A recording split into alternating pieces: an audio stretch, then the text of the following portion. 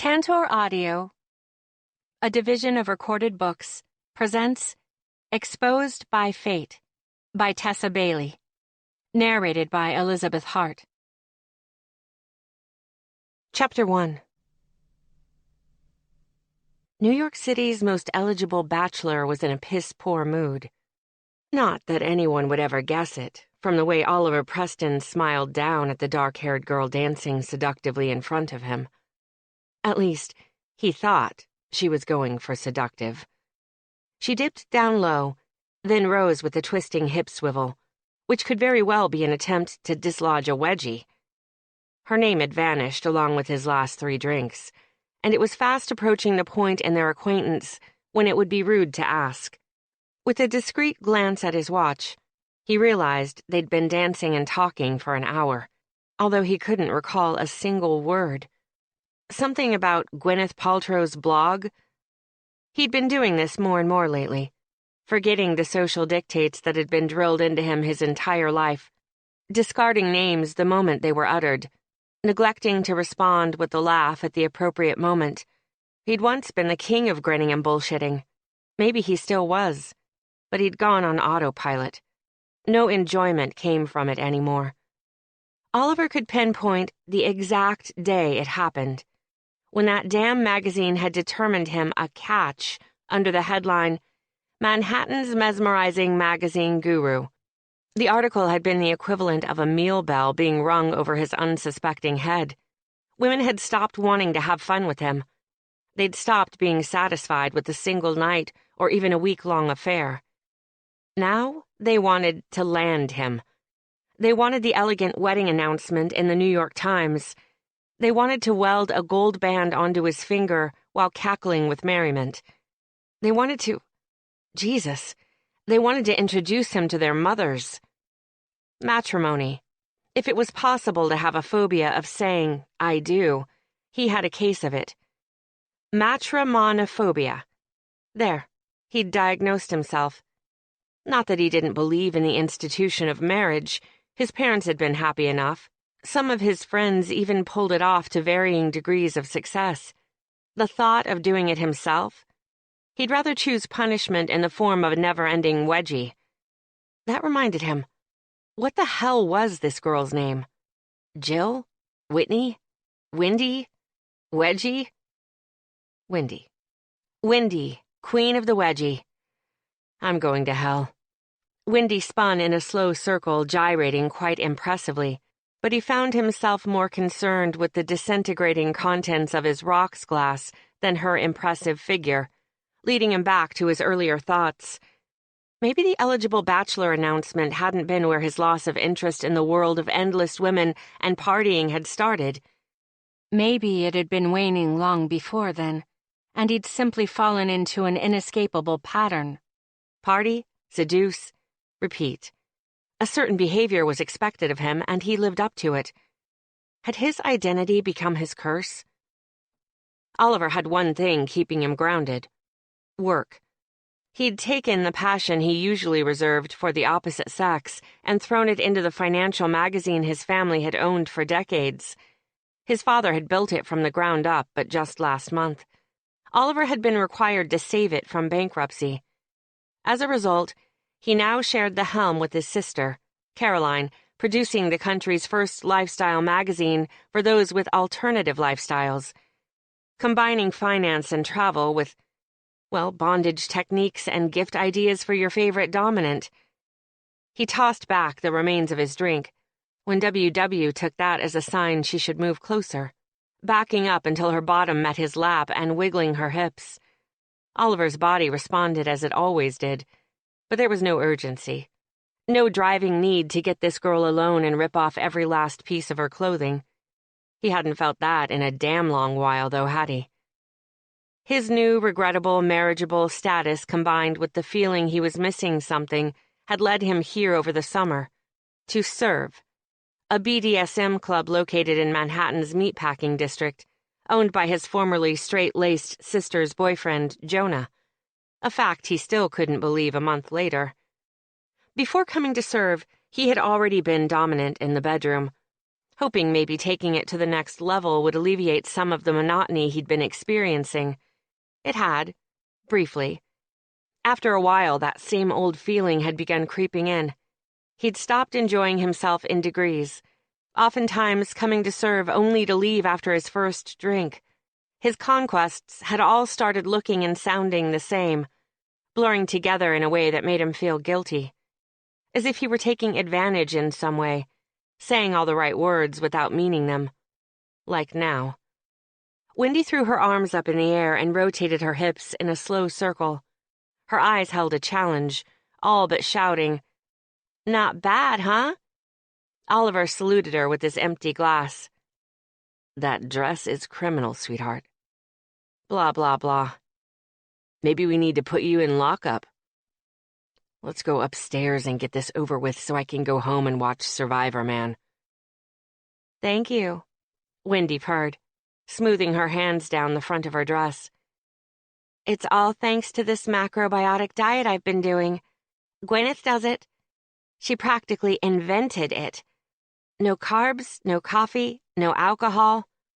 Good God, she dances like this sober?" "Whatever you're doing." He wound her hair around his fist and pulled her up against him. "Don't stop." Wendy sucked in a breath. "Let me take a quick trip to the ladies' room, then we can go upstairs." She turned with a little shimmy, then glanced back over her shoulder. "I'm feeling bad." He winked at her. "I'll be the judge of that." As soon as she disappeared into the crowd, Oliver dropped heavily onto the nearest lounge chair, signaling the waitress for another drink.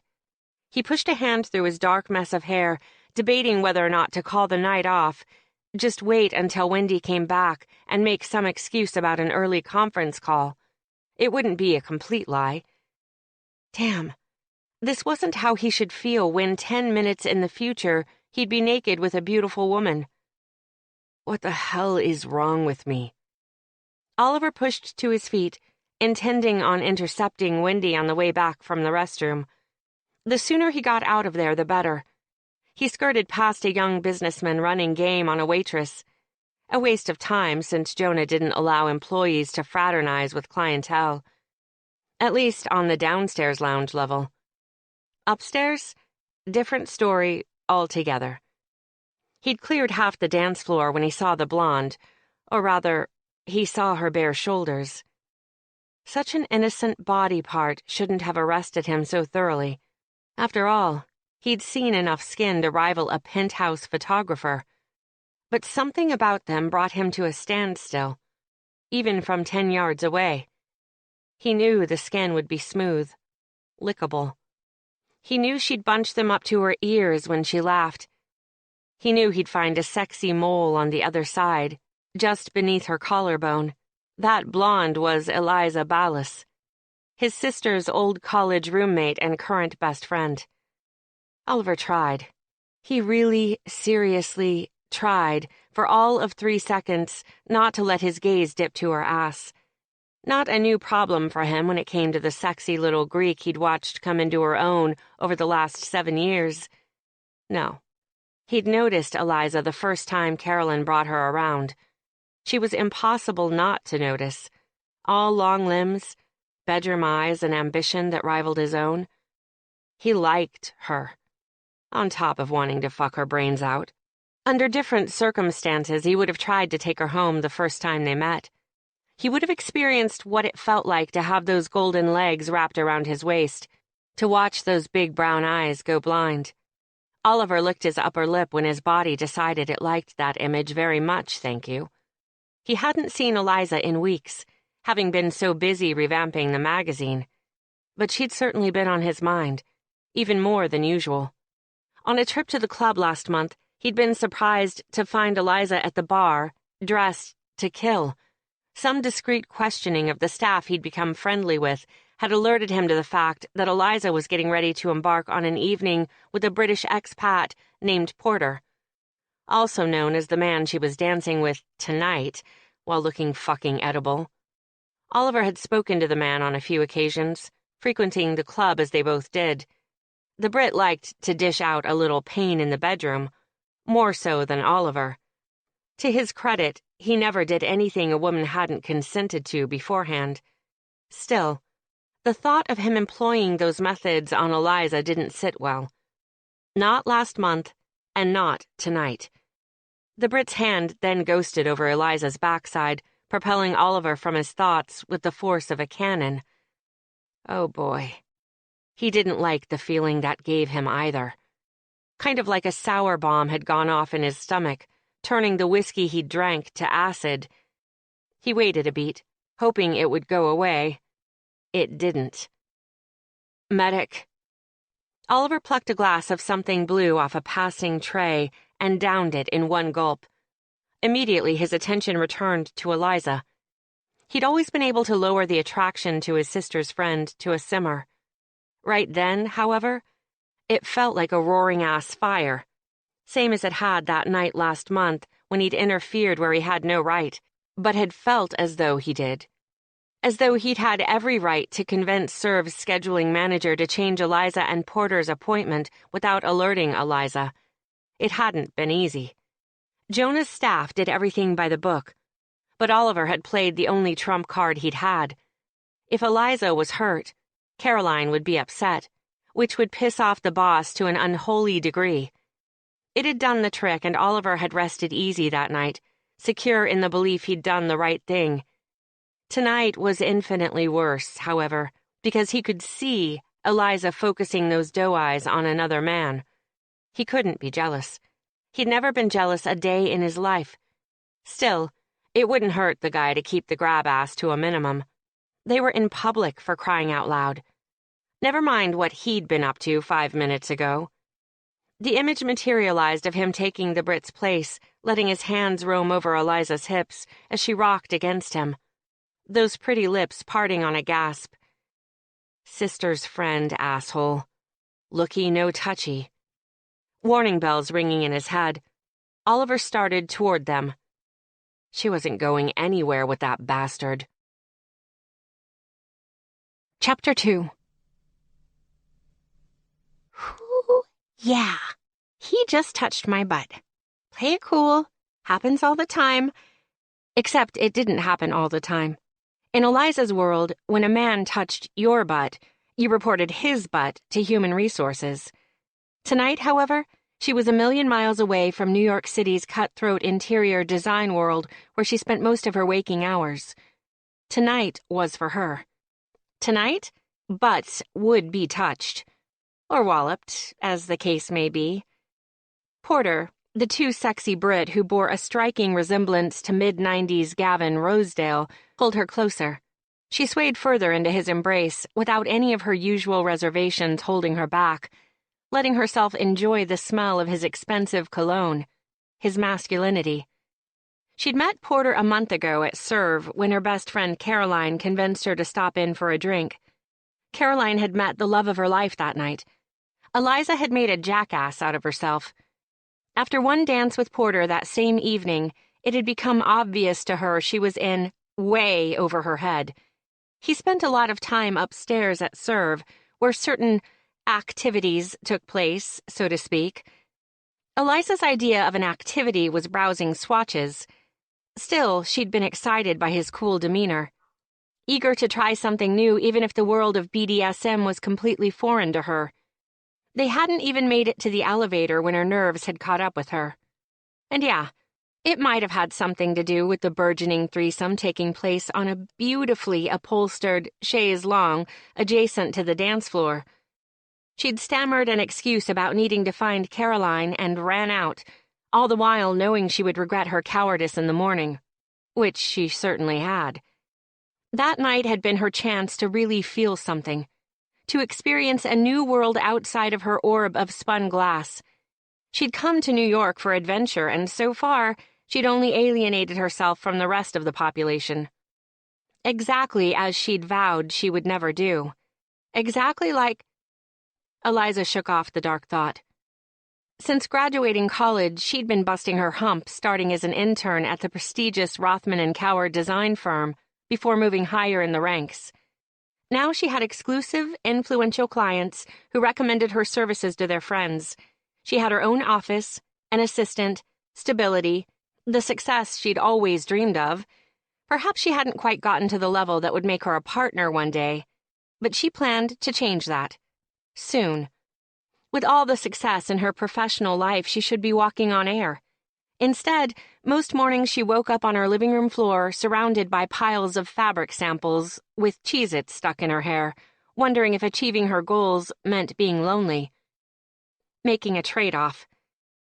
Her social calendar was sadly lacking in anything that didn't pertain to work, or the new HGTV fall lineup. Eliza needed an outlet. She desperately wanted to feel sexy, desirable. Porter had made her feel that way in spades that first night. Hell, he'd looked at her like she was cherry pie fresh from the oven. She'd come back to serve after having completed the required paperwork and interview process, only to be stood up by Porter her first time as an official member of the club. Her subsequent humiliation had led to a night of complete and utter intoxication to compensate, courtesy of the club's creative martini menu. Not tonight. Tonight, she'd shed her insecurities and come here for an experience. Had it been fate that the first man she'd run into was Porter? She chose to think so, and nothing, not even two walruses flogging each other while singing the national anthem, would send her packing. The thought of Porter doing the things to her that she'd read about recently made her feel flushed from head to toe. His hand had moved from her bottom to coast up the small of her back, but she could still feel his touch there. Ready to go upstairs? Oh, Lord. That accent. Eliza nodded once. Let's go. Porter twined their fingers together. No standing me up this time. Me? Stand you up? When Porter only nodded once, Eliza frowned, ready to point out that he'd been the one to ditch her, when a familiar voice interrupted from behind. Eliza, the Sunny Bunny Ballas. Is that you? Oliver? Without another thought, she immediately disengaged her hand from Porter's, letting it drop. She wanted to kick herself afterwards, but it had been knee-jerk. Not because she felt guilty. Certainly not. But she'd only just gotten comfortable sleeping outside her comfort zone. Someone from her normal, everyday life witnessing that zone jumping meant sheets of a different thread count. Oliver knew her only as his sister's studious friend, in her minuscule black dress and red pumps that matched her lipstick. She looked anything but studious. Slowly, she turned to face Oliver. As it always did when she ran into Caroline's brother, her stomach flipped a little. Nothing behind it, just pure female appreciation. Helen Keller herself would have had the same reaction. She knew through Caroline that her brother spent every morning in the gym, hungover or not. That dedication had done him, and every female in the vicinity, a major service. Well-honed muscles drew the eye as they shifted under his shirt, within tailored sleeves. Careless bedhead brought to mind an image of him stumbling out of a hotel room, 4 shades of lipstick on his collar.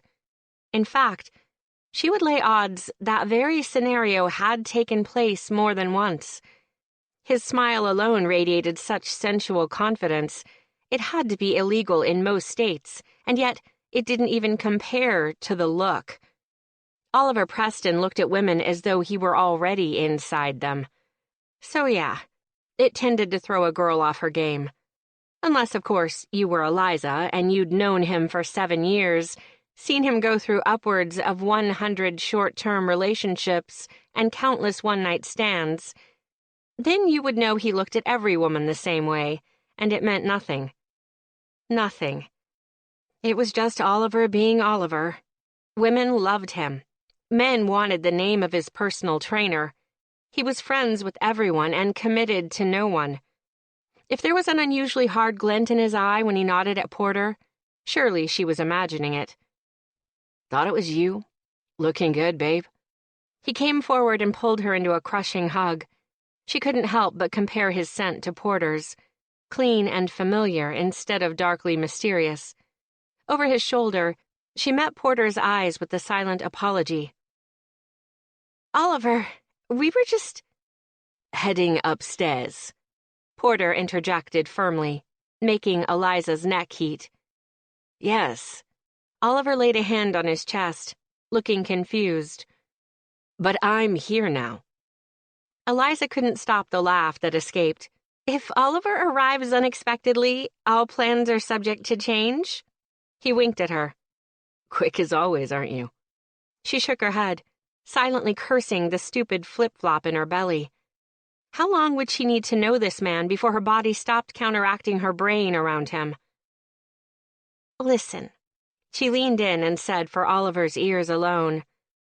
You're cramping my style, playboy. Scram. Sorry, can't do it. He frowned. And ouch. What do you mean, can't do it? He avoided her gaze. Is this the first time you've been out with this guy? Yes and no. It's the first time we... Blue eyes snapped to hers. Have gone upstairs? Eliza said nothing. Oliver cleared his throat. Make an excuse and I'll take you home. He's not what you want. This isn't what you want. She felt a punch of irritation. I'd like to find that out for myself, thank you. Porter moved closer and slid an arm around her waist. Is there a problem? No. Oliver's attention was focused on Porter's arm, brow quirked. Yes, he said slowly, with just a hint of surprise. It would seem so. Care to share? Porter asked, a hard edge to his tone. For a moment, Oliver looked to be debating with himself. Finally, he smiled, but it didn't reach his eyes as usual. I'd like a word alone with Eliza. Would you mind? Porter hesitated a moment before leaning down to whisper in her ear. I'll be at the bar. Come get me when you're done. His lips brushed her ear, and although Eliza couldn't see him, she got the feeling his gaze was on Oliver. I hope you don't keep me waiting too long. I'm eager to get you alone. Whoa. Were these two gorgeous men sort of, fighting over her? She wouldn't lie. Something about that possibility turned her on in a big way. She'd wanted to be desired, and in the blink of an eye, she felt like the only woman in the room. Oliver's jaw remained tight until Porter released her and stepped back. Would you happen to have a business card handy? Porter inclined his head and withdrew one from inside the pocket of his button-down shirt. Why? You in the market for mid-19th century antiques? God, no. Oliver pocketed the card. Just putting a name to a face. They eyed each other for a moment before Porter turned and disappeared into the crowd. Eliza punched Oliver in the shoulder. What the hell was that? I can't believe you, of all people, just cock-blocked me. His burst of laughter turned heads. Easy, Bunny. I'm doing you a favor. She blew a breath toward the ceiling. Why do you insist on calling me Bunny? He bent down and pressed their foreheads together. Your nose twitches when you get angry. It does not. Don't worry. It's adorable, just like the rest of you. Eliza grumbled in her throat. Don't be endearing right now. I can't find the off switch. Dimples appeared on either cheek. Care to perform a search? Oh, boy. She'd never been required to withstand this much Oliver charm before. Come to think of it, they'd never actually been alone together. Caroline was always there, being the reason they were in the same place at the same time. His mouth had never been this close to hers, his voice rumbling for her ears alone, mere inches separating their bodies. She'd already been aroused from dancing with Porter, and now the heavy feeling below her waist only increased with Oliver's proximity. She kept waiting for him to step back, put some platonic distance between them. But he didn't. Just continued watching her in that babe I'm inside you already way that made the flesh between her thighs throb. Looked like it would be up to her to put the brakes on. Eliza placed a hand on his chest and pushed him away. What did you want to talk to me about? His smile faded in degrees. What did you come here for tonight? Same thing as you. And that is? When she didn't immediately answer, he shook his head. If you don't know, you're not ready. Anger built inside Eliza's chest when his words dismantled her pride. Against her will, a small part of her recognized he might even be right, but the concession did nothing to ease her annoyance. She didn't like Oliver looking at her with sympathy, when a moment ago she'd finally felt sexy. How dare he take that feeling away from her, along with her newfound courage? He could sleep his way through the female population of Manhattan, but she couldn't have one single experience of her own? That final thought gave her an idea. A terrible one. Even recognizing that only bad things could come from decisions made while pissed off and mildly intoxicated, she still let it percolate. Oliver knew this world. He was part of it. But none of his conquests ever amounted to anything. His resistance to commitment saw to that. She needed to know what she'd be getting into if she and Porter ever made it up the damn stairs again. She wanted to be prepared. What if... Teach me. Oliver had just taken a sip of his fresh drink. He choked on it now. What? She raised her chin. If you think I'm not ready, show me. Then I will be. You know, teach a man to fish. Bible parables have no place in this discussion. Fair enough.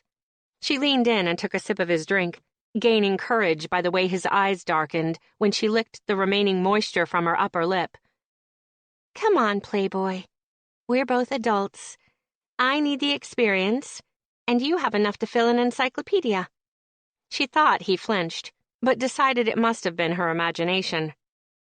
You don't have to worry about me getting attached because, well, I know you, and I get the knowledge I need to seduce Porter. It's totally normal. Eliza, you're smoking crack. She smirked to let him know she'd been joking. Sort of. The only crack I see is the one in your resolve. You've never turned down casual sex. Are you really going to start now? He scratched the back of his neck. You're not my type. My turn to say ouch. You misunderstand. Not being my type is a good thing. You're a good thing. Too good for you? Oliver slowly nodded. Wow. He really was turning her down. She felt a wave of disappointment, along with another blow to her pride, but convinced herself his disinterest was for the best. What had possessed her? When he'd called her too good, he'd meant too green. Not sophisticated or experienced enough for his tastes. She couldn't come up with another explanation for his reasoning. Maybe he was right. Maybe she wasn't cut out for this. Forcing herself to smile, Eliza stepped back, intending to retrieve her purse from the high, round table she'd been sitting at with Porter. Never mind. I don't know why I... Wait. Chapter 3. Don't do it, man. Oh, but I really fucking want to. Deciding to listen to the second voice, just for the moment, Oliver backed Eliza up enough that her sleek backside was wedged against the high stool beside the table. He bit back a groan when his heavy erection encountered her trim belly, her breasts pressing into his chest to swell over the top of her neckline. This shouldn't be happening. He shouldn't finally be crazy as hell to get inside a girl only to have it be his sister's best friend. If they were one floor higher, he'd already be slipping her panties down her legs with one hand, unzipping his jeans with the other. His commitment-free lifestyle worked so well because he never got too personal with a woman. Sleeping with Eliza would get personal, whether she believed it would or not. He didn't get to walk away from her, assuring himself they might never cross paths again. They would, early and often, especially if she decided she liked what he taught her and decided to become a regular at Serve. Oh, God. He was actually thinking about this little arrangement as if it might happen. The very idea of being her instructor, rewarding her and punishing her according to his own rules, made him so hot he wasn't sure he could turn down the opportunity, regardless of the consequences. Already his hand flexed where it gripped her hip. He battled the urge to drag her upstairs and start teaching her now. Until serve closed at 4 a.m., he'd have the pleasure of watching her discover what she liked. Then he'd make her fucking love it. He knew instinctively she'd be perfect, eager, exquisite. If he turned her down, an idea his body was vehemently rejecting, he also knew she'd find another way to learn. With Porter or another faceless man he suddenly wanted to roundhouse in the nuts. Yeah, he definitely disliked that idea. It surprised him just how much. Oliver watched as her attention became fixated on his mouth, her tongue moistening those tempting lips, an action so unintentionally seductive it made him want to curse and shout a prayer to the big guy upstairs at the same time. She wanted to be kissed, and damn, did he want to oblige her. Brown eyes met his, questioning, a little confused. Perhaps because he'd said no to her proposition, in so many words, and seconds later he was pinning her against a chair with his rock-hard cock. Try not contradicting yourself, asshole. Instead, he found his lips tracing the side of her neck. Eliza, believe me, I would love to take you home and tear you out of that dress. We both know it's a bad idea. She tilted her head, inviting him without words to lick, which he did. Tastes delicious. Why do you make it sound so good, then? The husky tone of her voice made Oliver groan, his arousal surging higher in his pants.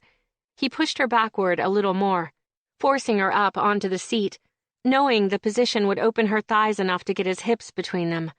Sweet fucking hallelujah. It did. Nothing could stop him from rocking into the notch between her legs. Her gasp sounded like the sweetest kind of music next to his ear. So he did it again, his teeth clenching at the soft heat he encountered. What were you saying about a bad idea? I don't remember. He nipped at her shoulder. Refresh my memory. I'd rather keep kissing. He growled. Works for me, babe. This time, though, he wanted her mouth. He smoothed a thumb over her bottom lip, betraying his intention with his eyes. She whispered, yes, as he leaned in. Oliver! Oliver? Fuck. No. The wedgie queen had returned from the throne. The sing-song voice she used to call his name told him she hadn't found him yet, but was searching for him in the crowd. He grabbed hold of a dazed-looking Eliza's hand and dragged her off the chair, pulling her through the crowd toward the back exit. What are you doing? I don't want to know anything else about Gwyneth Paltrow's blog. God, me either. Walk faster. Oliver's laugh sounded a little sad to his own ears. Shit. I really like you, Bunny. They passed the crowded bathrooms and pushed through the emergency exit, letting them out onto Jane Street, which was relatively quiet on a Sunday night. Why did that sound like a bad thing? She asked, only slightly out of breath. Because I want to do this. Oliver pushed her up against the side of the brick building and brought his mouth down on top of hers.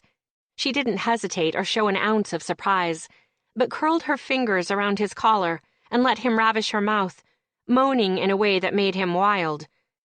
And this? He slipped a hand up the back of her dress and kneaded her bottom, giving it a firm slap when she bit and tugged his bottom lip. And this? He levered her off the ground with his hips, thrusting once, just so she could feel him, what she did to him. Her breath escaped on a sob. You can like me and still do those things, can't you? Fuck yes. He licked into her mouth for a hot kiss. It's what comes after that worries me.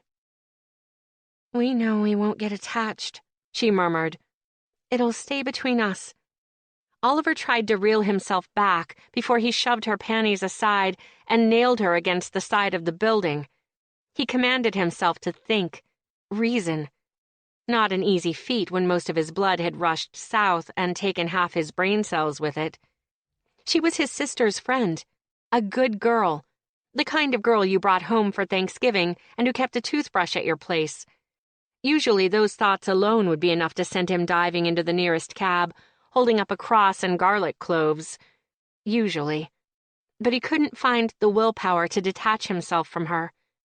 His partially opened mouth traced down over her neck and cleavage, turned on even more by the way her breasts rose and fell in shudders. For him. He brought his mouth to her right breast that, thanks to her arched position, threatened to spill from her dress. Her nipple pressed against the material, a hard little point he wanted in his mouth so bad he groaned in frustration. Might as well show her what she's in for if I agree. If.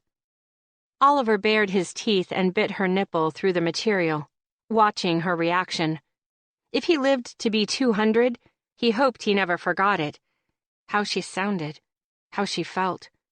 Her legs tightened around his waist like a vice, and she yanked his head closer, gasping his name like a prayer. All in the space of 3 seconds, Oliver very nearly came in his jeans, which would have been a highly embarrassing first. With unrivaled reluctance, he kissed back up her chest and neck to speak near her ear. Let's discuss terms. Okay. She answered so quickly he had to chuckle. Eager girl. For some reason, those words seemed to draw her out of the moment. Just a little. He started to tell her there was nothing wrong with eager. He loved her eager. But she beat him to the punch. 3 lessons, Oliver. 3. Any more than that, and things will get messy. He finished for her, as if it were his idea. She grinned. I'm a very tidy person. You won't even know I was there. Are we still talking about the same thing? She blinked at him. I'm going to house sit for you, right? He tickled her ribs, making her squeal. No jokes when we are discussing terms. Aw, you used to be fun. I'm the most fun you've ever had. She wiggled her hips. Tell me about it. Your fun is holding me 2 feet off the ground. Oliver swallowed a curse. One more tweak of her hips and he'd do it. He'd fuck her right there in public, in plain view of anyone who happened to walk past. Eliza, he warned her. Her smile slipped a little. You heard me, Playboy. 3 lessons, no mess. She shook her head. I won't let it mean anything. You're going to teach me how to rock Porter's world. That's where it ends. Right. Why the hell did that finally clear the fog of lust? With a stiff nod, he stepped back and let her slip to the ground. For the first time in his life, he straightened a woman's clothing, not liking the amount of thigh she had exposed. How much sense did that make when a moment ago he was getting ready to ring her bell on a public street? Come over tomorrow after work. I'll cook. Eliza did a double take. Huh? I'm useful for more than one thing, smartass. He whirled her toward the street. Let's get you a cab. Wait, I have to go make an excuse to Porter. I'll take care of Porter. She glanced at him over her shoulder. That sounds ominous. Oliver didn't answer.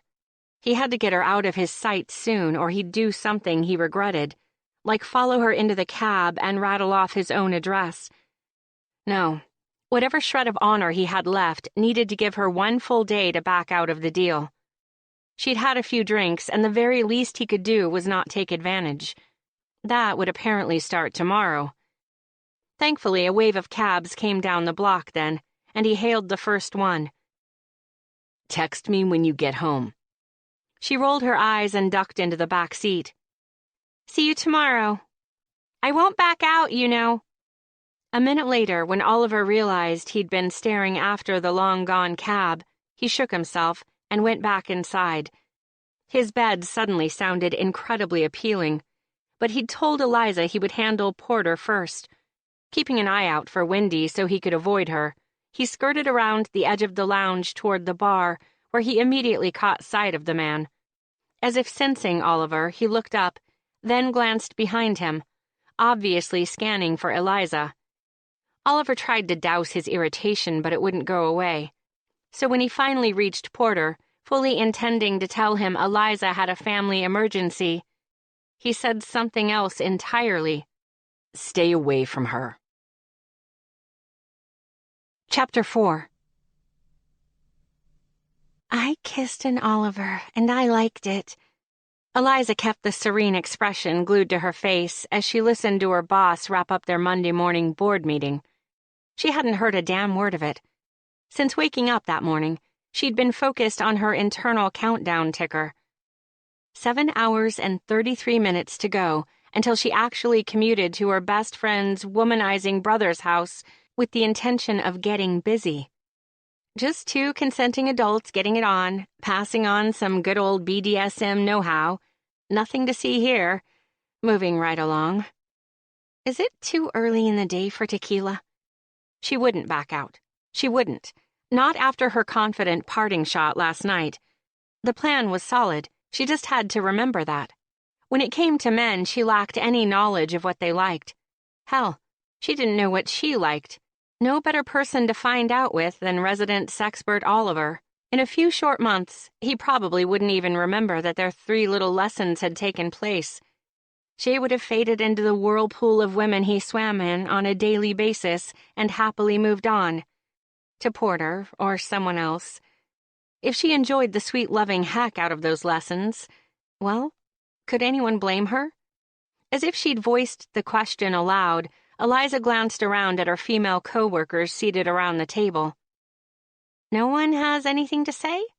Huh, I didn't think so. Most women her age had indulged their libidos at will.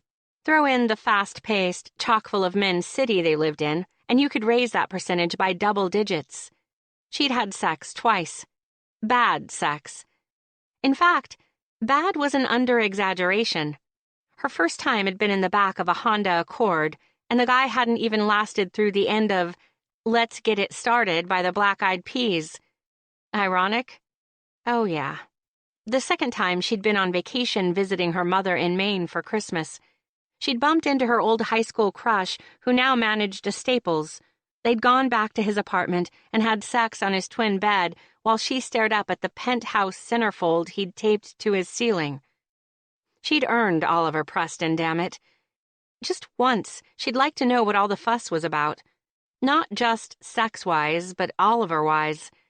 What left all those women starry-eyed and clinging to his arm like a life preserver at the parties they'd attended together? Last night, when he'd turned that smoldering interest on her, she'd seen her chance to find out. An introduction into what her body needed, what it craved. She'd find out if the fantasies she'd been having for years about being dominated had any merit, or if they were just her confused brain guessing what she wanted. But Eliza didn't think so. The idea of being restrained, left to a man's mercy. Eliza shifted in her seat, managing an interested expression for her CEO, Regina, who was now detailing their plans for redesigning a hotel lobby in Soho. The project didn't concern Eliza, since she worked on residential accounts exclusively, but she needed to keep an ear tuned to the presentation in case the topic changed. Not easy when, in addition to her nerves performing triple axels in her stomach, she also had an oversized case of best friend guilt. If Caroline knew her plans for the evening, she would shit monkeys. It had always gone unspoken between them that Oliver was off limits, player or not. Caroline had always been protective of him, even though she was the younger sibling. Furthermore, they'd both eye-rolled their way through most of his girlfriends and his inability to keep one around, so Eliza's plan would probably shock the hell out of Caroline. Honestly, Eliza was a little shocked at herself. She'd always done things by the book, followed social codes. Last night, with Oliver's mouth on her neck and his erection pressing between her legs, her best friend had been the furthest thing from her mind. But after watching Caroline exist in a state of sexual bliss for the last month, she was ready for her own experience. Not that she was jealous, per se. Okay, she was jealous. She wanted to walk to work glowing, memories of the previous night fresh in her head, her thighs sore from holding on tight. Eliza fanned herself and tried to think of something else, something safer. She allowed Porter's image to materialize in her head, but it was quickly replaced by Oliver. A frown marred her forehead. Oliver would only be temporary. She had to remember that. She would design a bedroom around zebra print before falling into his stunned pile of sexually electrified women. Surely her nerves over the upcoming evening were the only reason his smiling face kept overshadowing Porter. All right. I've finished boring you all into a coma. Everyone is excused. And while you're redesigning today, remember, form and function, Regina said, clapping her hands once. Eliza, please remain behind. I need to speak with you. She tried not to let the horror show in her face when every head turned in her direction before exiting the room. Had she been too obvious in her daydreaming? The door closed behind the final person, and Regina smiled. Goodness, Eliza. When have you ever been in trouble? When Eliza just looked at her blankly, Regina sighed. You're looking at me as if I'm a grade school principal. Eliza relaxed. You're far too well dressed for that. Flattery will get you everywhere, my dear. They shared a laugh. As always, Eliza was thankful her boss didn't rule the office with fear, instead treating every employee with respect and limiting her criticism.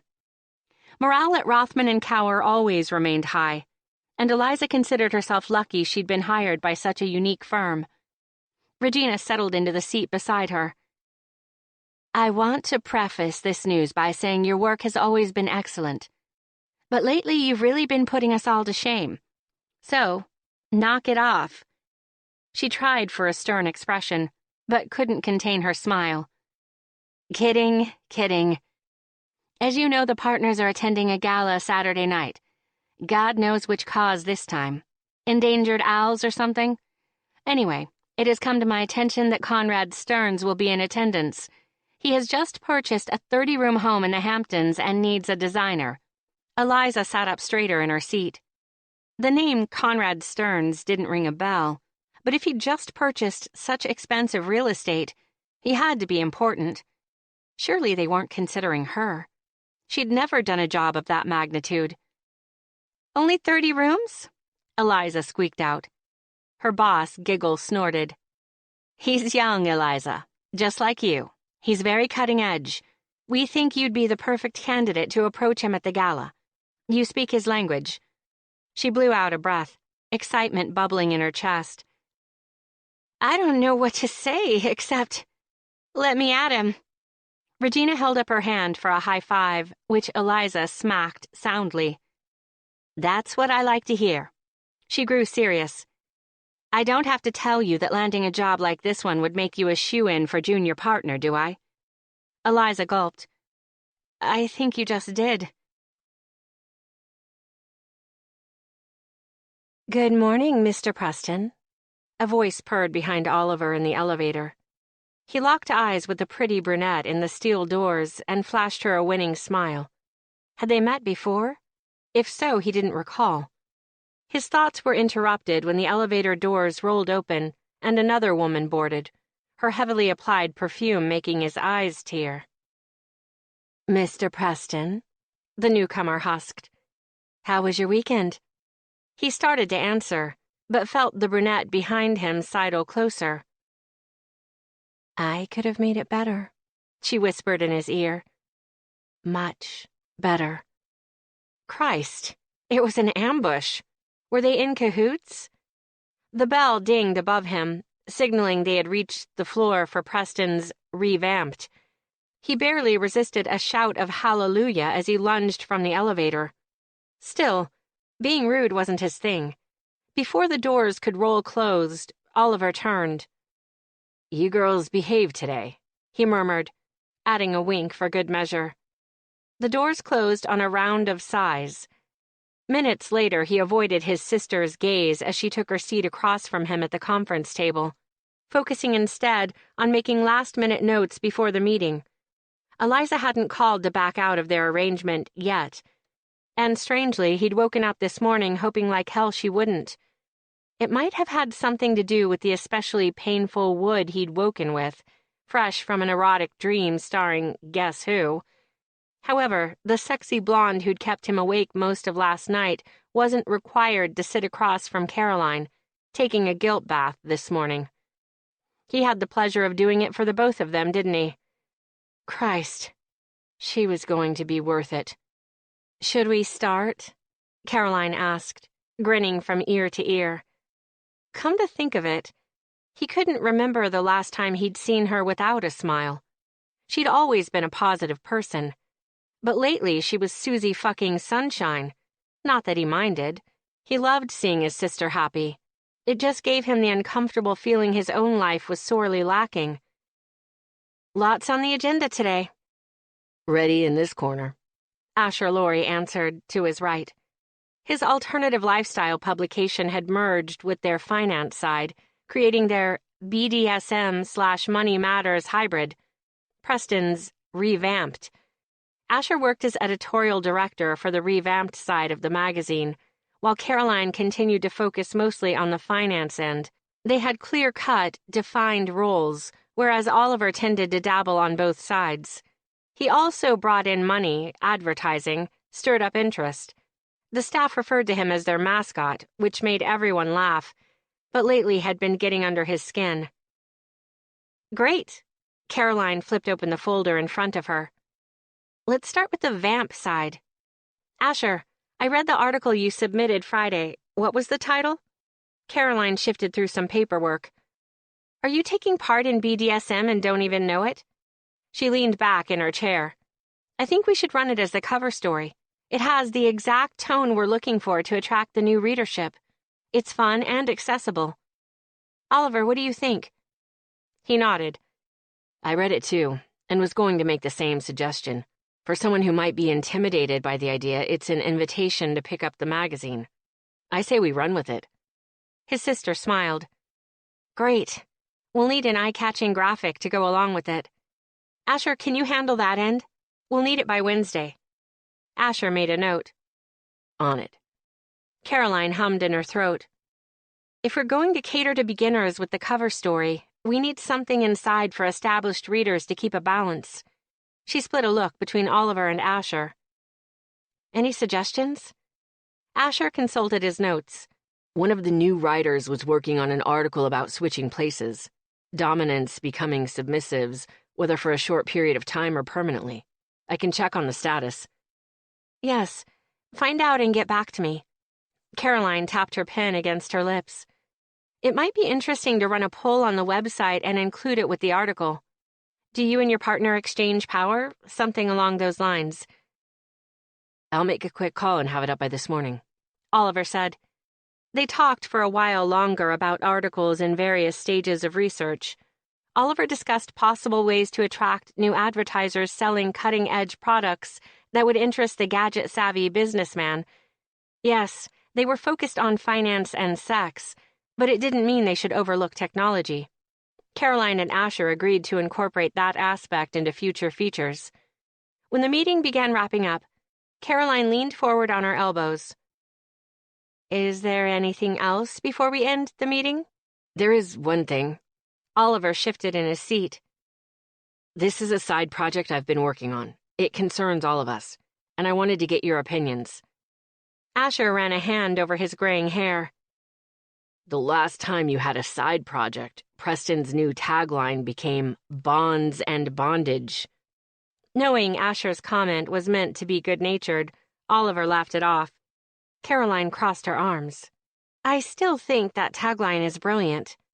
His sister's unwavering confidence in him usually made him feel 10 feet tall.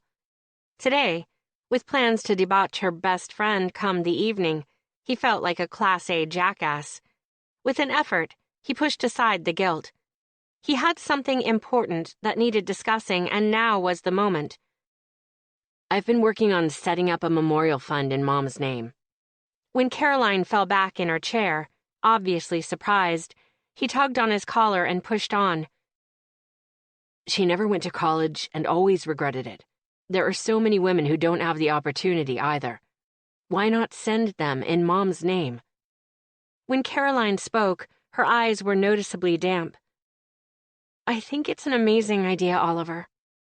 I'm all in for keeping the magazine respectable, community-oriented.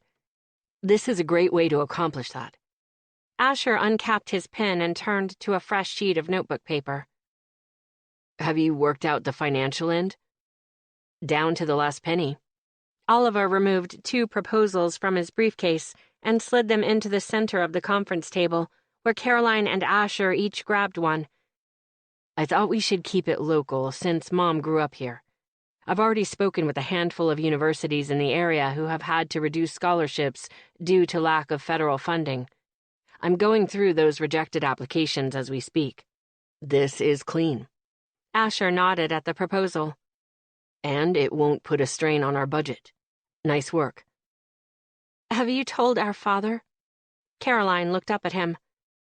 He should know about this. It's such a great... Actually, Oliver interrupted.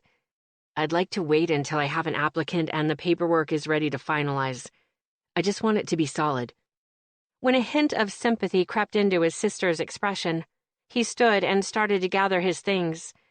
He and his father had made some progress since his merger idea had saved the magazine, but he didn't want his idea rejected before it had the chance to succeed. He smiled at Caroline to let her know all was well, but didn't invite her to try and convince him otherwise. I'll keep you updated. Without waiting for a response, he left the conference room. Chapter 5. Eliza stood outside Oliver's apartment door, tapping the bottle of ouzo against her thigh. He'd already buzzed her into the building, so she didn't have long before he opened the door and found her standing there like a nitwit. She let her head fall back on her shoulders, sucking a calming breath through her nose. The scent of marinara sauce coming from inside the apartment had her muscles relaxing. Dinner she could handle. Hopefully, by the time they finished, she would have stopped feeling like her muscles might strain from nerves. In a final attempt to shake them off, she danced in 2 quick circles, then raised her hand to knock. I'm watching you through the peephole, Bunny. She threw an exasperated look toward the ceiling. Open the door before I drain this bottle of ouzo in shame? We can't have that. The door swung open to reveal a barefoot Oliver, wearing jeans and a worn-in gray t-shirt. A dish towel was tossed carelessly over one shoulder, matching the finger-tousled hair on top of his head. Forget the marinara sauce. He looked like a meal. With a breath-stealing smile, he leaned against the door jamb and looked at her thoughtfully. What? Eliza squashed the urge to fidget. I'm trying to decide how to greet you. Normally, it would be a hug and a kiss on the cheek, but that was before, and this is now. She licked suddenly dry lips. How do you want to greet me? Can't tell you, babe, or I'll have to do it.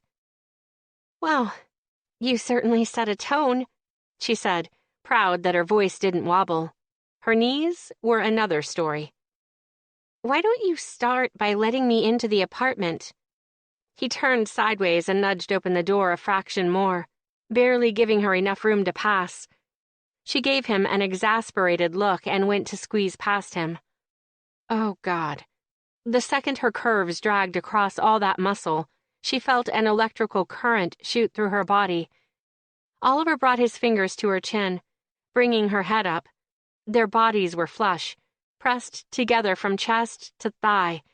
She could feel his arousal against her stomach, and although she wanted to writhe against it, she knew she needed to get her bearings first. Hi, he said softly. Hi. She held the bottle up. I brought ouzo. Why? Were they out of wine? No. It's a tradition in my family to begin every new business venture with a shot of this stuff. Don't look at his lips. Don't look. It's supposed to be good luck. Although my grandparents are dead broke, so maybe we should drink wine instead. He shook his head, trailing his fingers down the sensitive skin of her arm to take the bottle.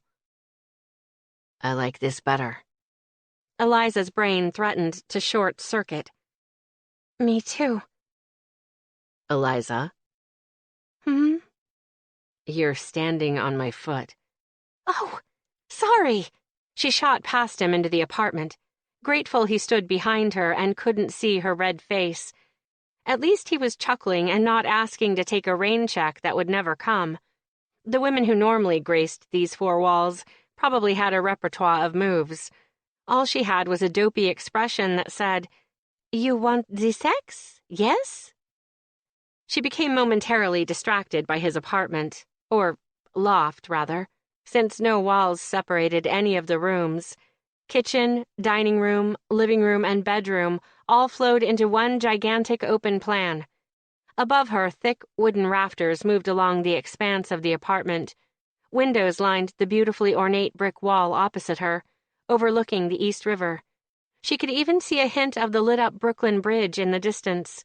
With her designer's eye, she could see he'd taken care to make it homey and welcoming, without sacrificing style. She'd expected leather and dude colors, as she referred to them in her head. Black, blue, gray. Instead, he'd positioned plush white couches facing the window, a low-hanging industrial light in perfect contrast to the traditional furniture. Bright red and gold area rugs. The walls were mostly bare, except for the odd family photo and shelves containing a scattering of hardback books. With a gulp, she let her gaze move further down the apartment to land on the enormous four-poster bed tucked into the corner. Would they have sex in that bed? To her, you couldn't get more personal than someone's bed.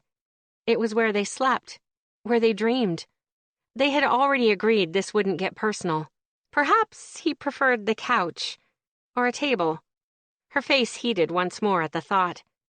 Eliza turned to find Oliver watching her, leaning against the wooden island in his kitchen. His eyes appeared dark and thoughtful before he brightened. So, do I pass muster with New York City's new hotshot designer? She scoffed. I'm hardly that. But yes, this place is phenomenal. A gasp escaped her throat when she saw the fireplace. She went toward it, running a reverent hand over the ancient oak mantel. Oh, pretty baby. You need some TLC, don't you? Are you talking to me or the fireplace? Eliza jumped when Oliver's gruff voice invaded her ear, lips brushing against the lobe. Slowly, he turned her. It better be me. The fireplace didn't just spend an hour making sauce. This time, she couldn't help it. Her gaze dropped to his sculpted mouth. She'd never noticed before how his upper lip flared at the top, almost stubbornly, like it had been permanently molded that way from so much kissing. Have you decided how you want to greet me yet? Yeah. A dimple appeared on his right cheek, eyebrows waggling. Want to make out? A laugh bubbled from her throat. Really? That's all I get from the famous Oliver Preston? She gave a half-hearted shove against his muscled chest. Do you think because we've known each other so long you don't have to try? He gave a dramatic groan. Oh, Bunny, don't make me try. Suspecting he just wanted to put her at ease, she couldn't erase the stupid grin from her face. Funny enough, it had actually worked. What about the sauce? His eyes darkened. I'd rather make a fucking meal out of you, Eliza. Okay. So not at ease anymore. Not at all. Slow, rippling heat invaded her belly, moving lower until her thighs squeezed of their own accord to alleviate the ache. That's why I'm here, isn't it? Yes, it is. His quick, precise answer sounded almost angry. A nervous tingle moving up the back of her neck as she searched his expression. Is that still what you want? He looked surprised by her question. With a sigh, he lowered his forehead to hers. Of course I do, babe. I'm just trying to do this right. Anything right.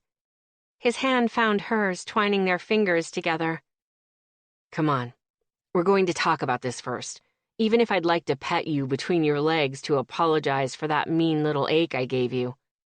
She sucked in a breath, but didn't have a chance to respond before he tugged her toward the kitchen, cursing under his breath as they went. His words echoed in her fevered brain, making the situation below her waist infinitely worse, as did the rippling of his shoulders beneath the material of his shirt. He picked her up to settle her onto a stool at the kitchen island, taking a moment to squeeze her tightly around the waist before walking away. When he rounded the island to pull 2 shot glasses from the cabinet, Eliza took the hint and uncapped the bottle of ouzo. Before he returned to her, he scooped noodles and pasta sauce into a bowl, carrying it back along with shot glasses and a fork. He had a crease between his eyebrows that hadn't been there before. He twirled a bite of pasta around the fork and held to her lips. Open. As if her jaw were on a string, it dropped, and a bite of pasta landed on her tongue. Oliver sat back on his stool and watched her mouth chew. "How is it?" he asked, hoarsely. "Wonderful." Oh, God. How could she function under the weight of that sensual stare? "Aren't you going to have any?" He merely shook his head. "Eliza, when you enter into these kinds of relationships, such as the one you want with him," he trailed off. Looking suddenly restless, he poured ouzo into the shot glasses. "You have to discuss terms up front. Outline your limits. Pick a safe word. Tell someone, even if it's me, where you're going to be in case something happens. Before we go any further, I want you to promise me that. It's the most important lesson I can teach you." Eliza nodded. She'd already understood the importance of taking those measures, but Oliver's tone begged her to agree without equivocation. "I understand." His hard expression still didn't budge, so she ran her thumb over the valley between his eyebrows. "Terms, limits, safe word, phone buddy. I promise, Playboy." Instead of responding, he wound pasta around the fork and fed it to her again. Oh, boy. She could seriously get used to this. No, she couldn't get used to anything Oliver-related. Is that why he was frowning? Was he worried she'd get too attached? Schooling her features, she handed him one of the shot glasses and picked up her own. "I've got one more condition," Oliver said slowly, as if he didn't understand the words coming out of his own mouth. "You're mine until all 3 lessons are over. No one else's. Agree to it." There won't be anyone else. She'd said it too quickly, but she'd been surprised. Surprised by him wanting that with her. Surprised how much she loved the idea. "To no messes," she murmured, hoping to make up for her eagerness. Oddly, her assurance didn't make him look any less troubled. Finally, his signature smile moved back into place, and he clinked their glasses together. "No messes." 1 second, she was looking at him like her savior. The next, a hopeless player. Why did he like the former so much better? He'd never minded being written off as the irredeemable ladies' man before. In fact, he'd enjoyed it. It had damn well saved him and his conquest some time. For some reason, hearing it from Eliza didn't inspire relief as it usually did. It should, though. Hell, if he set aside the fact that the stunning blonde happened to be his sister's best friend, this was his ideal situation. He would finally get the chance to act out the fantasies he'd had about Eliza over the years, secure in the fact that she wouldn't try and nail down an engagement as soon as he let his guard down. Feeding the girl who had always been off-limits to him, watching her unpainted lips close around food he'd prepared, it got him off way too much. For a split second, he thought he might be content just to do that all night. Talk to her. Listen to her sighing breathily over the taste. Watch her eyes close as she chewed, tipping her head back to expose the smooth skin of her neck. Never mind. No way would he be happy until he'd gotten another taste of what she'd started to give him last night. Every look she sent him from beneath those eyelashes felt like a squeeze of his cock. "I'm going to make her mine." After a beat, his inner voice piped up with, "For now, buddy, for now." Right. Of course this would be temporary. By the end of their 3 meetings, he would be relieved of this inconvenient yen he had for her. He'd teach her everything she needed to know to be safe, to know what gave her pleasure, all the while catering to the instinct inside him that commanded him to rule a woman's body. He'd been surprised to learn he had the need inside him. He loved women. Why would he want to hurt them? Withhold orgasm until they screamed and begged? Then he'd realized it was because he loved women that he felt the urge to do those things. He made the end result worth every ounce of frustration it took to get there. If somewhere along the line it had stopped being worth it for Oliver, that was on him. Would it feel different with Eliza? He realized he'd been contemplating for too long when she started to look nervous under his close scrutiny. Jesus, how long had he been staring at her? He set down the fork he'd been feeding her with and poured another shot of ouzo, holding it to her lips. Drink. She did as he asked, watching silently as he took another shot himself. Does the second shot reverse the deal? I can't remember. Should we take a third shot to reverse it back? Don't ask. Just pour. Shit, she was fun. They threw back the shot and slammed their glasses down at the same time, the loud noise echoing through his kitchen. Her full lips tilted into a smile, still damp from the alcohol. The light hit her wet mouth, beckoning him closer, and his blood sped up in his veins. Oh, Christ, what he wanted to do with that mouth. The sexual urgency he'd been missing lately had decided to make up for lost time. Demanding he drag her off the stool and push her onto her knees. The image alone of Eliza staring up at him obediently as she sucked him between her lips was enough to make him groan. He watched as her mouth parted on a gasp, igniting the quick rise and fall of her breasts. A pink flush crept up her throat and ended at her cheeks, a sign of innocence that only made him harder. Oliver, can you start teaching me now? Her husky question nearly killed him. Could he start tonight? He felt a little too desperate, a little too heavy under the weight of his suddenly robust craving to fuck. Hard. Of course, it would have to be Eliza who finally brought it back for him. The girl who needed patience and caution. If he came on too strong, turned her off to what was possible, how was he any better than Porter, the motherfucker? We need to get comfortable with each other first, Oliver managed, barely hearing himself over the pounding in his temples. He stepped forward, stifling a groan when her knees opened to brush the outsides of his hips. So easy. It would be so easy just to take her on this stool.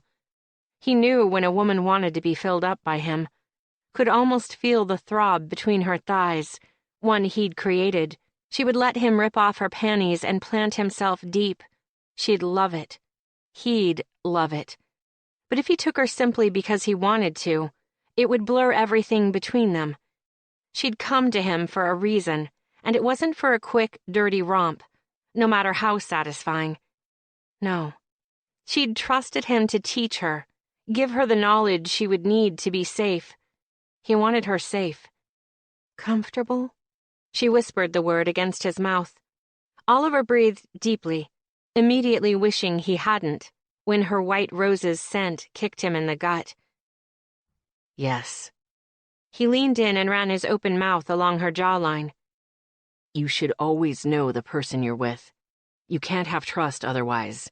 But I already trust you, she protested on a whimper, tipping her head to the side. We've known each other forever.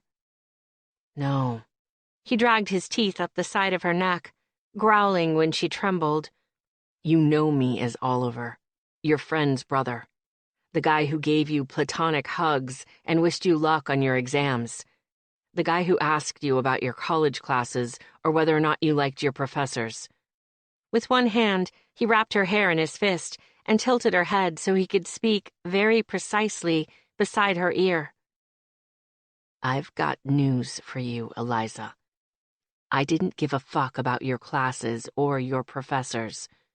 I wanted to get you alone and screw your little college co-ed body silly. She moaned loudly and scooted closer to him on the stool. stopping just short of his groin. You did? I didn't know.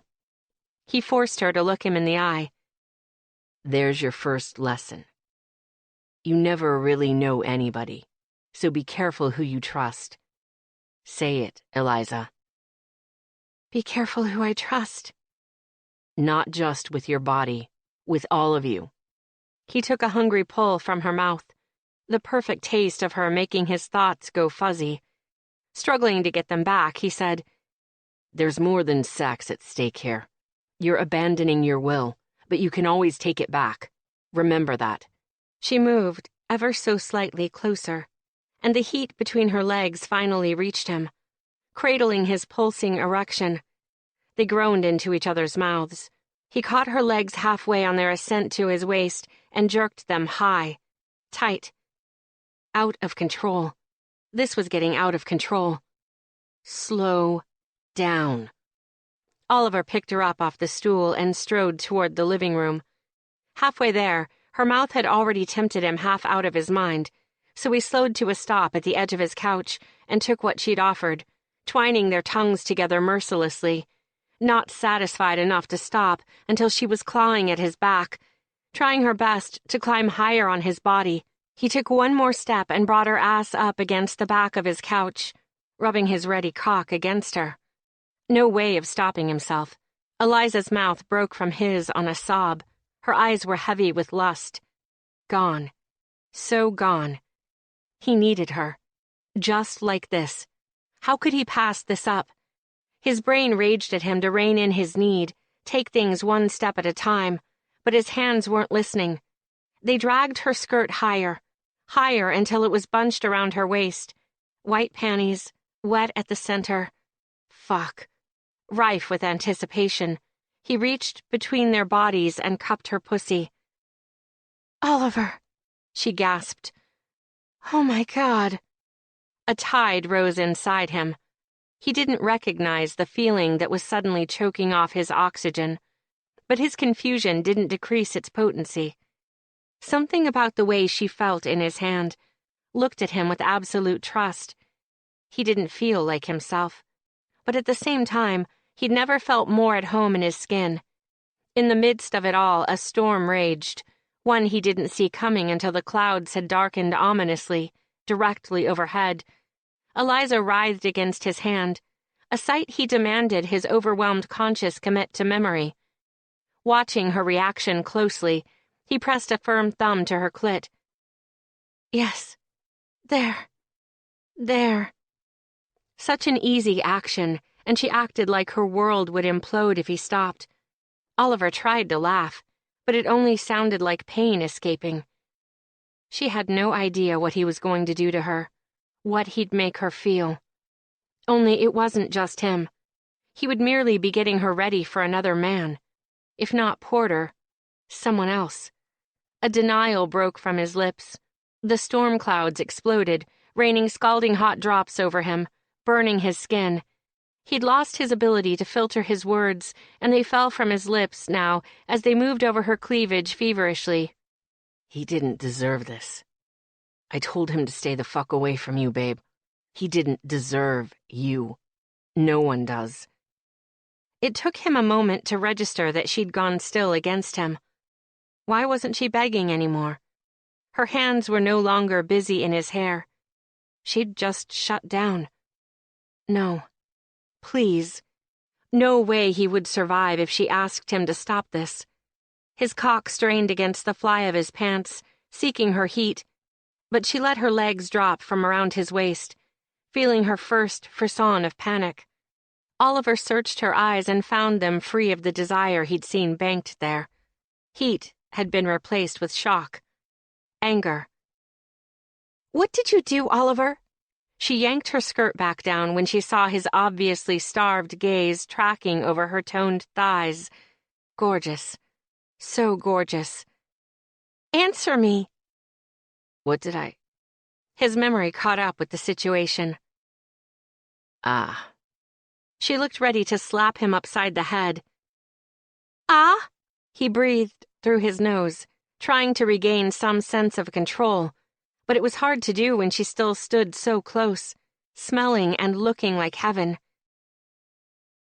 You don't know Porter, Eliza. You don't know what he's into, what he'd ask you to do. And you know him? She didn't wait for his answer, but pushed on, affront evident in every line of her body. No, you don't. And we had talked about it, actually. Really? Now he was getting pissed, too.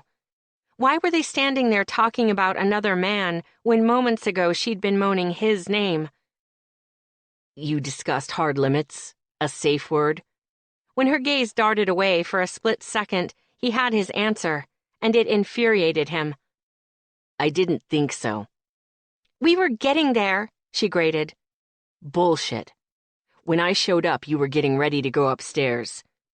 Before the harsh words had even left his mouth, she'd sailed past him toward the kitchen, snatching her purse off the kitchen island. You had no right to interfere, Oliver. I make decisions for myself. Me. She turned back to face him. When he saw her chin tremble, he wanted to crumple. I liked him, Oliver. Damn it. As she stormed out of the apartment, he made no move to stop her. Couldn't. His feet felt glued to the ground, his entire body once again loaded down by the 10 tons of cement on his shoulders. It didn't even occur to him that he'd just struck out for the first time in his life. Chapter 6. Eliza plopped into her desk chair and pulled up her email. As soon as she saw the horrifying number of unread messages, she whimpered and let her forehead hit the desk. Sleep last night had been elusive, like the golden ring you try to grab from the carousel, shiny and unattainable for someone with short arms. What? She wasn't even making sense today, and it was only 10 o'clock in the morning. The scene with Oliver had replayed in her head so many times she could probably perform both of their parts in a stage play. Was she angry? Hell yeah. He had just gotten finished lecturing her about the importance of speaking up, explaining what she wanted, sexually or otherwise, laying down ground rules that were important to her. Then he'd gone and swiped the free will rug out from under her feet. She didn't appreciate having decisions made on her behalf. It reminded her too much of what she'd witnessed growing up, watching her mother repeatedly acquiesce to her father's demands, never speaking up for herself. She didn't want to be that type of woman. Ever. When she'd asked Oliver to help her learn about this world, she hadn't expected him to be the one to damage that newfound confidence inside of her. She'd wanted, hoped, he would expand it. She did like Porter, as she'd told Oliver, but that hadn't been why she was bordering on tears as she left Oliver's apartment. Not even close. Her body had been coming down off whatever precipice Oliver had put her on. It had been like downhill skiing with no poles, right into a brick wall. Her body had been aching, blood rushing in her ears, a voice in her head shouting at her to stop being so outraged and let him drive her higher once again. How she'd resisted that urge, she still couldn't understand. Even now she could close her eyes and feel his hand between her legs, his tongue licking up the side of her neck. Oh yeah, he was every bit as amazing as she'd always imagined. Times infinity. A few more minutes with him, and she would have blasted off like the space shuttle. Honestly, she couldn't have been any more obvious about her lack of experience if she'd tattooed, "You want to put it where?" across her forehead. He'd touched her between the legs, and she'd practically been speaking in tongues. That embarrassment, coupled with her hurt pride, had caused tears to burn behind her eyes. At least she could console herself with the fact that they'd never fallen. She'd meant what she said about liking Porter. But she could admit to herself, and only to herself, she hadn't thought of him from the time she'd entered the apartment to when Oliver brought him up, telling her he'd told the man to fuck off. Unbelievable. Now she'd have to start at square one. Something existed inside her, curiosity that needed to be explored. She wouldn't let this, albeit disappointing, setback keep her from learning more about herself. Starting tomorrow. On her desk, the intercom buzzed. Yes? Delivery for you. Send them in? 'Kay. She put her head back down, hoping the delivery guy would leave whatever box of fabric swatches or catalogs he'd brought by and scram. Communicating with the outside world didn't appear to be in her wheelhouse today. She eyed the footspace under her desk. Could she curl up inside there and take a nap? Everyone might assume she was out for a meeting. As she pondered that idea, a young kid wearing a backwards baseball cap rounded the corner of her office. He had an object in his hands that was so heavy, he stumbled a little under the weight of it. It was covered in white butcher paper, though, so she couldn't see beneath. "Why you want it?" he said, in a winded Brooklyn accent. "Depends what it is." The kid made an impatient noise and set the delivery down on her desk. On top of everything. Then he held out his hand for a tip. Eliza sighed and reached into her pocket, drawing out a few singles. "You're ballsy, I'll give you that." He winked in reply and was gone from her office seconds later. Eliza eyed the package warily for a beat, then ripped a strip off the front. Was that a giant cookie? She tore off the remaining paper to reveal a giant heart-shaped cookie with the words, "I'm a douchebag," written across the front in pink frosting. A reluctant smile tried to break out along her face, but she squashed it. Her cell phone vibrated on her desk. She didn't even need to glance at the screen to know who was calling. After the fourth ring, she picked it up. "Mr. Preston," she said briskly. "What can I do for you? I'm busy." "Busy eating a delicious cookie, I hope." It did look delicious. And damn him. Why did he have to sound so familiar and solid, that masculine voice traveling through the phone to harden her nipples? Before she'd kissed Oliver, let him touch her, there had been an attraction on her end. Now she didn't stand a chance, which was why she had to avoid him for a while. "They'll love it in the mailroom." "You'd give it away? I stayed up all night baking that cookie for you." "No, you didn't." "I know." He sighed. "Does it count that I had to call 5 bakeries before I found someone who would write the word douchebag in frosting?" "I would have called you a douchebag for free." He groaned. "Direct hit, Bunny." In the background, she could hear him pacing his office. She could picture him there. Manhattan skyline behind him, suave and drop-dead sexy in his perfectly tailored work suit. What a douchebag. "Eliza, I'm sorry. I fucked up. Making a decision like that for you was inexcusable."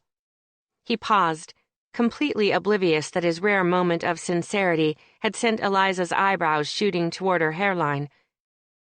"I'm not going to pretend I like Porter for you, but it's not up to me to decide. I still want to help you." His voice deepened. "Please, let me help you, babe." Was all she could manage, her mouth gone dry. Her pulse had started tripping all over itself. Her brightly lit office suddenly transformed into a possible pleasure den. Oh, the things she could do with that voice talking to her. "I don't know if that's a good idea anymore." "You don't know?" Before the cookie showed up, she'd been planning on avoiding him for the foreseeable future. One little apology and she'd lost her resolve. She opened her mouth to tell him, thanks, but no thanks, but he spoke before she could. "Look, if you agree to these lessons with me, at the end of them I'll call Porter myself and apologize. I'll even arrange the date for you." Again, he'd shocked her. Never mind that he sounded like the words were being strangled from his throat. That's a nice offer, Oliver, I guess, but I'm still not sure." "Why don't I tell you what I'd like to do with you this evening, then you decide." "Bad idea. That sounds fair." He hummed in his throat, and Eliza's breathing went shallow. "I want you to come to my gym after work. You won't know me, and I won't know you." Eliza's belly fluttered with anticipation she couldn't deny. This didn't even sound like the man she knew. It sounded like someone else entirely. Someone intense and commanding. I'm not your friend's brother. You're not my sister's friend. You're just the woman I'm going to take one look at and want to fuck in several positions. The sound of pacing in the background stopped. Have I made it clear what I want from you, Eliza? Her heartbeat pounded in her ears, blurring the room around her into a kaleidoscope. The flesh between her legs dampened, clenching to such an extreme degree she had to press her hand there to ease the throb. This was what she'd been waiting for, what she'd been needing. She could no more say no than she could avoid eating some of that taunting cookie. Yes, Oliver.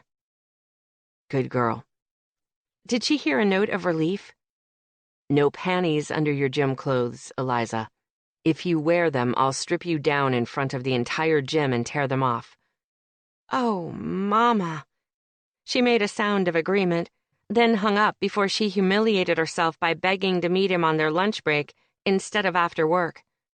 With a shrug, she leaned down and took a hands-free bite out of the cookie. Apparently, she'd be working it off later. Chapter 7. Oliver had gotten to the gym early to work off some steam.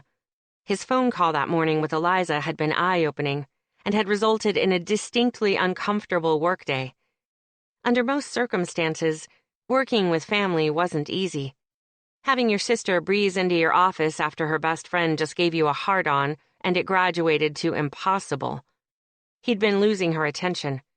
Even over the phone, he could feel her slipping away. More surely than when she'd slammed his apartment door last night. He wasn't used to a girl giving him the cold shoulder, nor did he like it. So he'd taken a risk. On one hand, he was fucking grateful it had paid off.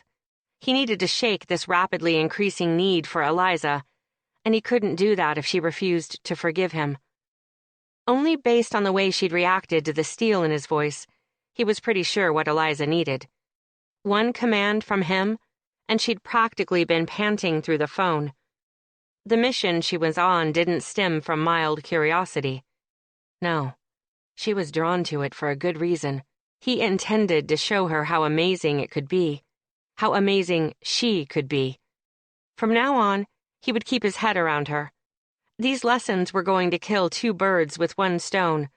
He would lower his attraction to Eliza from a 10-alarm fire to glowing embers. She would go into her next relationship with confidence and knowledge.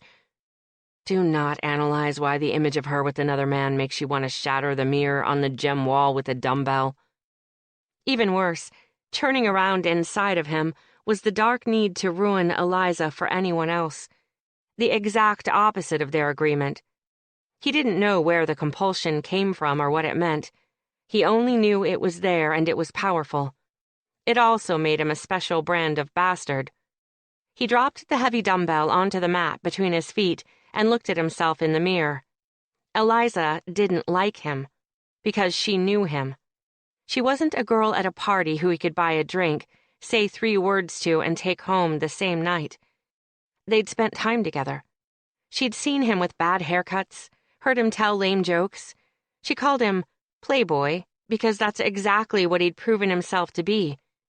As a result, she wanted his expertise, but she didn't want him. In the mirror, he saw Eliza walk into the massive workout room. His heart started knocking so loudly against his ribs, he could hear the boom, boom, boom in his ears. Did she have to look so good? In black yoga pants and a hot pink sports bra, she turned every head in the room. He'd told her not to wear panties, but apparently she'd decided a shirt wouldn't be necessary either. They would be having a discussion about that. Yes, they would. As she smoothed her hair back into a ponytail, her gaze trailed over the busy room before landing on him.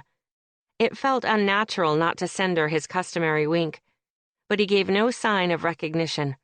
She followed suit, heading toward the cardio area and climbing aboard one of the treadmills. Oliver had already run his 3 miles for the day, but he definitely hadn't worked off enough steam for this. Not enough to sit there and watch her breasts bounce with every footfall. to watch her thighs flex, her ass give that maddening little jiggle. Within seconds, he was restraining himself from dragging her off the machine and slapping that perfectly rounded ass until she screamed. She would deserve it, too, because she knew what she was doing. He could tell by the sly smile playing around her lips. This was his scene, and she was trying to run it. Not going to happen. Thanks to the urgency of his workout, he'd soaked his t-shirt with sweat. Keeping his gaze locked on Eliza, he drew it over his head and let it drop to the floor, laughing when her steps faltered on the treadmill. Good. She might want another man, but she couldn't completely hide her attraction to him. If that was all he had going for him, he would damn well use it. Slowly and purposefully, he wove his way through the various machines and people exercising until he reached Eliza's treadmill. She kept her eyes resolutely forward, but he knew she sensed him getting closer. He propped an elbow on the machine and waited for her to look at him. You should really stretch before you run. Oh? She looked down at him. Are you a personal trainer here? Any other time he would have made a joke, but right then, he wasn't Oliver. She needed to be reminded. I'm your personal trainer. Knowing people were within earshot and not wanting to embarrass her, he lowered his voice but kept it firm. Get off and let me stretch you. Now. He groaned under his breath when her nipples turned to hard points at the front of her sports bra. Such a swift reaction to his order. Anticipation gripped him at the thought of how quickly she'd respond to everything else he intended to do. She seemed to notice her visibly aroused state, too, because she hit stop on the treadmill and climbed off gracefully, crossing her arms over her chest.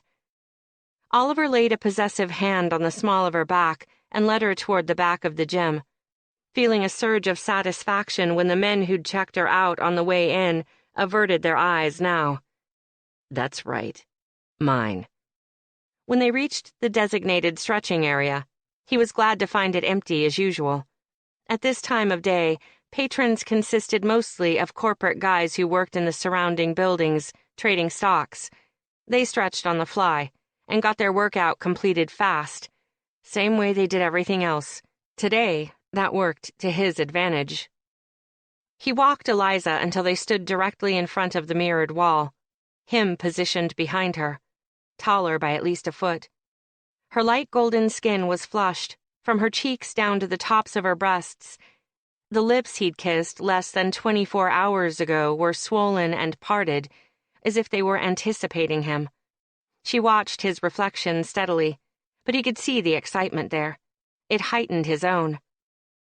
Hard limits, he said, just beside her ear. I'd like yours now. She pressed her lips together, then released a pent-up breath. But she didn't look surprised. Good. He loved knowing she'd expected, trusted him to ask. I don't want other people with us. Jesus. Me either, babe. Looking relieved, she nodded. I like the idea of you punishing me, but I don't know what it's like, so I want to go slow until I know. Nothing you can't handle. You have my word. He hooked an arm around her waist and drew her back, wanting her to feel his hard cock against her ass. How do you feel about taking me here? Would it be the first time? Yes, she breathed, head dropping forward. I think I'm good with it. It's you. I trust you. Her eyes sparkled with lust and humor as they met his once more in the mirror. I don't know why, though, since we just met. It felt perfect. Standing there holding her curves tightly against him, hearing her say she trusted him, watching her smile. Stop dwelling on how right it feels. You're not for her. She's not for you. She's for someone else. He watched in the mirror as his own slight grin faded. Safe word? He heard her swallow. Cookie. Holding himself back was going to be impossible when she was so fucking cute, but somehow he'd have to do it. He had no choice. Trying his best to detach himself, he stepped back. Palms flat on the floor. Her shoulders jumped a little, presumably over his new tone. What? Oliver narrowed his eyes and waited. After considering his reflection for a few moments, she bent forward and did as she was told. He ground his teeth together as her ass rose in front of him like an offering, begging for his open hand, his belt, a crop. Later. She's not ready yet. He positioned himself between her and the entrance, blocking her body just in case anyone decided to walk in. Then he hooked his fingers in the top of her tight, black pants and peeled them down over her ass. Blood rushed south to his dick, making it swell painfully. Beautiful. The tops of her thighs flared gently, leaving a hot little gap between her thighs, like they'd been molded to fit his hand. The sight of her pussy had him dragging a hand over his open mouth. She looked as smooth and tempting as he remembered her feeling last night, and he'd only felt her through those innocent white panties. Next time there wouldn't be a barrier. How many times had he dreamed of seeing her on display for him like this? Apart from her accelerated breathing, she showed no signs of being uncomfortable. He smoothed a palm over the smooth skin, running a finger lightly down the center. Panties are a waste of my time, Eliza. Don't wear them again. When it comes to fucking you, I don't appreciate obstacles. He traced the seam of her pussy with his knuckle, savoring her gasp. Is that clear? Yes. With a massive case of reluctance, he covered her ass. He almost laughed when she sighed in relief. They weren't even close to finished. He wrapped her ponytail around his fist and drew her back up, meeting her glazed eyes in the mirror. Fuck, yes. She loved this as much as he did. His little closeted submissive. I told you no panties were allowed. Did I say anything about no shirt? With his free hand, he tugged her sports bra up and over her breasts, revealing the sweetest pair of tits he'd ever seen. Firm handfuls, the color of peaches. God damn. What would they taste like? He almost lost it, forgetting what he'd been saying, but he forced himself back to the present. I'm the only one who sees them, he growled, meaning every word. You keep them covered, for my eyes only. Understood? She tried to nod, but his grip on her hair was too tight. Your eyes only. Good. He released her. Get on your back. We're not done stretching. This time, she only hesitated for a beat before doing as she was told. Better. But eventually he wanted her obeying without question. Dying to obey. She looked up at him from her position on the floor, and he took a moment to enjoy the power of standing over her, controlling what happened next. It sizzled in his veins, spreading to every inch of his body. He knelt down between her thighs, watching the goosebumps break out along her flesh, her nipples beating tighter. Eliza needed a long, hard fuck. His instincts screamed at him to give it to her, but his mind won out. He hooked a hand under her right knee and drew it up toward her shoulder. The action brought him directly over her, drawing her gaze to his bare chest. So much was taking place behind those big brown eyes. Wonder, heat, need. Oh, babe, hold on to your fucking seat. In one lightning-fast motion, he threw her leg over his shoulder and bore down hard, pressing her knee against her shoulder. At the same time, his hips dropped into the cradle of her thighs, and he rocked. Just once. Oh, she sucked in a shaky breath. Please, again. Are you a little beggar, Eliza? Are you going to cry and moan and dig your nails into my ass the first time we fuck? He didn't rock again, but he let his weight press down fully, all of it concentrated between her legs. When she tried to writhe, he held her still with his hips, pinning her. What are you begging for, babe? Be clear or you won't get it. You. I'm begging for you. Those words went to his head like a potent drug, surrounding them in a haze. The honesty in her voice undid him. No practiced responses or attempts at seductive flirting. Just Eliza. Gritting his teeth against the driving urge to peel off her yoga pants and bury himself inside her, Oliver left her briefly, sitting back on his heels. Laughing softly over her protests, he peeled one leg from over his shoulder and switched to the other. Abruptly, her protests cut off, replaced with a breathless expectancy. Any other time, he would make a girl wait, let her get restless. Now he found himself unable to wait. She felt, looked, smelled too goddamn good.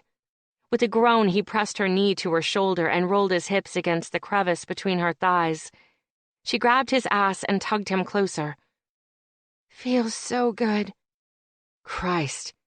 If she was this uninhibited at the gym, what would she be like when he got her home? The possibilities moved through him on a shudder. Or maybe she was too new at this to control herself. That thought managed to sober him enough to ease away slightly. He looked into her eyes and saw a girl somehow already on the brink of orgasm, eyes glassy, bottom lip puffy from being abused by her teeth. A fresh dose of heat shot straight between his legs at the magnificent sight of her. Need her. Need to be inside her. Eliza, I need to get you home. He cursed under his breath when she merely locked her free leg around his waist and undulated beneath him. I know, babe. I know you want to take me inside you. Believe me, I want that too.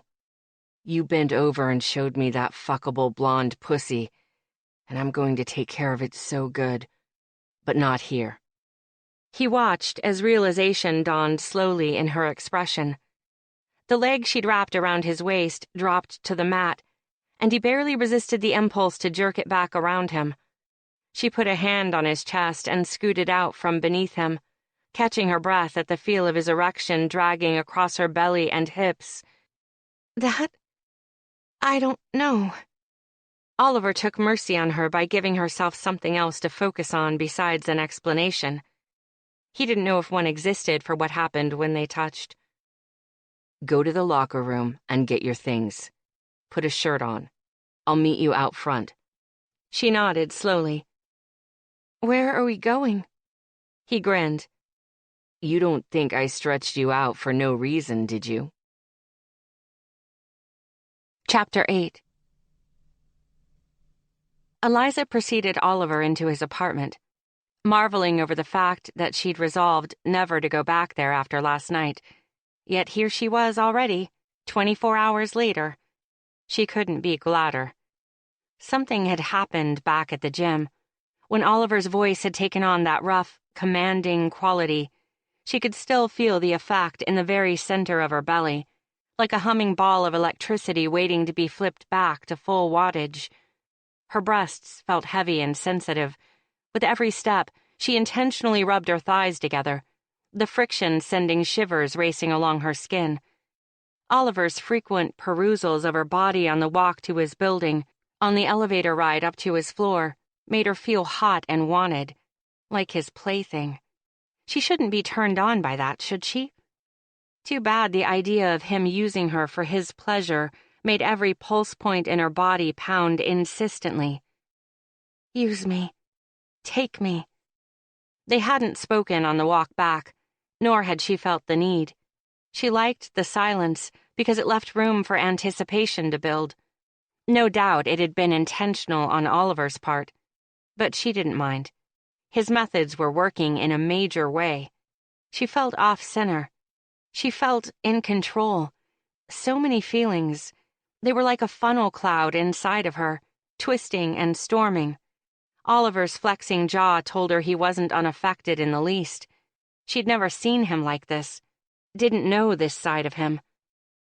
Oliver tossed his keys onto the dining room table and turned to her.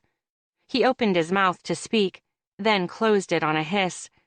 Eliza had no time to react before he lunged for her, pushing her back hard against the door. Her sob mingled with his growl as their lips meshed together. The kiss felt almost angry on his end, as if he wanted to punish her for something she didn't understand. He bit her upper and lower lip in turn, then sunk his tongue into her mouth. Somehow her legs managed to hold her up in the face of such skill, but just barely. Every nuanced stroke of his tongue caused a wicked, answering pull in her stomach, wetness trickling between her thighs.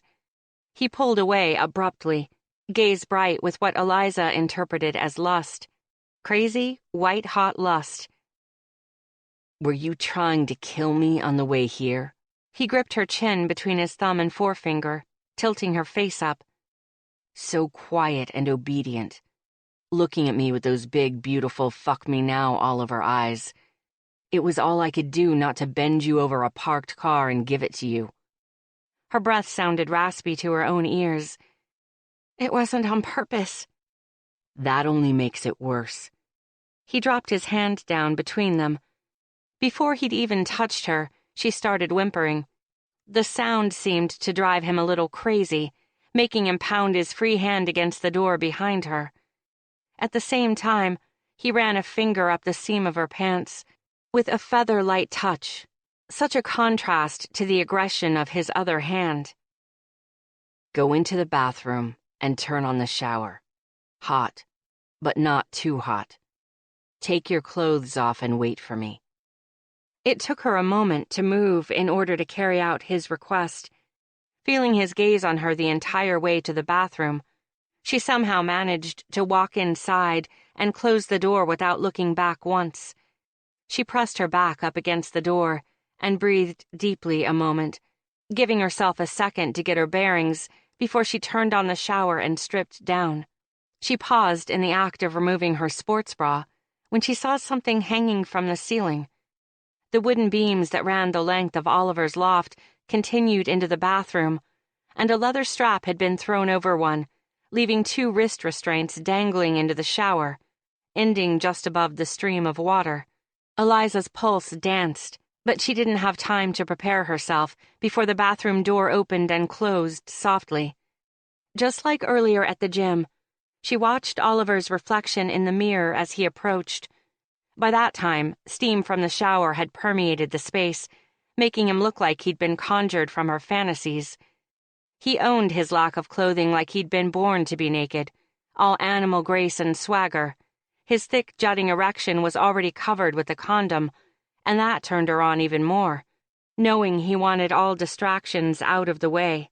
She could only watch him with appreciation, doing her damnedest to remember how many women had seen him this way, had seen that predatory gleam in his eyes, knowing they were about to be his meal, wanting to be his only meal, forever, even though it was impossible to tie a sexual creature like him down. "Just keep thinking that way, Eliza. Don't get attached. Don't be one of them." "Eliza," he said firmly, meeting her eyes in the mirror. His eyes were narrowed, a hint concerned, as if he could read her mind. "Safe word." Worry slowly seeped her mind. This was Oliver, a man she trusted. "I remember," she whispered back, afraid to repeat the safe word, lest he vanish into the steam. He regarded her closely, another beat before raising his hands. In them, he held a blindfold she hadn't noticed before. Her world went black a moment later when he tied it over her eyes, but almost immediately it expanded. She could feel the steam dappling her naked body, feel every trickle of moisture as it rolled down her skin. Her thighs slid together as he led her toward the shower and brought her inside. The tile felt slippery against her feet. Oliver's spicy soap scent invading her head, making her hyper-aware of his hands on her arms. They moved up her slick skin, circling her wrists and bringing them high against the shower wall. Shower spray warmed the top of her head, coating her face and neck like a caress. Even under the onslaught of water, the blindfold stayed in place, tied just tightly enough to remain comfortable. "Keep your arms raised and face me." Desire throbbing in her midsection, she turned to face Oliver, picturing his face and body in the center of the white fog. "Christ, you're gorgeous," he grated. Even with her vision gone, She felt everywhere his gaze landed as sure as if he'd touched her. In his voice, she heard a thread of desperation, same as she felt.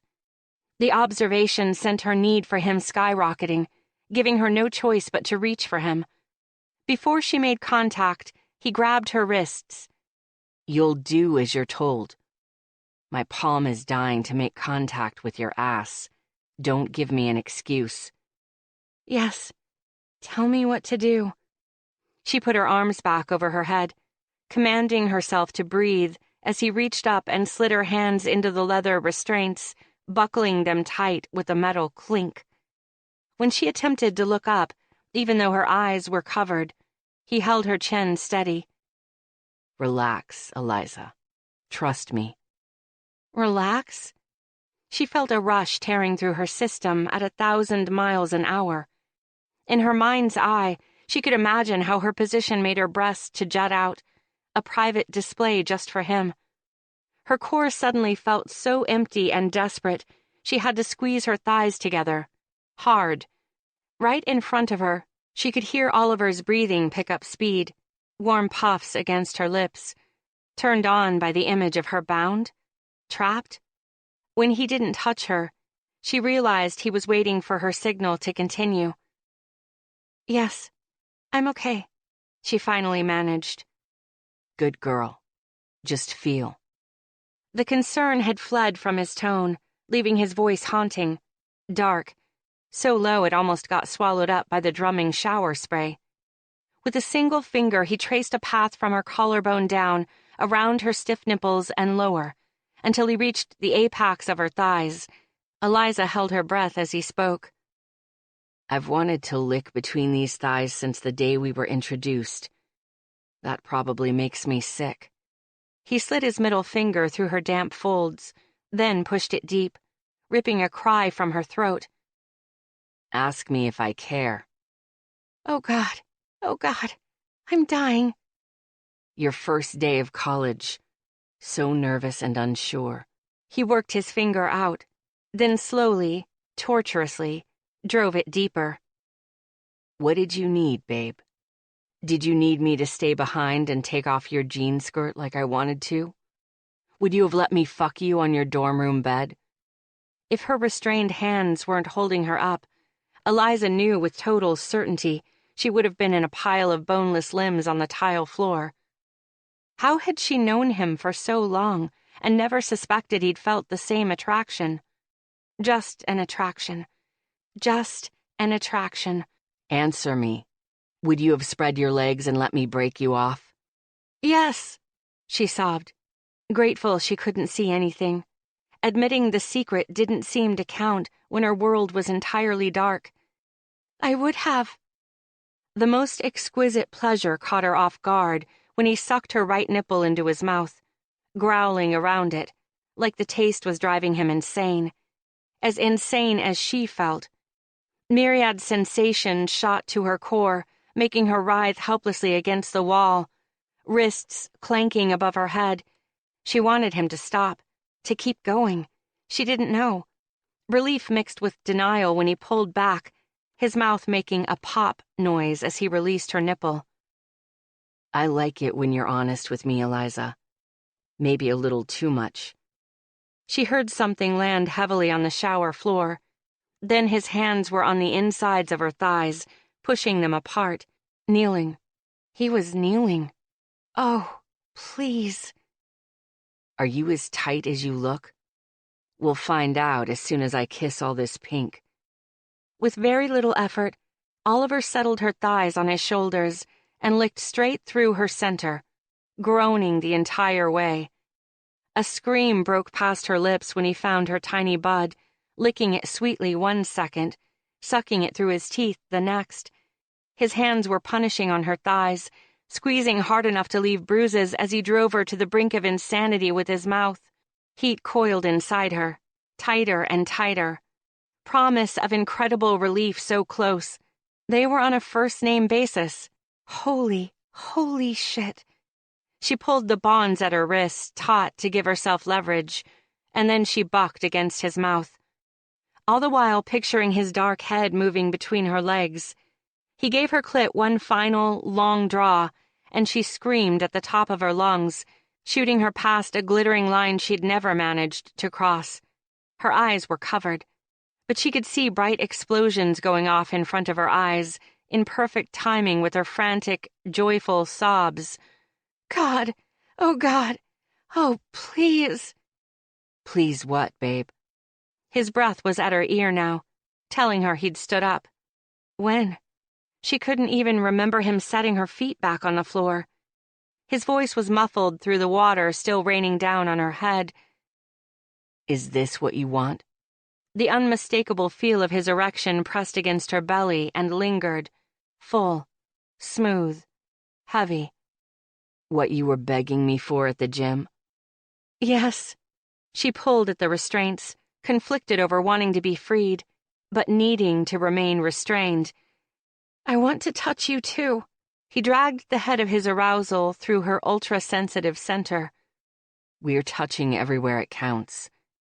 She felt his tongue in the valley of her breasts, licking upward, ending at her throat where he nipped at her, with enough bite to make her whimper. Would you like to know what earned you your first punishment, Eliza? The flesh between her legs clenched. Do it now. Yes, I want to Her legs were wrenched apart.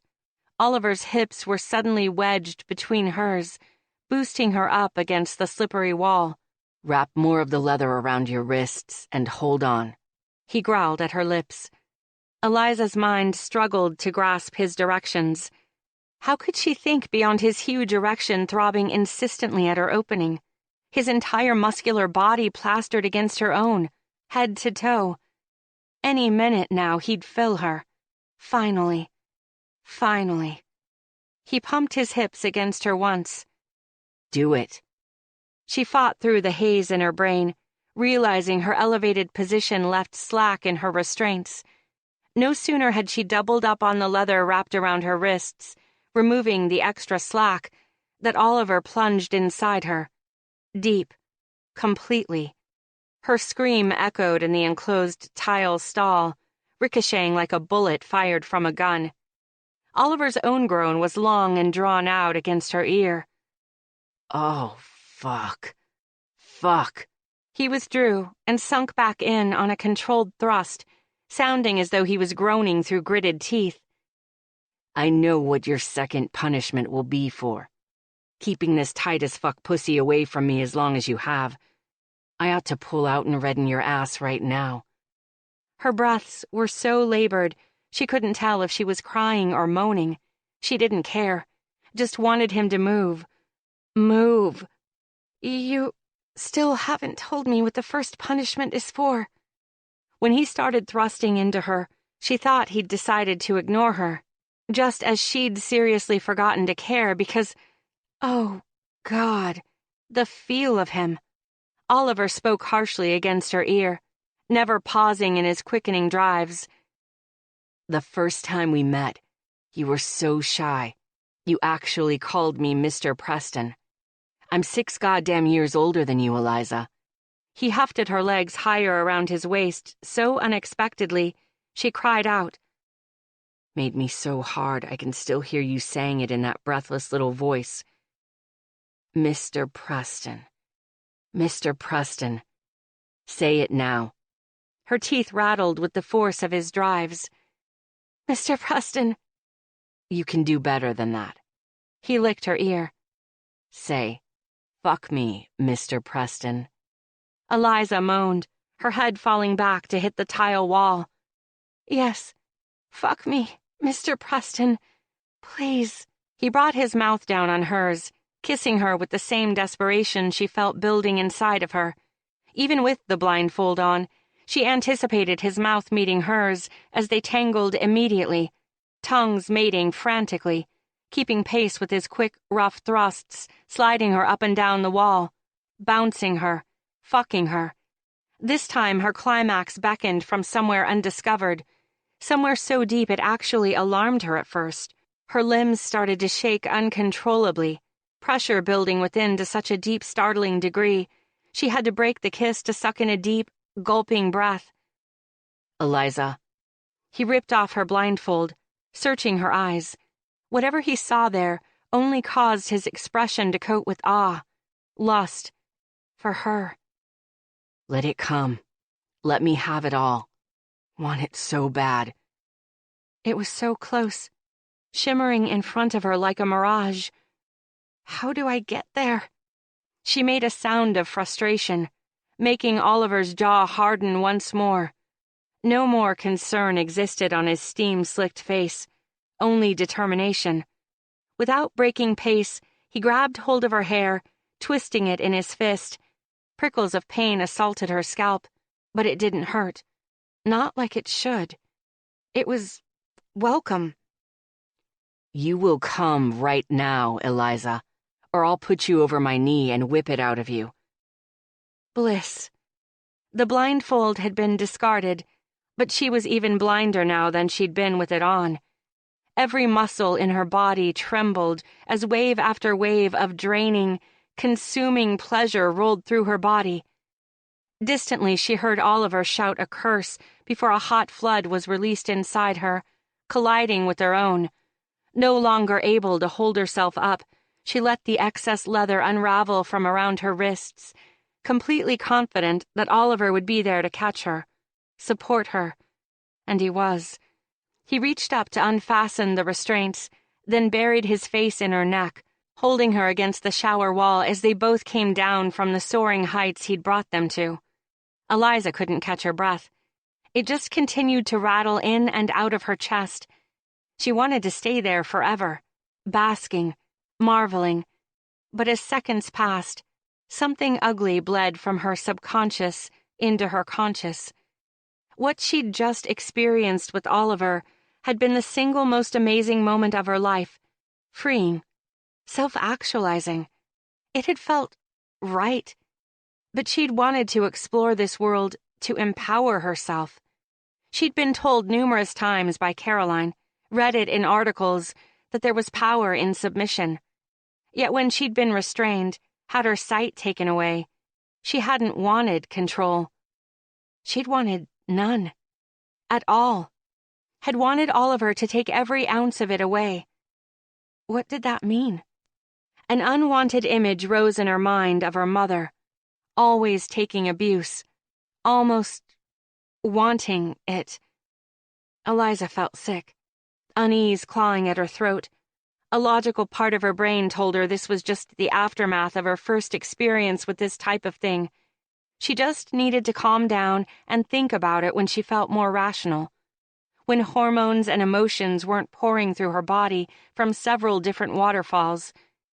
Even as she told herself to stay put, she found herself desperate to get out of the shower, out of the apartment, away from Oliver and what they'd done.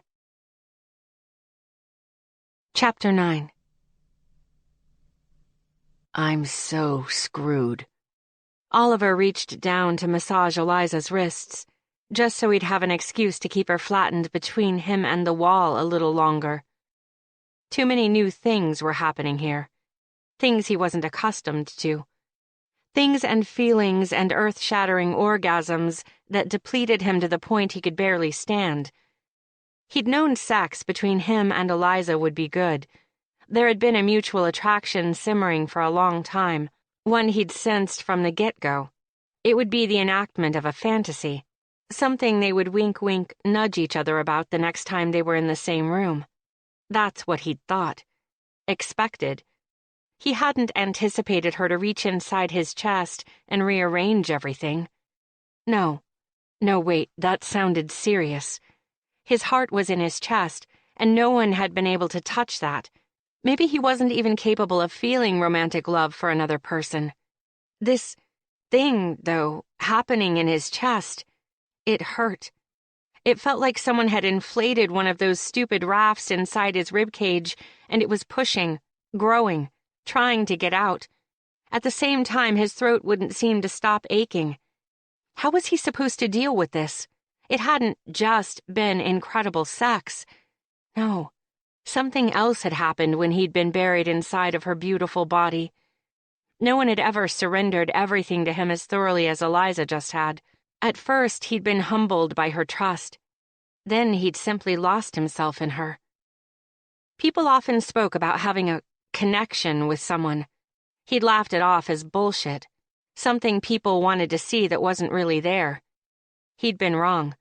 Even now he could feel her heart beating against his chest and swore to God his tried to match it. You're a moron. See this for what it is, man. He finally found a girl he wanted to fuck twice. Okay, maybe a lot more than twice. And she was angling for another dude. This had never happened before in the history of Oliver.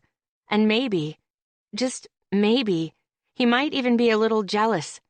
An image of Porter holding Eliza's damp, naked body unfurled in his mind like a red carpet to hell. A roaring started in his ears, eye ticking, throat constricting. Unconsciously, his arms tightened around her even more, refusing to relinquish her to imaginary Porter. Yeah, fine. Jealousy it is. Panic flared when he reminded himself he was already down to 2. 2 more times. Shit. After which he'd make a call to set her up with someone else. It was almost funny. Actually, fuck that, it wasn't funny at all. It was a goddamn tragedy. He'd been standing here way too long without moving, while he could have easily stood there for the whole night, and maybe even the next night. She would need to be reassured after what they'd done. Weird how he was looking forward to that part almost as much as the sex. He wanted to cuddle her, make her tea, rub her back. Oh yeah, screwed. Oliver kissed her temple, still wet from the shower. She stiffened against him, lighting a flare of worry in his stomach. With a frown marring his forehead, he pulled back to look at her.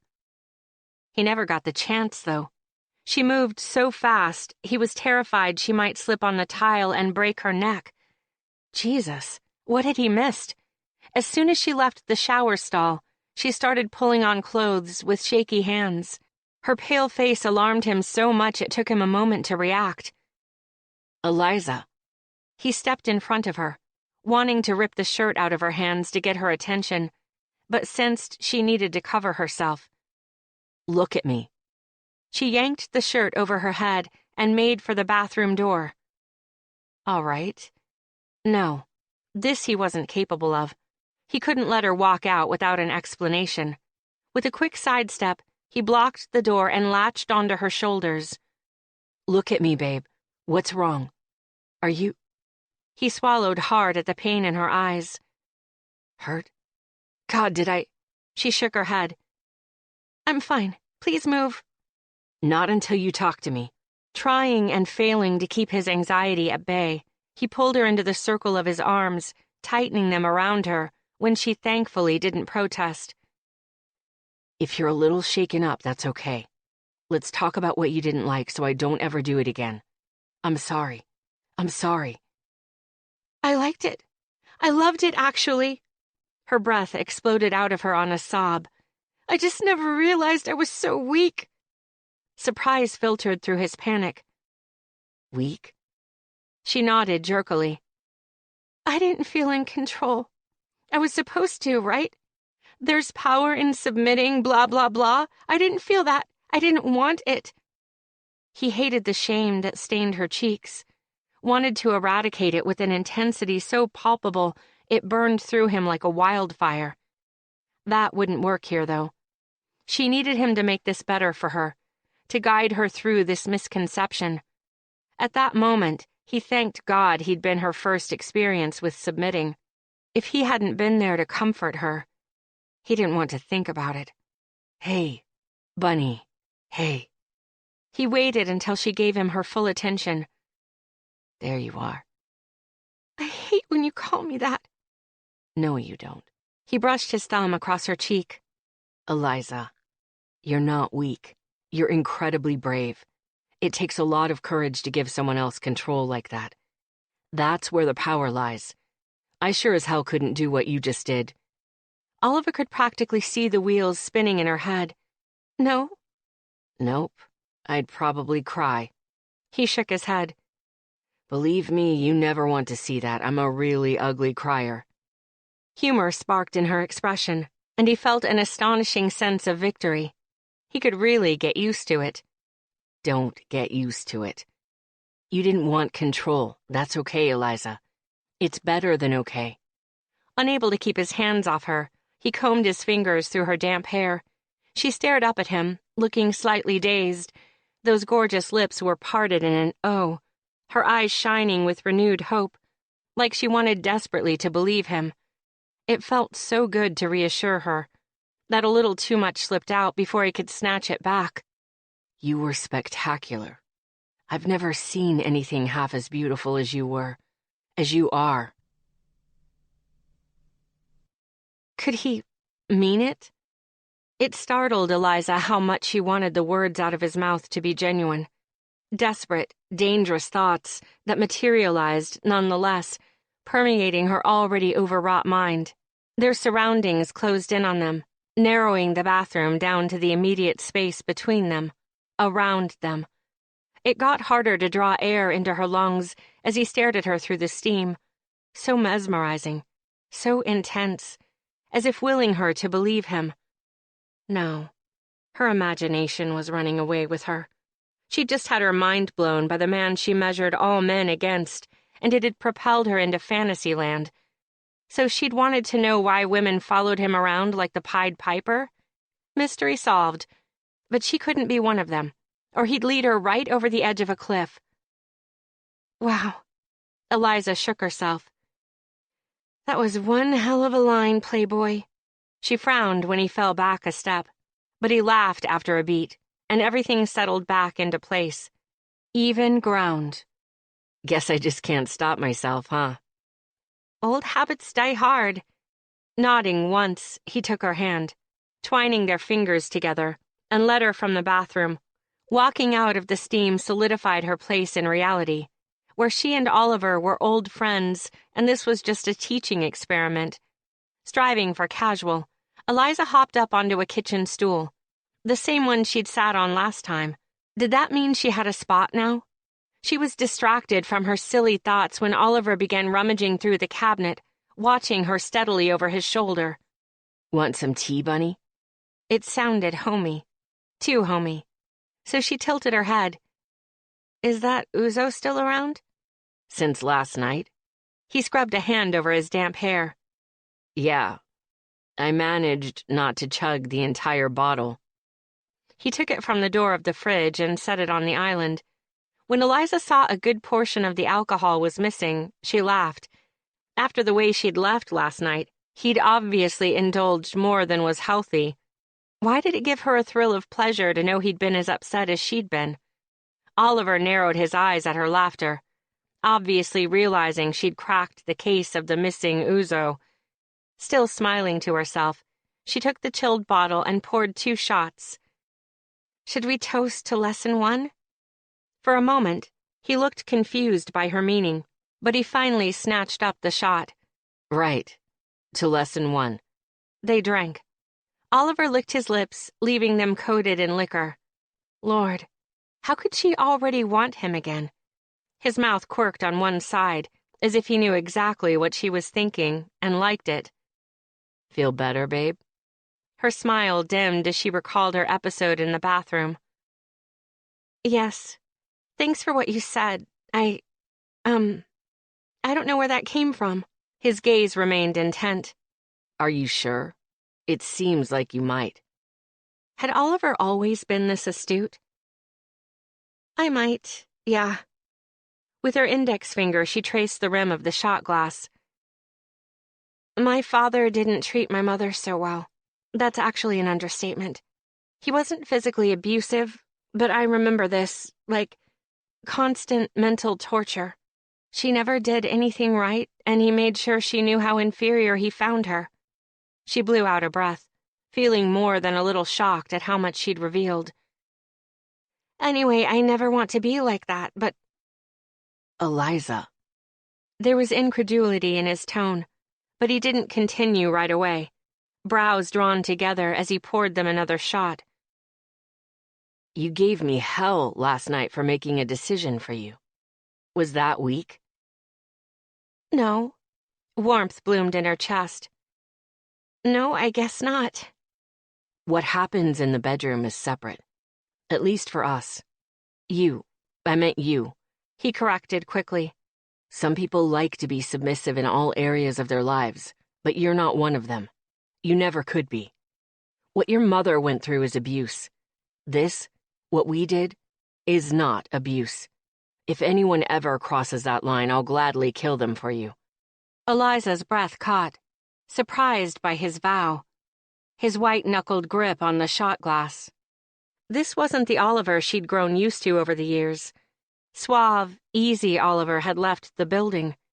Just as quickly as the realization appeared, though, she blinked, and he was back, giving her a lazy smile. Where's Mom now? Still in Maine?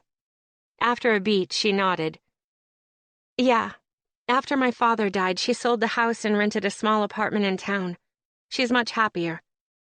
Good. Eliza recalled the week her father died.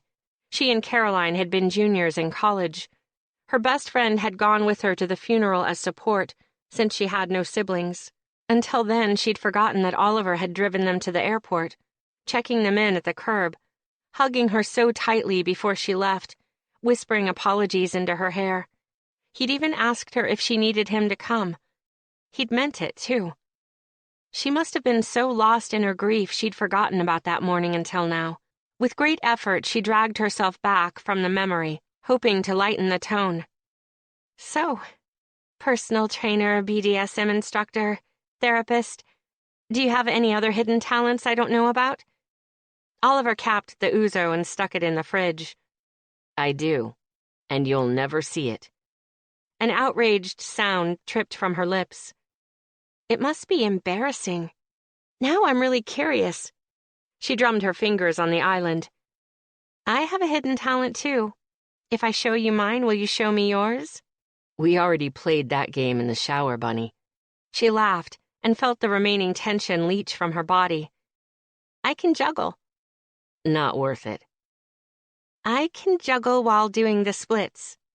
His eyebrows shot up. You have a deal. Eliza shook her head as she collected 3 green apples from his fruit bowl and stood. You men are so easy. Then she dropped into the splits, right there in his kitchen. Oliver found himself diving over a stool to get around the island. He found her in a perfect split, those long legs stretched out in 2 delectable lines on either side of her, blonde hair shielding one eye, big satisfied grin on her face. Fucking hot. Those were the only words he could think of to describe the picture she made. Okay, maybe boner-inducing, fantasy material, and goddamn adorable. Those worked, too. High school cheerleader? She pursed her lips. Gymnast. Oliver cursed, not even bothering to hide his interest in her spread center, that sweet spot he'd been buried in less than 20 minutes ago. Want to go back. Should I juggle now? Who? Eliza chuckled before drawing her brows together in concentration. She focused on the fruit in her hands a moment. 2 apples launched into the air, a third joining them in a continuous pattern almost immediately. Against all odds, he found his gaze drawn to her hands, impressed by her speed and dexterity. Holy shit, she was really good. There's a beyond sexy, uber-flexible, newly minted submissive in your kitchen, and you're marveling at her dexterity? You've finally lost it, Preston. Even his obnoxious inner monologue couldn't stop him from smiling, though. This entire situation was absurd, and yet it felt oddly comforting, like nothing out of the ordinary, as it should be. Of course, Eliza should be juggling apples in his kitchen on a Tuesday night after a mind-blowing fuck session in his shower. Her voice broke into his thoughts. Okay, your turn. What you got? Please don't make me do this. She lobbed an apple at him. Deal's a deal, playboy. Ignoring the stab of hurt he encountered at the nickname, Oliver took a deep breath, giving himself some time to get into character. He propped his wrists at the back of his waist, stuck his lips out like a duck, and did the Mick Jagger impression that had been his claim to fame through 4 years of business school. Strutting around the kitchen like the Rolling Stones frontman, he sang, "Let's spend the night together," because it seemed appropriate. He hadn't done the stupid impression in years, especially for a girl he wanted to continue sleeping with. But once he started, it was like riding a bike. Muscle memory. He would have stopped after enough time had elapsed to hold up his end of the deal, but her musical laughter was addictive, so he kept going. She grabbed onto his ankle from her position on the floor. "Stop! Oh my God! Please! I can't watch you do it anymore! I'm going to pee my pants!" He kept his lips in quack position. "That's no way to talk to a bloody English night, love." Her body curled up into a ball on his kitchen floor. Sides shaking so hard she was clutching at her ribs. Around her, bright blonde hair was spread out like sunshine. His masculine, functional kitchen had been lit up by her. God, when was the last time he'd genuinely laughed? His sister got a chuckle out of him from time to time, but right at this moment, he felt new, fresh, fucking happy. "When am I seeing you again, Eliza?" At the serious tone in his voice, she rose slowly to a sitting position. Had he even heard a thread of desperation in his question? Maybe. He didn't know. Could only stand very still and wait for her answer. She reached out a hand, and he hauled her to her feet, steadying her with a hand on her waist when she stumbled toward him. Another chance to kiss her. Her lips were so close. This time, she didn't give him enough of a window, though. Probably because he'd let his opportunity pass in the bathroom. With a toss of her hair, she moved around the kitchen island and dug through her purse, pulling out a leather day planner and leafing through it. She looked up at him. "Does Sunday night work for you?" "Sunday?" he all but shouted. "Today is Tuesday. What are you doing for the next 4 nights?" God, he sounded pathetically desperate. He needed to get a grip. "Not that I can't find a way to stay occupied." As soon as the words left his mouth, he wanted to slam his head against the wall. If he continued in his current vein, the next 4 nights would be spent pretending to be interested in whoever approached him first at Serve or another club.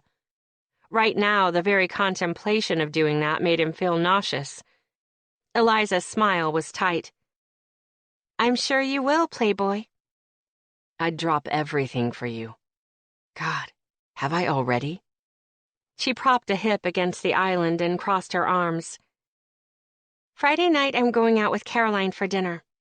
They exchanged an uncomfortable look.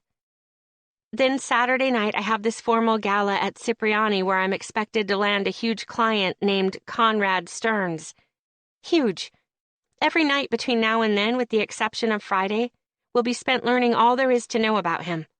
I'll probably have a 90-second chance over champagne to sell him on letting me decorate his mansion in the Hamptons." Wow. He dragged a hand through his hair, reminded once again how impressive she was. "You need a date to the gala?"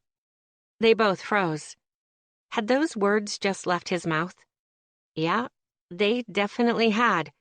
He didn't go on dates, and they both knew it. But the alternative was waiting an extra night to see her. When she didn't answer right away, he experienced a foreign sense of insecurity. "It can double as your second lesson, of course," he added quickly. "Right." She fidgeted with her day planner. "Sounds good. It's the 42nd Street location. Meet me there at 8? He nodded once. "I'll be there." She shoved the planner into her purse and hefted it up onto her shoulder. "Bye, Oliver." Obviously as uncertain how to proceed as he was, she gave him a little wave and headed for the door. His feet were moving in her direction before he was even conscious of it. Her breathing went shallow as he drew closer, his own doing the same. I'm in trouble. So much trouble. More than anything in the world, he wanted to drag her to his bed and go for round 2. But she'd been too emotional earlier. She might not be ready yet. Plus, he didn't know if it would count as their second lesson. In which case, this thing between them would be over faster. Are you good with everything we did? I need to know. I am now.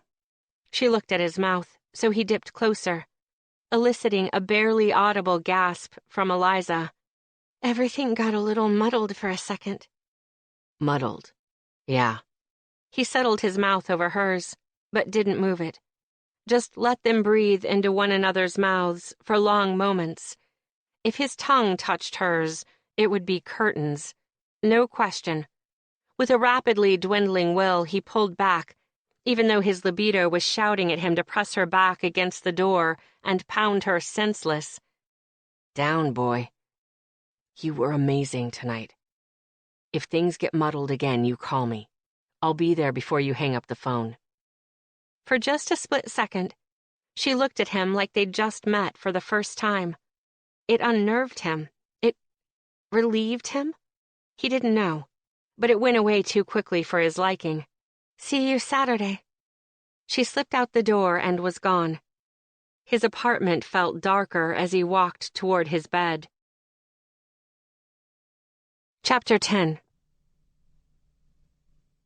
Eliza and Caroline flopped back onto the plush, deep purple lounger and clinked their red martinis together.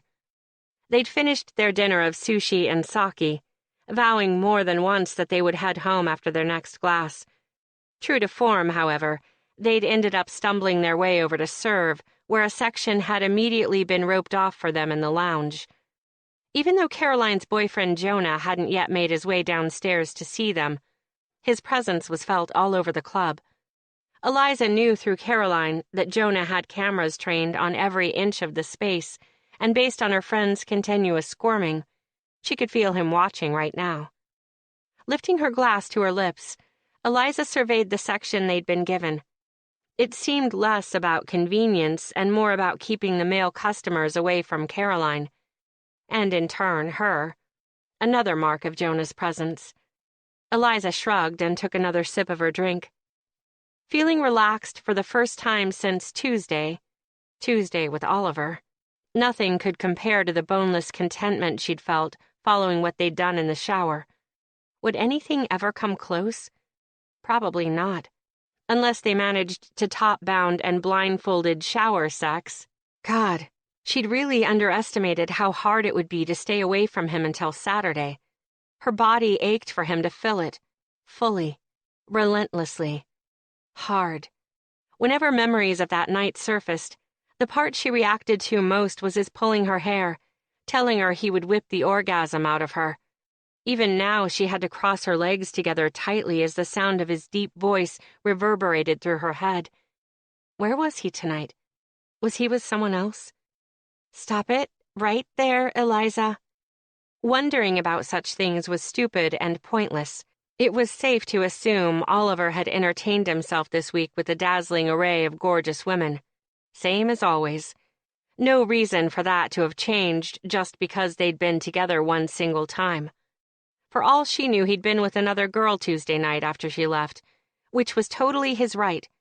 At the onset of this arrangement, they'd been clear about keeping things uncomplicated. She wanted uncomplicated, at least with Oliver. Oliver would take one look at complicated and disappear in a cloud of smoke. Relationship Houdini, never to be seen or heard from again. Still, she'd loved the time they'd spent together. When she'd broken down in the bathroom, he'd been so solid and reassuring. Everything she'd needed and then some. She hadn't seen that coming, and it had obviously affected her somehow. Just like every matrimony-minded girl who left drool puddles in his wake, she'd actually let herself get spelled by Oliver Preston.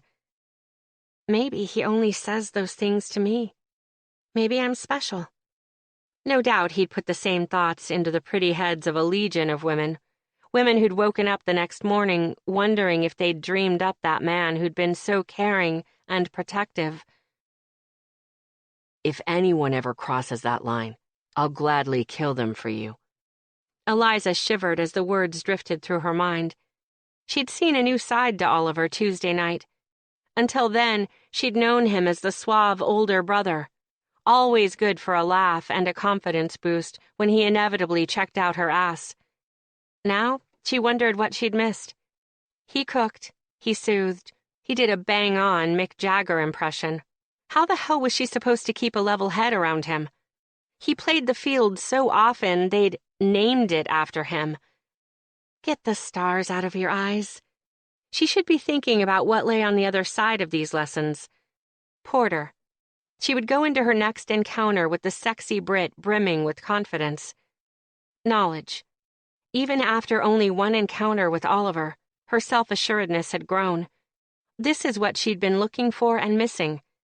There was no denying her need to be dominated now, not after the height of pleasure she'd been driven to by submitting. She could already feel the need tangling up inside of her, needing to be unraveled. One question continued to plague her, though. Would it feel the same when it wasn't Oliver doing the unraveling? Caroline elbowed her in the ribs. What you thinking about? Boning your brother. God, she was a shitty friend. If she thought for a second Oliver would allow things to get weird, she never would have done this. But sex came as naturally to him as breathing. She was just another necessary pull of oxygen that would be replaced in his next breath. Caroline would never know about them, because they would never matter. Furthermore, Eliza didn't want her to know. Her chief concern would be Eliza getting hurt by Oliver, which wouldn't be happening. Ever. As long as she kept her head on straight and remembered the score. Attempting to douse the fire in her throat, Eliza downed her drink in one go. I'm thinking we need to update the decor in this place, she lied. You're the first lady of Serve now. You need to put your mark on it. Caroline pursed her lips thoughtfully as she surveyed the lounge. The interior was sleek, monochromatic. Grays, blacks, and purples suited the sexual energy of the place perfectly. Every surface soft and inviting. A place to meet and proposition your next partner. Possibly even get started what would finish with a trip upstairs on one of Serve's 3 levels. Waitresses moved with sensual grace through couples and groups of patrons, offering drinks with a practiced purr. Behind them, the bar was packed full of Manhattanites, looking for a Friday night assignation. What did you have in mind? Caroline asked, breaking into her thoughts again. Maybe some nice houseplants? Oh, do you think Jonah would let me have a hammock? I think Jonah would give you whatever you want. Caroline hummed into her drink. It goes both ways. She signaled the waitress for 2 more drinks.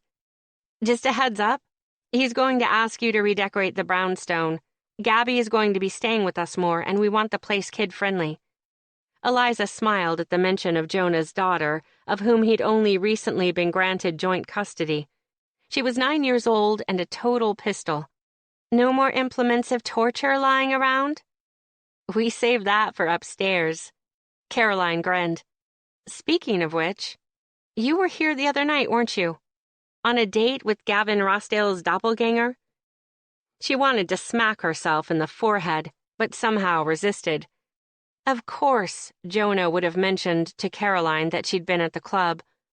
But wait, he hadn't told her about Oliver and the kiss they'd shared? In plain view of one of several cameras? Interesting.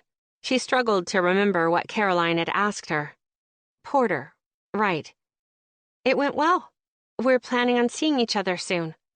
As soon as Oliver made that phone call. Caroline did a double take. What? That's all I get? It went well? Your brother interrupted us. Shower sex. Mick Jagger, Uzo. An almost kiss that blew my mind almost as much as the sex. It's complicated? Sweetheart. Jonah's distinct voice behind her was like the bell going off for recess, saving her from a pop quiz. An interruption had never been more appreciated. She sunk back against the armrest of the lounger as Jonah picked up Caroline and settled her back on his lap. Her friend was still glaring at her, though, over the rim of her martini. You're not off the hook, she mouthed at Eliza. Then her friend's mouth became otherwise occupied as Jonah guided it down to meet his. He plucked the martini from Caroline's hand and handed it to Eliza, without breaking contact, sliding his tongue into his girlfriend's mouth with a groan. Sheesh. Eliza tried to look at the ceiling, but her gaze kept returning to the passionate couple. Was it acceptable to be turned on by your friend's frequent, often inappropriate public displays of affection? 'Cause she kind of was. Finally, Jonah pulled back. After a long, meaningful look at Caroline, he sent Eliza a wink. Hey, you. We have business to discuss. She saluted him with her empty glass. I'd be happy to redecorate the brownstone as long as you're aware I'll be upping your fee for traveling to Brooklyn. She smiled to let him know she was joking. Although if we're talking kid-friendly, not making out in front of her might be a good place to start. We're working on it, Caroline said, sounding a little dazed. We could probably work harder. Jonah smiled indulgently, but it dimmed when his gaze landed on something just beyond her shoulder. Eliza turned to find Porter standing at the velvet rope, his attention trained on her. Dressed in all black, he looked unbelievable, like he'd just stepped off the pages of some European yacht advertisement. Not a stitch of clothing or hair out of place. Every time she'd been in the vicinity of him since they'd met, she'd always felt a tickle of lust in her belly. This time, the appreciation seemed to be more objective than anything. Odd, since she'd never seen him looking hotter. A shot of urgency invaded her musings when she remembered Caroline knew they'd been on a date, but she didn't know Oliver had nixed it. If Porter mentioned what happened in front of Caroline, she would have 100 follow-up questions Eliza had no desire to answer. Quickly, she hopped to her feet, swaying a little under the influence of 5 sake bombs and a martini. Porter offered his arm for balance, and she took it. Hey, hi. Smooth.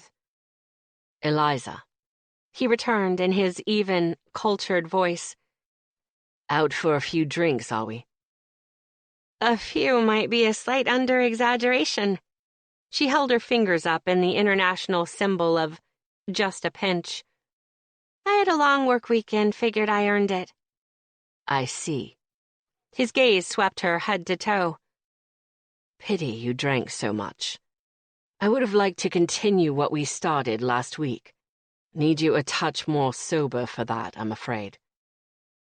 I would have liked that too, she responded, a little flustered over his bluntness. If she sounded less than convinced, it had to be the alcohol. Soon, I hope. After I finish my lessons with Manhattan's most eligible bachelor and I'm pawned off on you like a college student graduating into the workforce. The imagery hit her like an open-handed smack, made her feel as if Oliver had already left her. Feeling the sudden need to prove she'd be fine once that happened, Eliza tossed her hair over her shoulder and gave Porter what she hoped was a seductive look. I'm really looking forward to it. He swirled the amber liquid contained in the rocks glass he held, considering her with a discerning look. Something is different about you. Eliza squashed the urge to tug her dress down.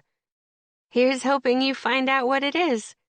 He leaned in close, and she caught a whiff of his spicy designer cologne.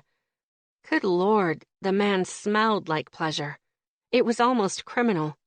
Whatever it is, I like it. He grazed his stubbled cheek against hers, making goosebumps break out along her skin. Soon, Eliza. She nodded once to let him know she'd heard him, but didn't trust herself to speak. Not because she was overwhelmingly turned on, even if she could admit to feeling a definite spark of heat in her stomach. No. She couldn't speak because her chest felt compressed, like it did before a crying jag. She actually felt guilty, almost as if she'd been doing something wrong by flirting with Porter. That simply wouldn't do. No more thinking about Oliver and how he didn't merely produce a spark inside her, he set off a wealth of firecrackers. Every time she compared Porter to Oliver, she was setting herself up for a huge fall. This is good. This is a wake-up call. Or she could just call it off. Right now. Tonight.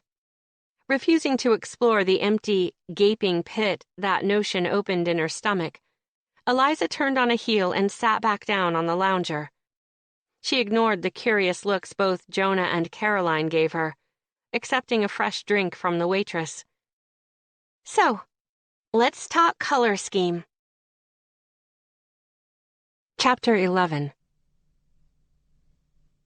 Oliver wore a tux like a motherfucker. Call him arrogant, call him whatever you like. At 8, he'd been tapped to play ring bearer at his aunt's wedding. He'd slipped the jacket on in front of the hotel's full-length mirror and felt like he'd finally become a man. Then he promptly called for his mother to help him fix the bow tie. Tonight, he really needed the confidence provided by his favorite form of attire, because over the course of the week, he'd started to feel very un-Oliver. He'd passed 2 nights at the office, working overtime on the scholarship program in his mother's name. The perfect applicant had even come across his desk, Francesca DeLuca from Queens, Frankie for short. She lived in a 2-bedroom house with her uncle and drove a cab for a living, attending night class at the local community college when she could. Not the usual course of education for someone who'd scored 1,600 on their SATs. At age 24, she'd only managed to accumulate 1/3 of the credits she needed for a business degree.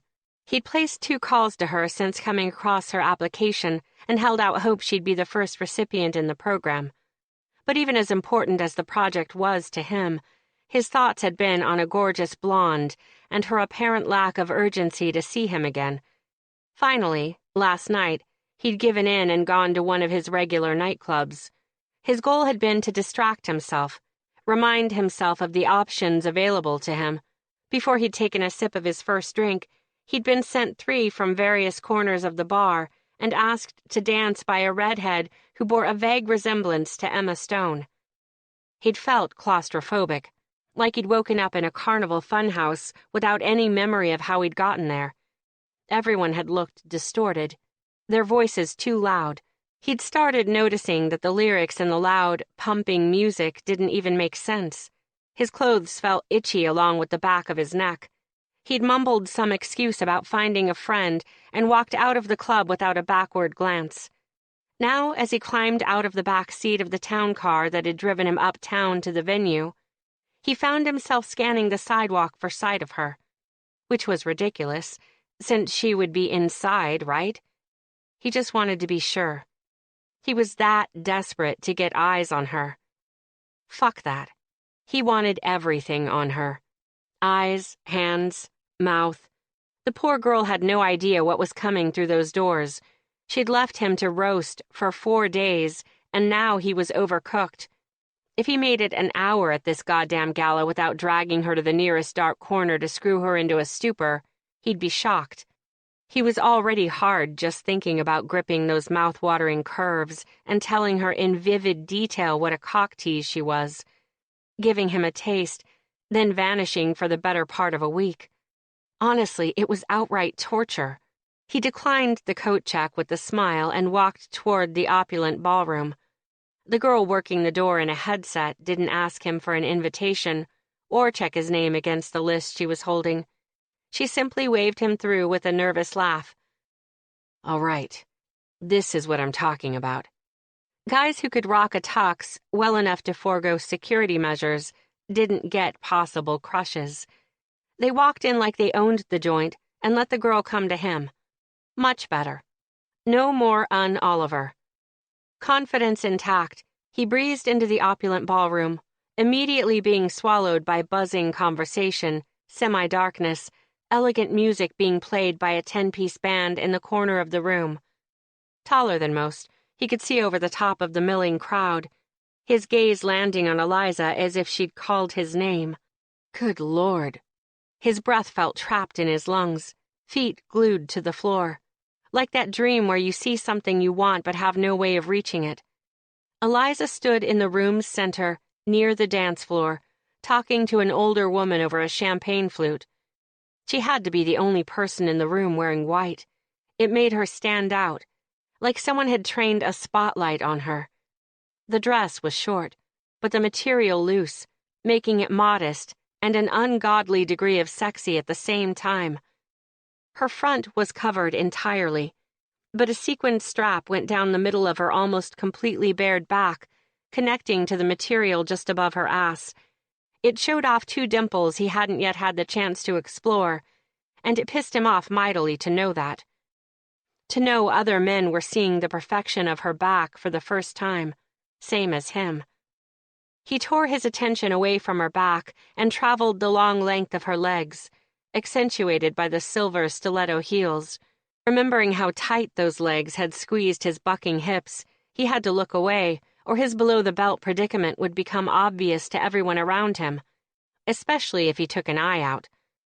A passing waiter offered him a glass of champagne. He drained it in one shot. Okay, maybe he had a little more than just a crush on Eliza.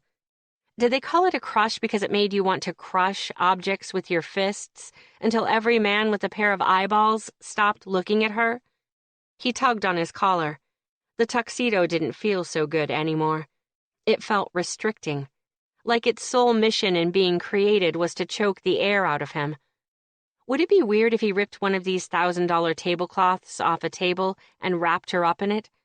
Just until he could get her into another room, and completely naked, of course, where only he could see her? Oliver.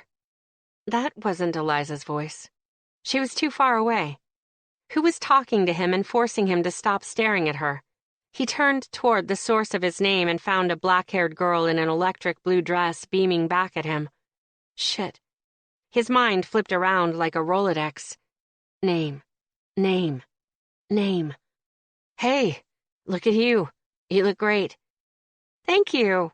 She launched herself at him, and he had no choice but to hug her back, even though he couldn't for the life of him remember how he knew her.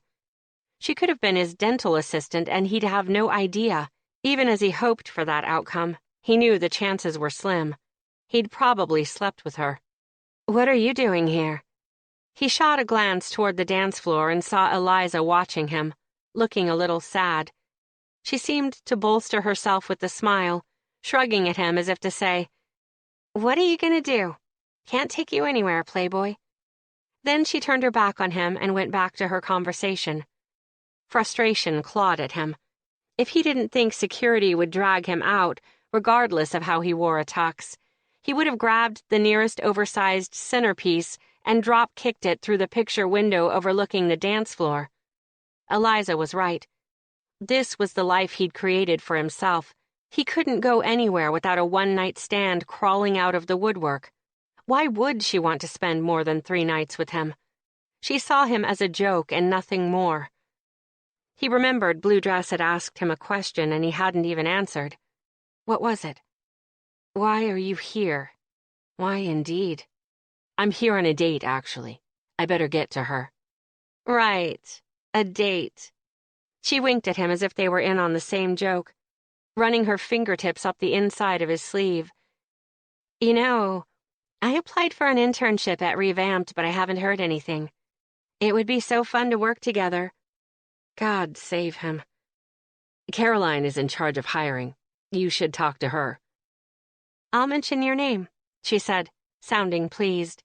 He'd have to discuss this with Caroline on Monday. Although, what would he say? Don't hire any girls in blue dresses?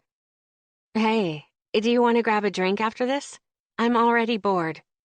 No, Oliver shot a glance toward Eliza, praying she wasn't seeing this blatant come-on. Oh, she wasn't. She was just talking to another man, for fuck's sake. Jealousy, a feeling that was fast becoming familiar, scraped in his chest like a thorn bush. How had this night gotten off to such a shitty start? All he wanted was to spend time with one freaking girl, and he couldn't get within 100 yards of her. Well, he wasn't about to stand there and let someone move in on Eliza. Not going to happen. This arrangement between them was far from over. Time to rally, Preston. He gave Blue Dress's hand a gentle squeeze before removing it from his arm. I'm sorry. I really have to go. It was great to see you. Without waiting for a response, he skirted past a cluster of elegantly dressed partygoers, making his way toward the dance floor.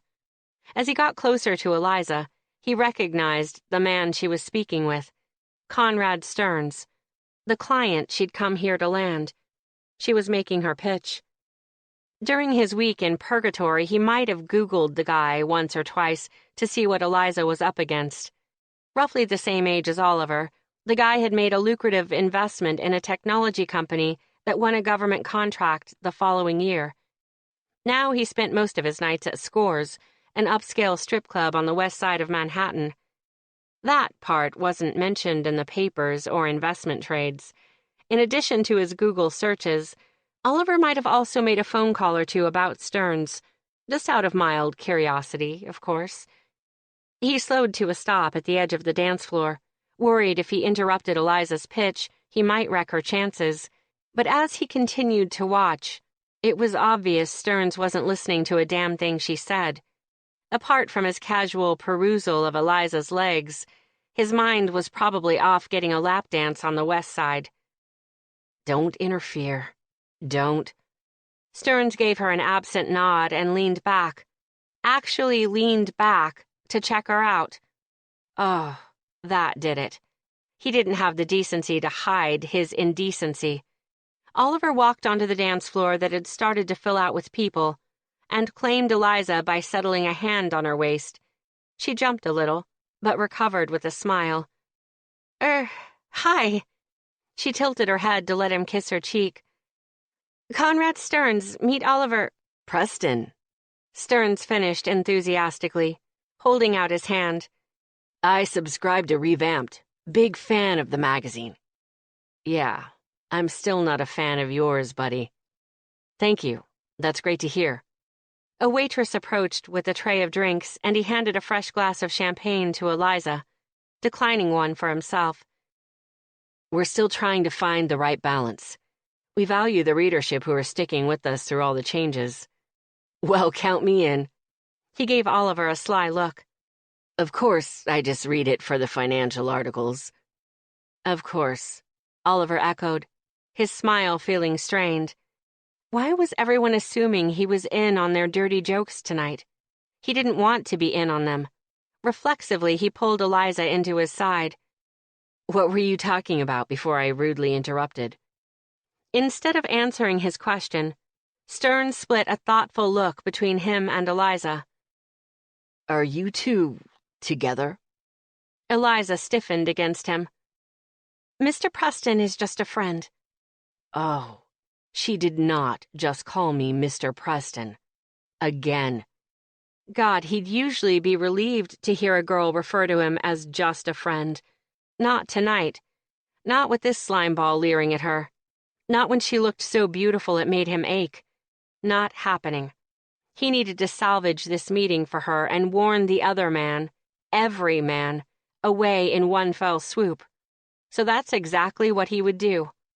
Oliver clutched at his chest. A friend? You're killing me, Bunny. He shook his head sadly at Stearns and told the truth. She's too good for me and she knows it. That's not going to stop me from chasing her, though. Eliza's worth every ounce of the misery she's putting me through. Is that right? Stearns eyed Eliza with renewed interest, but this time his gaze was above the neck where it should be. Respectful. What did you say about setting up a consultation? You'll have to excuse me, my mind is a million miles away tonight. Eliza wasn't smiling as he'd expected her to be. Consultation. She reached into her clutch purse, took out a glossy business card, and handed it to Stearns. Yes, I can do Thursday or Friday next week, but of course we can work around your schedule. Friday will work fine. He held up the card. I'll have my assistant call your office. Perfect. Chapter 12. Eliza wanted to chuck her drink at Conrad Stearns' retreating back. She should be elated that she'd managed to secure a consultation, as had been her plan. Once she managed to get inside his house, she would wow him.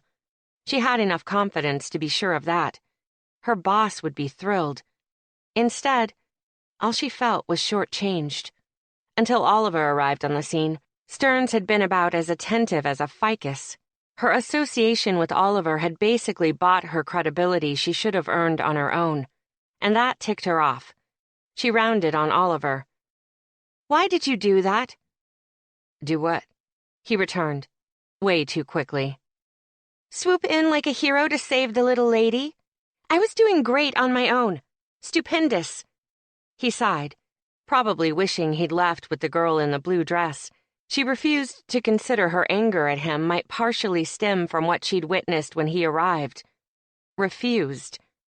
"Eliza, you could be Madonna's interior designer and that dude wouldn't have blinked. Some men are just like that. They're not listening no matter what you say."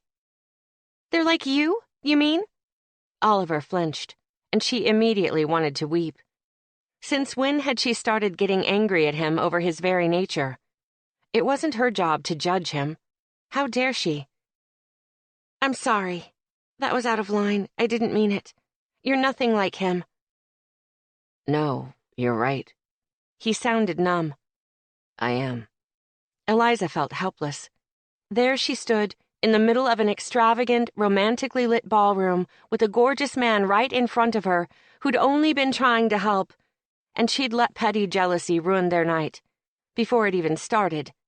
Worse, she thought she really might have damaged his feelings. Her chest felt hollow at the very idea.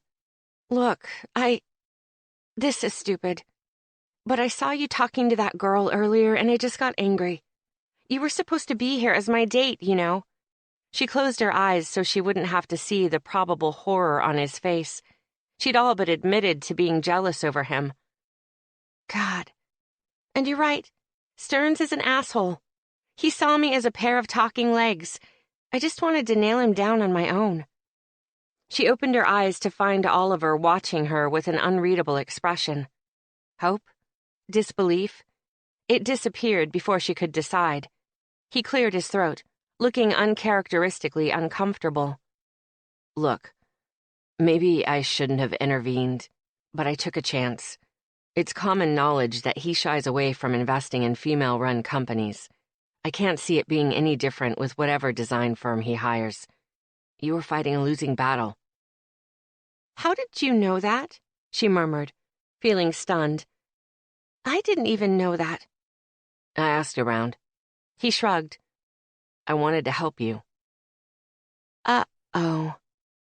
Eliza's pulse went crazy, and she felt suddenly drunk, as if she'd indulged in way more than 2 glasses of champagne. Around her, the room went darker, candles brighter. He'd spent time thinking of her, wanting her to succeed, taking steps to ensure that success. She should have been angry that he didn't think she could do it on her own, but she wasn't. She couldn't be when he'd done it so harmlessly. The hollowness she'd felt in her chest moments ago was gone, like it was never there, replaced with the heavy pounding of her heart. She heard it so loudly in her head, she swore it was being played over a loudspeaker. That same heaviness crept lower and lower until her thighs tightened of their own accord. She was fairly certain her jaw had dropped over Oliver's admission, but couldn't command her brain to close it. Brain full to capacity. His throat worked and he glanced away. "He thinks I'm still angry." "Eliza, She kissed him. Just grabbed the lapels of his tuxedo, yanked him close, and kissed him like they were in the final scene of an action movie. He didn't stop to ask questions, because this was Oliver she was kissing. With a starved growl, he flicked his tongue into her mouth the second she opened to him, claiming her mouth as if he'd only been waiting for the opportunity. Lips glided, tongues stroked greedily, chests heaved against one another. Eliza pushed up on her toes to get closer to his skilled mouth. Amazing. No one tasted like him, moved like him. His hand inched lower on her back. Oh, please. I need his hands on my ass. Need them everywhere. He pulled back with a curse, but didn't let go of her. "God damn it, Eliza," he whispered furiously. "You can't kiss me like that unless we're somewhere I can unclothe and fuck you." Flames licked at her body. Take me somewhere. His gaze moved over her head, scanning the crowd. "Not yet, babe. We just gave everyone quite a show. And if we leave now, They'll know I'm just looking for a dark place to sink my cock between your excruciatingly spreadable thighs. He walked her further onto the dance floor. My reputation isn't salvageable, but there's no way in hell I'm taking you with me. Afraid to look behind her and see who'd witnessed the kind of kiss usually reserved for the bedroom, Eliza moved into his arms and let him draw her close. She placed one arm around his neck, let him hold her opposite hand. Being close to him like this wasn't helping her condition, only heightening her need. It wasn't wise to behave this way in front of her boss, her colleagues, potential clients, but she couldn't seem to help herself.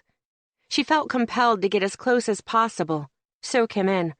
They were pressed so tightly together she could feel his stomach muscles bunching against her, his steely erection at her belly, his breath at her ear. Eliza, have I told you how much I love your pussy? She moaned and lost her balance. He caught her against his hard body without missing a beat, keeping them swaying to the music. To anyone watching, the slip might have been imperceptible. But inside of her, a maelstrom of sensations whipped in a frenzy. When I had my tongue in it, when it started shaking for me, I thought I'd never taste anything sweeter. My smooth, wet Eliza. He subtly rolled his hips, and her breath caught. I was wrong, though, wasn't I? Having you squeeze my dick and tongue fuck my mouth at the same time. I'm not going to recover from that, you little traitor. You want no strings attached? Then stop fucking me up. How could she stop her body from writhing against him when he said things like that?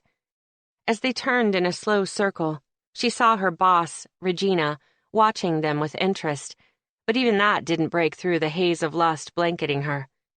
She floated in a dreamlike state, anchored only by Oliver. I'm not doing anything on purpose. Of course not, he grated, then seemed to attempt to rein himself in with a deep breath. You know what I was thinking when that girl had her hands on me? He didn't wait for an answer, but continued in a seductive tone of voice. I was thinking about how your screams sounded echoing in my shower. Like a girl who'd just found out what a good fucking is supposed to feel like. A girl who'd finally gotten what her virgin tight body was needing all along. Isn't that right, babe?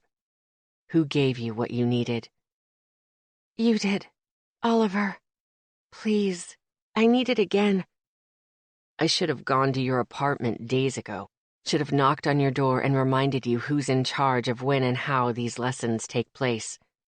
His fingers traced up her spine to grip the back of her neck.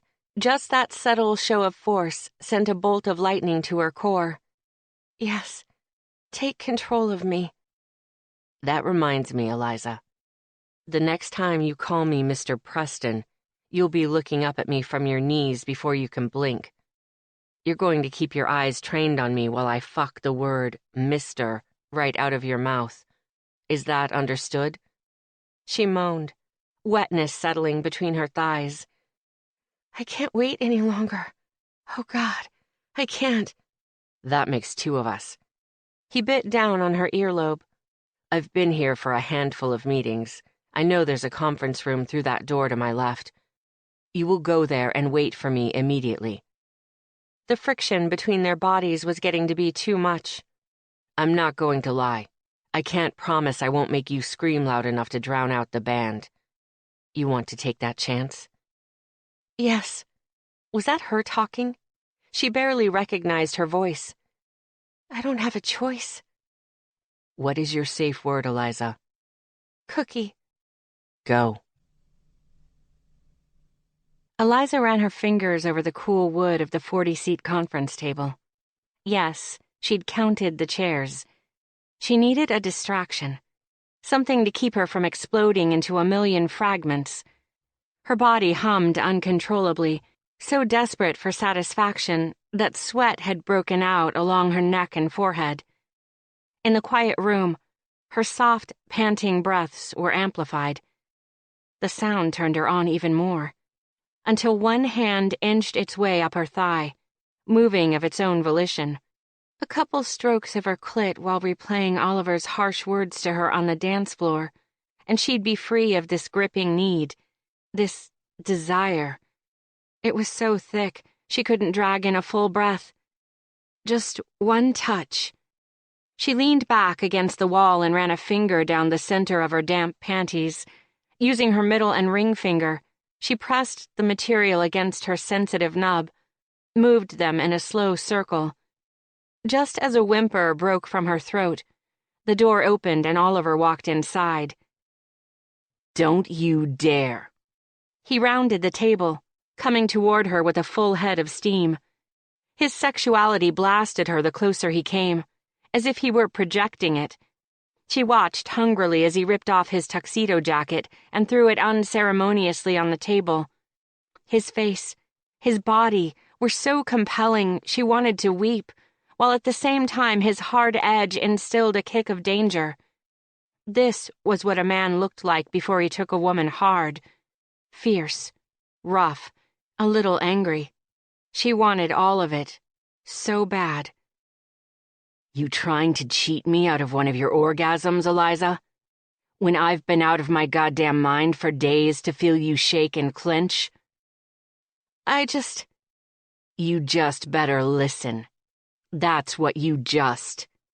He reached her then, and spun her until she faced the conference table. A powerful hand splayed at the center of her back, before pushing her forward, her cheek pressed against the smooth surface, hot breaths heaving in and out to fog the polished wood. She couldn't see what he was doing, but the cool air against her bottom, the gathering of material at her waist, told her he'd lifted her dress, exposing her. "Put your palms flat on the table and don't move. If you do, I will slap your ass until you can't stand." Eliza's legs liquefied. What if that's what I want? Should I move? No, just trust him. She exulted in the feeling the bent-over position gave her. The damp flesh between her legs swelled and pulsated, anticipating being filled by Oliver at any second. Every beat that passed without his hardness inside of her was painful.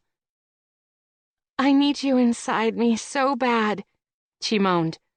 "Please, it hurts." "Really? I could have sworn you wanted to wait." His growl stoked the fire inside her even higher. "I can't imagine any other reason for you to wear panties when I've forbidden them. You've wasted my time, Eliza. And now I'll waste yours."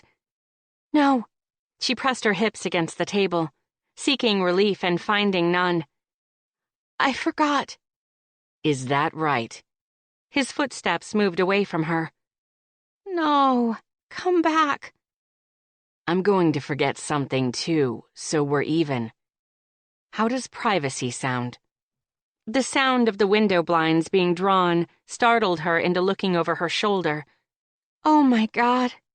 Her naked backside was now on display before an uncovered window, while her instincts screamed at her to cover herself. Oliver's directions kept her glued to the table. It wasn't easy. Not at all. Especially when across the street a party raged on the roof of a hotel. Smartly dressed clusters of people sipped cocktails. She couldn't hear them from this distance, making them seem like a muted television program. But they were there. Could very likely see her if they happened to glance over at the building. Her pounding heart echoed louder and louder in her ears. The longer she stood there exposed, the less apprehension remained. She focused on Oliver's hot gaze traveling over her flesh, his hand gripping the fly of his pants, stroking. "My job. Mine." "Oliver," she said hoarsely. "I'm dying." His attention snapped to her, and she saw a flash of concern before it vanished. He was behind her in a flash, dragging her sodden panties down her legs. That act alone caused her to tremble. God, she felt so empty without him. "Get your legs up on the table. Show me how you do the splits." He hooked a hand beneath her knee and lifted it onto the hard surface, her thigh brushing his rigid erection on the way. "Be a good girl and give me what I want, so I can give you what you're dying for." It was one thing to have her bare bottom visible to the party taking place across the street, but if she spread her legs on the table, every inch of her would be on display. Why did the idea of it make her pulse skitter out of control? What if they see? He palmed her between her thighs, eliciting a strangled cry from her mouth. Using the heel of his hand, he grinded slow circles over her clit. They might be lucky enough to see what I'm about to own, but they can't have it, can they? This is all mine. Get up on the table. Eliza didn't hesitate another second. The urgency battering her from the inside had grown unbearable to deny him what he wanted, what she needed. Supporting herself on shaky hands, she pressed her body forward, spread her legs, and stretched them out on either side of her on the edge of the table. Oliver shouted a curse, drawing an answering gasp from her lips. A rich, dizzying feeling assailed her, so intoxicating her vision went temporarily dark. This was bad. So very bad. But it felt unbelievable. Knowing what he could see from behind with her sitting in the splits, knowing he liked what he saw made her wish she could show him more, even though it was impossible. The harsh groans behind her left no room for doubt on that score. She was on display for him, his to peruse, memorize. The sound of a condom wrapper ripping intensified her longing, as did the gruff question that followed. Would you like to know what today's lesson is? She leaned down and pressed her forehead against the cool surface. Her neck wouldn't support her under the rush of anticipation. Yes. Between her legs, she felt the smooth head of his erection, rubbing, enticing. Whenever you make my cock this hard, I'm going to find a way to get it inside your pussy.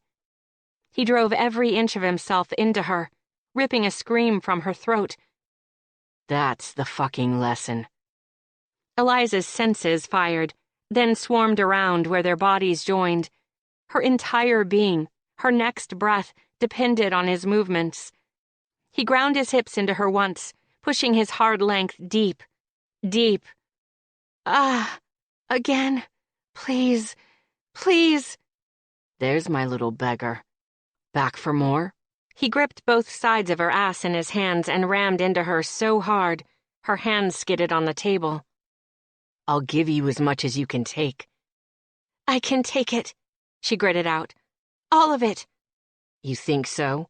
Both hands found her shoulders to keep her steady as he bore down on her, thrusting into her several times in quick succession. The buildup of dazzling pleasure it created had her mouth dropping open to cry out, but no sound emerging. He was huge inside of her, stretching her to accommodate every inch of him, jarring her over and over against the table, giving her no choice.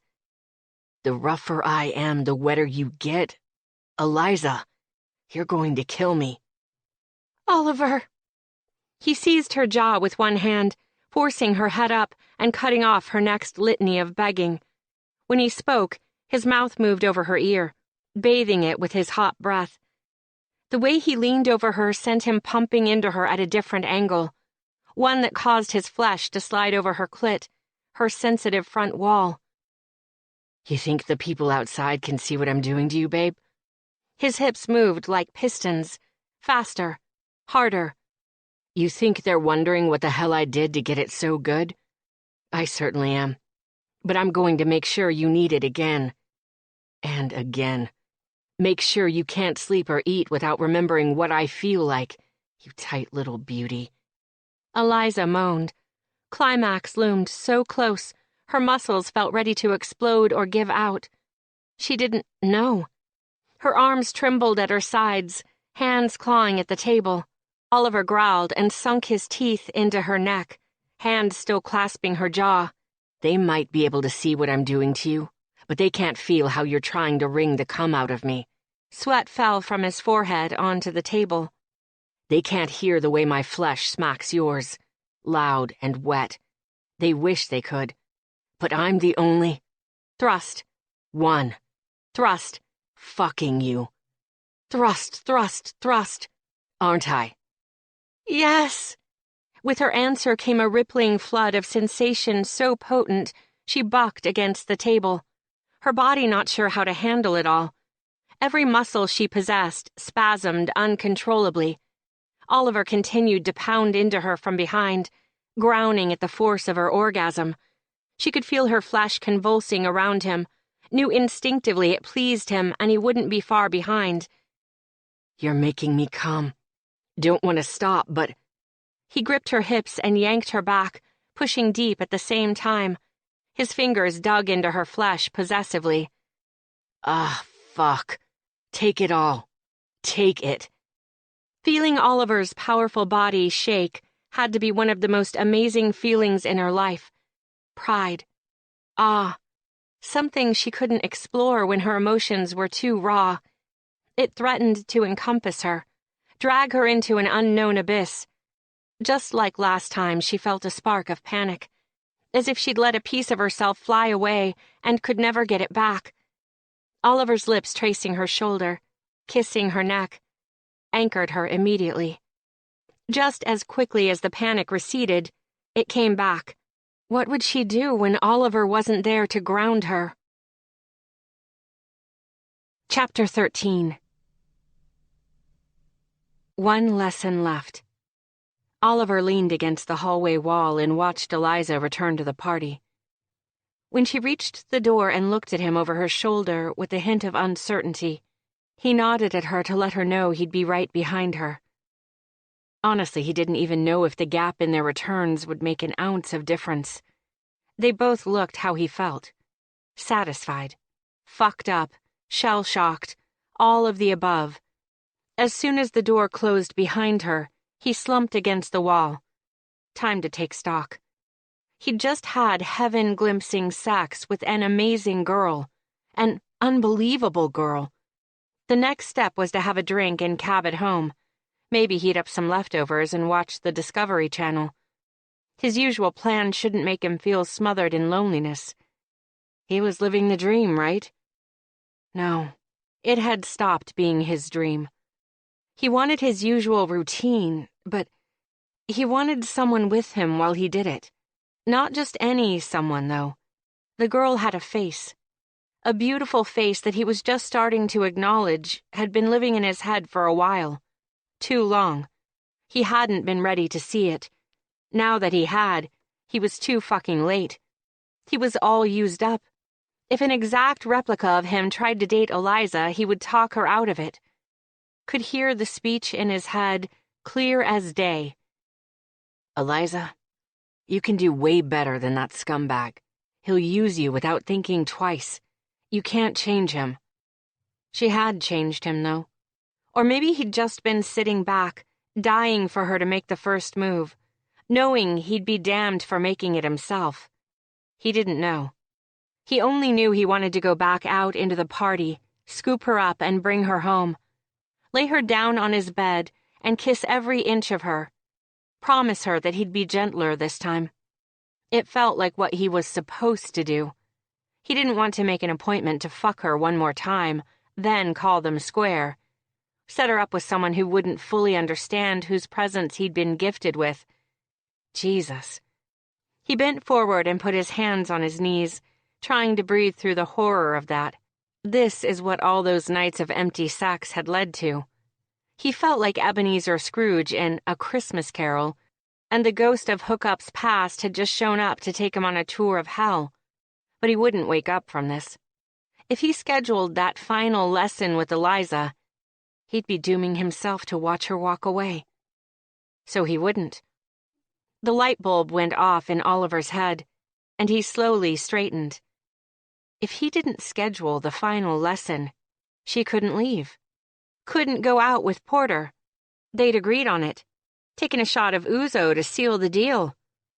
Okay, so what did he do with the stay of execution? When he let the idea settle, his heart started to pound. Could he? Could he try and keep her? If he spent time with her, just the two of them, without sex being the reason, maybe he could convince her he wasn't past redemption. He couldn't be. Not when he felt like the world would stop turning after their final lesson. And hey, Ebenezer Scrooge redeemed himself at the end of A Christmas Carol, didn't he? Sure did. Showed up with a big-ass turkey and everything. New game plan. Get Eliza alone and don't have sex with her. Sounded shitty on the surface. But if he could get her to see past Oliver the womanizer, he had to believe she'd give him a shot. The alternative was to fuck her blind one more time, cement his addiction to her, then watch her bail. Not an option at this point. He shadowboxed the air in front of him and stretched his neck, feeling optimistic for the first time in weeks. Until he acknowledged what he was up against, a disinterested female. God help him. After straightening his bow tie, he went toward the door Eliza had gone through and nudged it open. His gaze found her at the bar ordering a drink. Long minutes passed before he realized he'd been staring at her. God, he wanted her. For keeps. He wanted to make her laugh. Wanted to be the man who had the privilege of showing up at the party and being introduced as her boyfriend. Eliza's boyfriend. It sounded so innocent, but it made him hard. It made him wish he'd kept her back in the conference room for round 2. Maybe he could have passed it off as lesson 2.5. Jesus, he was already fucking up the plan. He pasted a casual expression on his face and strode into the ballroom, his attention locked on Eliza's smooth, exposed back. He could do this. Convincing women of his worth was his thing, right? Yeah. It actually mattered this time, though. If he failed, he lost the girl. A knot tightened in his stomach. I can't fail. When Oliver was 10 feet away, he watched the bartender prop his elbows on the bar in front of Eliza, lean close, and smile. Oliver's step faltered a little under the hot blast of jealousy. His hands curled into fists, his jaw clenched. Easy, man. Sweaty, clinchy, jealous guy isn't exactly charming. Damn. If he felt like this over a flirting bartender, he'd have to be put in an asylum if she went out with Porter. Smoothly, he hoped, Oliver moved in beside Eliza and let a hand slide across her back to settle on her hip. When the bartender's gaze snagged on his hand, he gave her a hard squeeze through the silk. Eliza sucked in a breath and sent him a questioning look, obviously thrown by his possessive behavior. Hang on, babe. I'm just getting started. She gestured toward the bartender. Oliver, this is Jerry. Oliver tipped his head in greeting. Thank you for keeping her company. In other words, fuck off. It was my pleasure. Jerry tossed a white towel over his shoulder. I didn't mean to overstep. It's just not that a lot of customers order ouzo at the bar. I understand. He almost pulled off a friendly tone, but not quite. Although I'm sure her being the most beautiful woman in the room didn't hurt either. Not even a little. Jerry laughed and walked off, presumably to pour their ouzo. Oliver felt Eliza's gaze on him and turned. Her expression reminded him of earlier, right after he'd informed her of his research on Conrad Stearns. Maybe simply telling the truth about how he felt was the answer? Definitely something to explore. What is it? Nothing. She smiled as Jerry set down glasses in front of them. I just forget sometimes how easy you make it look. I don't understand. But he had a feeling he wasn't going to like it. What do I make look easy? She drew a pattern on the bar with her index finger. You say things that would sound like a line coming from anyone else. It's an incredible talent. Nothing I say to you is a line. See? Attempting to hide his frustration, he tossed back the ouzo Jerry had poured. I don't need to use lines on you, Eliza. We've already gone to bed together. They both flinched at his words. Mayday, Mayday. That came out wrong, completely. I spoke too soon. You're not as smooth as I thought. Good, he said on a pent-up breath. I don't want you to think I'm smooth. She stared at him. I am so confused right now. He massaged his forehead. Have lunch with me on Monday? So not helping with the confusion. In 5th grade, his mother had found the Cliff's Notes to Cyrano de Bergerac in the book bag and forced him to read the entire book, cover to cover. Right now, he wished like hell he had someone feeding him poetic words. The right words. He'd take a pass on the giant nose. He hadn't really thought this through, had he? Why would he be asking Eliza to lunch? They had never gone out without Caroline as a buffer before. Their arrangement didn't include a prefix. Of course she'd be thrown off. Oh, her smile seemed strained. Lesson 3. I wasn't expecting it in the middle of the day. I guess you want to make it quick. No, Oliver cut himself off. It hurt him to know she thought he wanted to hurry up and end their arrangement, but as long as he got her out to lunch, he could worry about correcting her assumption later. Let her think it was about sex. When she got there and realized he just wanted to feed her and look at her, maybe grab a kiss or two. He wanted to be her boyfriend, not her priest. She'd be even more surprised. It might even be to his advantage. So what to tell her now? The truth? I want to see you in the daylight, he whispered. For a moment, she looked stunned, maybe even a little hopeful, but eventually laughed. There you are, Oliver. I was worried about you. Another line.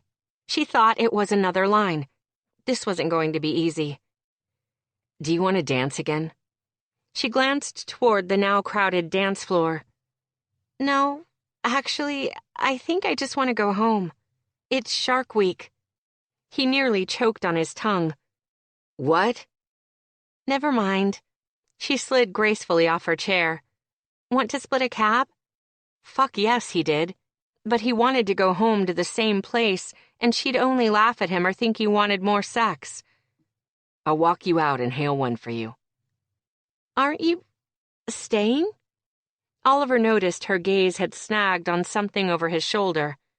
Brow dipping, he turned to find Blue Dress, the girl who'd waylaid him earlier, staring at him over the top of a champagne flute. Talk about Shark Week. She looked ready to strike. He gave her an absent smile he hoped wouldn't encourage. It didn't work. Without taking her attention off him, she set her glass down on a passing tray and swayed toward him. Oliver watched in slow motion as the girl punched another gaping hole in his chances with Eliza. So, she flicked a dismissive glance at Eliza. Are we still getting out of here? Seriously? When had the universe decided it hated him? No, we're not. Excuse me. Without another word, he turned back to Eliza. At least, where Eliza had been a second ago, where the hell? He caught up with her at the door. Hey, where are you going? I can hail my own cab, really. Eliza. He blocked her path and gripped her elbows. Let me explain. You shouldn't have to. She looked up at the ceiling. It shouldn't matter. But it does. Heart in his throat, he shook her a little. But it does. Eliza. No, I don't know. I have to go. A powerful combination of hope and disappointment kept him rooted to the spot, watching as she sailed past the coat check and out into the lobby. He followed a second later, hailed a cab, and went home to watch Shark Week alone, and to regroup. Chapter 14. Eliza snagged the pages from the printer and stapled them neatly. There. She'd spent the morning, not to mention most of her Sunday, getting her game plan ready for her meeting with Conrad Stearns. Unable to sleep after the gala Saturday night, she'd dug deeper than her initial research and found a magazine feature Conrad's ex-wife had done 2 years ago. In it, she was quoted as saying, "My husband is a minimalist. Or he thinks he is, anyway. If he didn't step on fur the second he swings his legs out of bed, he'd expire from discomfort." Just that single quote alone had given Eliza an inside track as to what she would pitch to Conrad. Understated luxury, hidden comforts. She had his number now. Unfortunately, with her work completed for the morning, she didn't have anything left to distract herself with. She hadn't heard from Oliver since leaving him at the gala Saturday night, nor should she expect to hear from him. He'd gone home with that girl who'd looked ready to swallow him in one bite and probably rolled out of her bed an hour later, not even remembering what they'd done together in the conference room just hours before. Too bad she didn't have that luxury. Even keeping herself busy with work, she felt the residual effects of Oliver. Whisker burn on her cheek, sore hips where he'd gripped and jerked her body, impaled it with his own, sensitivity between her legs that wouldn't seem to fade. Every time she crossed them, the silk of her panties would slide over her core, just enough to make her catch her breath. Think of how he'd felt inside her. Relive it. In the conference room Saturday night, she hadn't been able to squash the feeling that they had a bond, one that none of his other flings could boast. She'd oscillated between maybe, just maybe he feels something for me, and get real. Kind of like an adult version of he loves me not. She'd gone into these lessons knowing the score, but somewhere between that first shot of ouzo and their dance floor kiss, she'd started to feel more than the usual attraction to Oliver. As far back as she could remember, his very presence had heated her, made her aware of her body, but she'd never let it go beyond that, purely out of self-preservation. Now, she was falling for him, hard, without a parachute. Knowing he'd made plans to go home with another girl, she'd still come dangerously close to showing her hand. But it matters now, Eliza. He'd asked her the question on her way out the door. She'd said, no, when the word yes had been a bomb ready to explode past her lips. If he'd split a cab with her, she would have invited him in and probably made a fool out of herself. He didn't do waffles the morning after a one-night stand. They weren't a one-night stand, however. They were a three-night stand.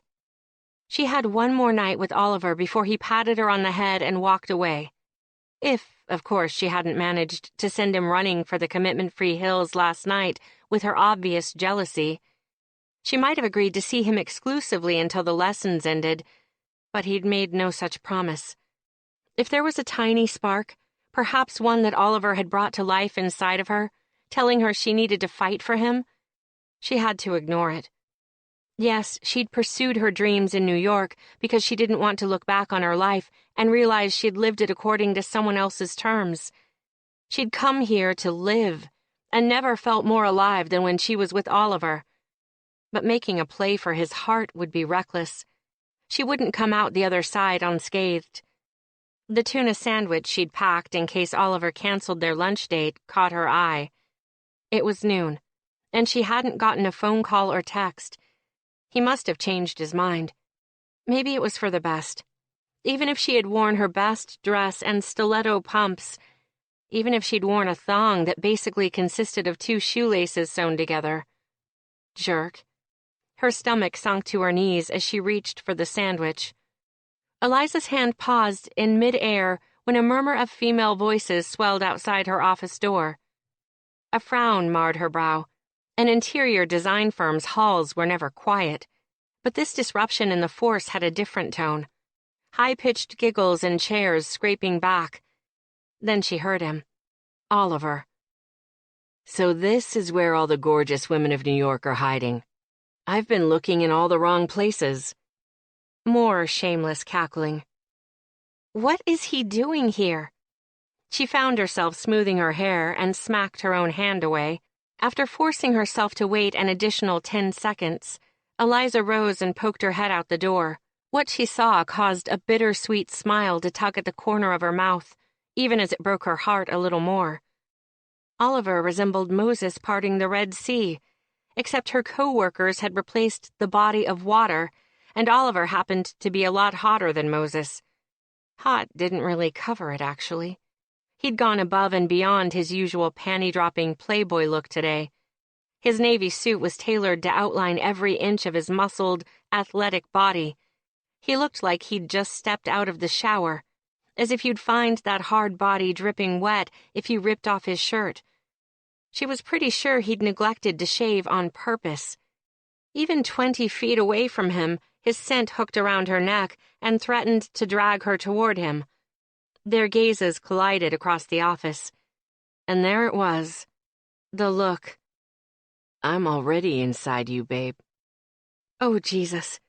She tried not to be obvious about pressing her legs together when a rush of dampness made her panties feel uncomfortably tight, silky. Her breath sounded like waves crashing in her ears. She commanded her feet to move, bring her back into the office, but his eyes kept her pinned to the spot outside her door. Holy frosted cookies.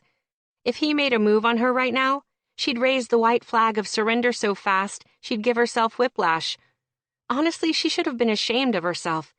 He'd been with someone else Saturday night, and she still wanted him just as bad. More. There's the girl I came to see. Even his voice sounded different. Gruff, filled with intent. You ladies don't mind me kidnapping her for lunch, do you? He started toward her. I'm starving. 2 women fell back into their seats. Take her, someone said. Take her good. Eliza finally managed to back into the office. She had no choice. His expression said that when he reached her, he would tear her dress off with his bare hands. Witnesses would be bad. As soon as he cleared the door, he kicked it shut, backed against her desk, clutching at the edge with her hands. She could only watch him approach with a mixture of awe and appreciation. And something else she really needed to stop feeling. Oliver planted his hands on either side of her on the desk.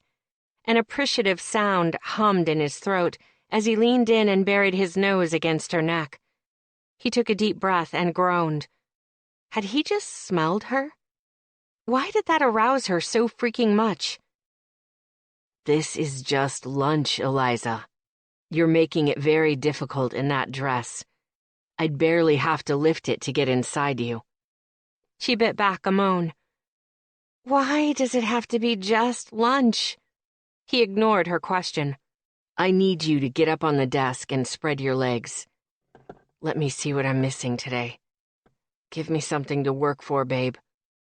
Her confusion was eclipsed by heat. Her legs so shaky she couldn't move to obey. Oliver's throat worked as he took in her predicament. Oddly, Eliza got the impression he wanted to refrain from touching her, but she couldn't understand why. Finally, he took a deep breath and boosted her onto the desk before stepping back quickly, like she'd burned him. Oliver? Show me. His hungry gaze was fixated on her thighs. Show me my property, now. A shudder racked her entire body. She understood now. This was her final lesson. The man in front of her was Oliver, the dominant, her instructor. Only one half of the Oliver she was in danger of falling for. Oh, screw it. She'd fallen. Might as well admit it. She'd fallen for both sides of him. But while his need was real, you couldn't fake that kind of intensity. It wasn't reserved for her alone. He'd just called her his property, but it was all part of the illusion. She needed to remember that. Awareness did nothing to cool the raging lust she felt for him. A pulse throbbed between her thighs, thighs that were dying to spread for him. Always, keeping her attention on his face so she could memorize his reaction. Eliza slowly pushed her thighs wide, as far as they would go. A strangled groan ripped past his lips. Wet for me, are you? God, I'd like to slap your clit right through that silk. You look like you'd come from 5 good smacks. Do it, she whispered unevenly. He growled. Don't tempt me. I thought that was the point. Not entirely. Not anymore. His handsome features were tight as he leaned in and pressed their foreheads together. I didn't go home with that silly girl Saturday night, Eliza. Now answer me honestly, or I will punish your sexy lying mouth. He gripped her chin and tilted it up. The fire in his eyes only served to make her more frantic. For his touch, for his instructions, all of it. Do you honestly believe that after your tight pussy wrung me dry, I'd want something inferior? A wave of dizzying want made her eyes flutter closed. If he didn't have a grip on her chin, she would have swayed off the desk. I don't... The correct answer is no. No. Say it immediately. No. He shook his head. I want the whole thing. Say, my tight pussy wrung Oliver dry, and now he's ruined. Say it 3 times. Eliza obeyed. Every time she said the illicit words, the quickening in her belly increased until her hips were moving in a circular motion on the desk. When she finished saying the words a 3rd time, she waited breathlessly for what would come next. Oliver's cheeks had reddened during her recitation, his breathing deepening until it sounded like he'd run a mile. That's very good, Eliza. But I saw your face when I walked in here. You don't want to want me. Is that right? A muscle jumped in his cheek when she glanced down. Well, I plan to make sure you spend the entire day that way. Wanting me. Needing me. Until you get used to it. Anticipation buzzed in her bloodstream, but it was tempered with nerves. How are you going to do that? We're going to eat lunch, goddammit. Chapter 15. Oliver paused at Eliza's office door and let his easygoing mask slip back into place. He'd never had any trouble shedding his dominant side, but today it had roared out of him without warning, like an uncaged beast. He'd walked into the office and seen Eliza standing at her door, stunning and fresh, yet looking almost sad to see him. Oh, there had been longing in her eyes, too, but that didn't mean anything to him without her happiness. He wanted it all. A vision of her bounding toward him through the mass of co-workers and jumping into his arms flickered in his head, then stayed lit. He wanted that scene to play out in real life so bad, he almost turned and dropped to his knees in front of Eliza so he could beg. The idea to withhold sex under the guise of punishment had come to him on the fly, a reason to push off that final lesson while still spending time with her. Time in which she could really see him. Time for her to realize he had more to offer than pleasure. Now he wondered if he'd been shot with a crazy dart on the way over. His poor girl looked ready to combust. It would take so little effort to reach into her panties and stroke her delicious clit so she wouldn't hurt anymore. Could he allow her to be in pain for any length of time? The idea made him sweaty and anxious. Angry, almost. Eliza should never be anything less than satisfied, all fucking day, every fucking day, especially when she was within reaching distance. Stick to the plan. Right. The plan. He hadn't come there to back Eliza into her office and force her to say words that would normally never pass her lips. But the urge had been undeniable. One look at her in that red strapless dress, and the possessive instinct she'd woken in him crowded out reason. Now that he'd gotten his He-Man spiel out of the way, he needed to refocus. He only had one shot at proving himself worthy. Are you okay? Just 3 softly spoken words from her, and his dick hardened again. Christ. This was either going to be the worst or best lunch break in history. Yeah. I'm just wondering if my delivery got here yet. Delivery? He nodded and pushed open her office door, chuckling when Eliza made a sound like, "What?" Several waiters in crisp black uniforms went desk to desk with trays, setting down covered plates in front of Eliza's wide-eyed coworkers. The aroma of gourmet food filled the space, drawing sighs of appreciation from the ladies and a handful of gentlemen. They were all looking at one another in disbelief, shrugging, as if to say, "I'm not going to question a free catered meal." Mama didn't raise no fool. Eliza came to stand beside him. What did you do? I didn't want to chance them not letting me take you to lunch. He looked down at her and had to restrain himself from kissing her. Had her lips gotten fuller overnight? I figured pasta from Barbuto would give me my best shot. She tried to appear reproachful, but he could detect a smile. So, this is bribery? Total bribery. Any vegans in the house? 5. Damn. I guessed 4. He took her hand and started to weave his way across the office floor, Eliza in tow. Come on, Bunny. One of those vegans will be forced to share, and I don't want you in the middle of the bloodshed. They managed to make their way inside the elevator without being noticed, but immediately he was facing another dilemma. Being alone with Eliza in a confined space. She gave him an odd look when he positioned her in one corner and took the opposite. They'd only made it one floor when the door pinged open and a group of businessmen pushed inside, half of them rattling off numbers into cell phones. Either he stood next to Eliza, or one of the suits crowded her against the wall. As in, not happening. Quickly, Oliver joined Eliza in the corner and braced his hands on either side of her head. Oh, God. So goddamn close. He'd only have to dip his head, and his mouth would be touching hers in all its perfection. She expected him to kiss her, too. He could tell by the way she subtly wet them and looked up at him through her eyelashes. Desperate for a distraction, Oliver looked around the elevator, hoping one of the businessmen would be picking his teeth or have massive sweat stains under his arms. Anything that might douse his urge to bang Eliza against the elevator wall. Nope, didn't work. In fact, it backfired.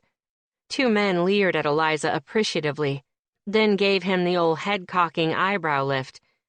The silent dude salute that basically said, "Nice one, man." Jesus.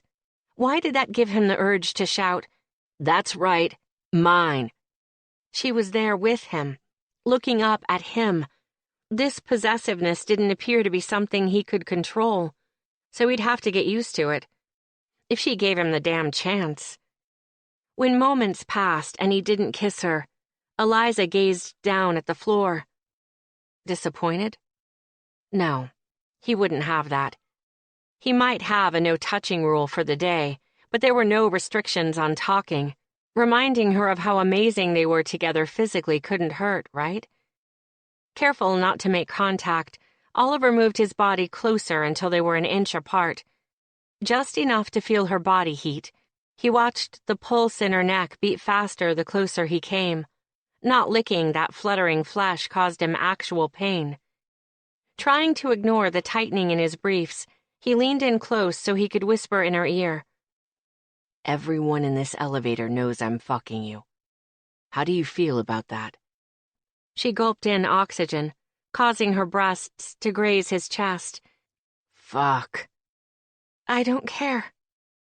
No? She swayed her hips forward to meet his, and he shoved them away with a curse, pinning them to the wall with shaky hands. If you don't care, then by all means, keep looking at me like that. He raised his voice to just above a whisper, curious to see how she'd react if there was a chance someone could overhear. They all wish they could have you moaning and grinding in that frilly come-and-get-it dress.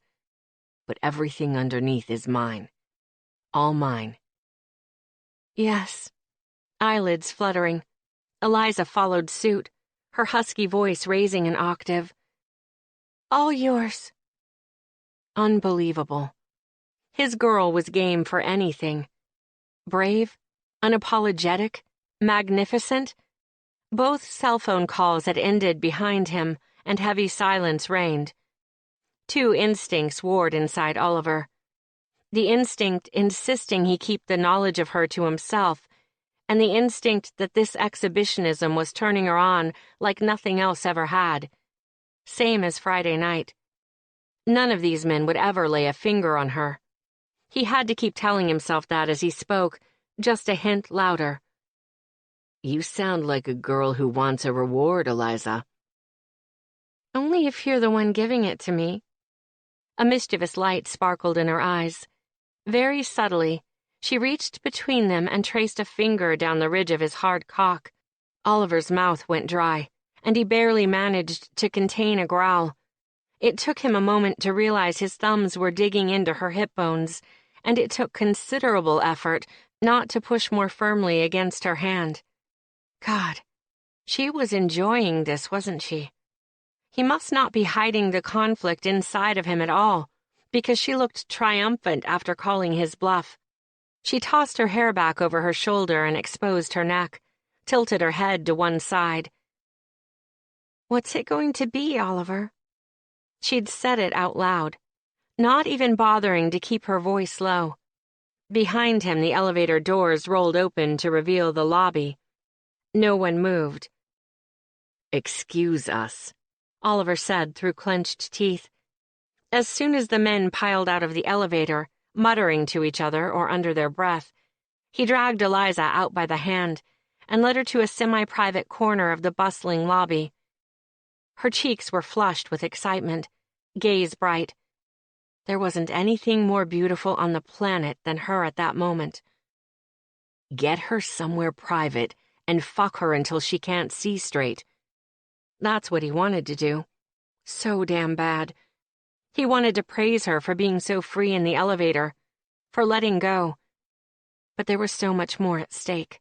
The privilege of showing up at her office and taking her to lunch whenever he wanted. The privilege of sleeping beside her, waking her up with his body. He took a deep breath and attempted to rein himself in.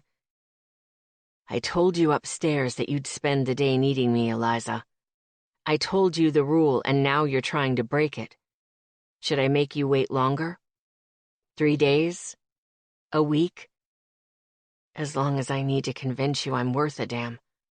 The sparkle in her eyes dimmed, but her breath caught at the command in his voice. No, I don't want that. Good. Let's go. He tugged her toward the exit, but she resisted, searching his face. Oliver, she murmured. Tell me what this is really about. You seem stressed. I don't want to be the reason for that. His heart constricted, denial burning through his chest. With the lobby's crowd swirling around them and voices funneling together to create white noise, she became the only tangible thing in the room. Maybe in his life.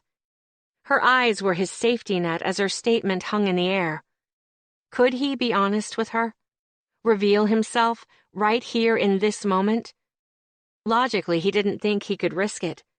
Not when he knew how she saw him. A responsibility-free player. But his instincts, maybe even the organ pounding so furiously in his ribcage, begged him to unload the burden. Tell her. She'll understand. Eliza, His cell phone went off in his jacket pocket, tinny and loud. Son of a bitch. With an impatient noise, he reached into his pocket without looking and silenced the cell. Immediately it started ringing again. She looked concerned as she watched him give in, dragging his phone out to check the screen. Just answer it. We're not in a rush. Oliver had the absurd desire for her to be less understanding, to demand he ignore the call and continue with what he'd wanted to say. But when he told Eliza he needed her in his life, it wouldn't be with the Batman theme song playing in the background. He ran an irritated hand through his hair and checked the screen. Manhattan area code, but no name. Weird.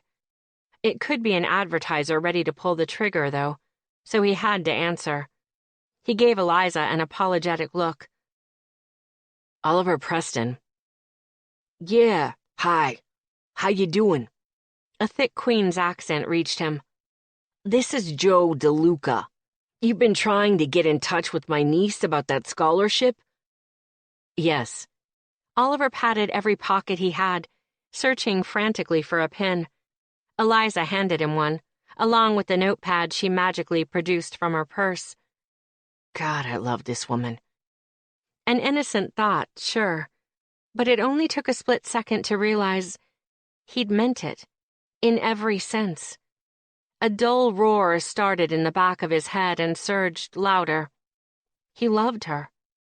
He loved Eliza, not because she'd handed him a pin, but because she'd somehow known this call went beyond the usual importance. It was right there in her encouraging expression. Okay, calm down. Now you know. He'd have to think about it later, when she wasn't standing 2 feet away looking at him like he'd sprouted horns. Why was she looking at him like that? Shit. The phone call. Your niece hasn't returned any of my calls. That's Frankie. She's mule-headed like her mother. God rest her soul. There was a scratching sound on the other end, and Oliver got the impression the other man was crossing himself.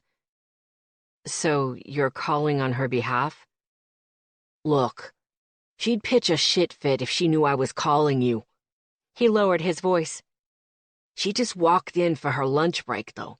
I figure she'll sit still for about 20 minutes, give or take. If you wanted to swing by and plead your case, ABC Cab Company on the West Side Highway. Oliver wanted to ask how he'd become the one pleading to give away money. Shouldn't it be the opposite? Why did the fact that this girl didn't want the money only assure him she was the right candidate? He looked at Eliza, watching him so patiently. He couldn't give up the chance to spend an hour with her, could he? Damn it, though. That was exactly what everyone, his father included, would expect him to do. Blow off a project before he saw it completed. He swallowed hard, cursing the universe's timing. He'd just have to work overtime to make sure he got this chance with Eliza again. I'll be there. Chapter 16. Eliza watched Oliver hang up the phone, already knowing he was about to cancel. It startled her just how devastated she was by the prospect. When just 15 minutes ago she thought he'd blown her off. She wanted to spend every minute with him that she could.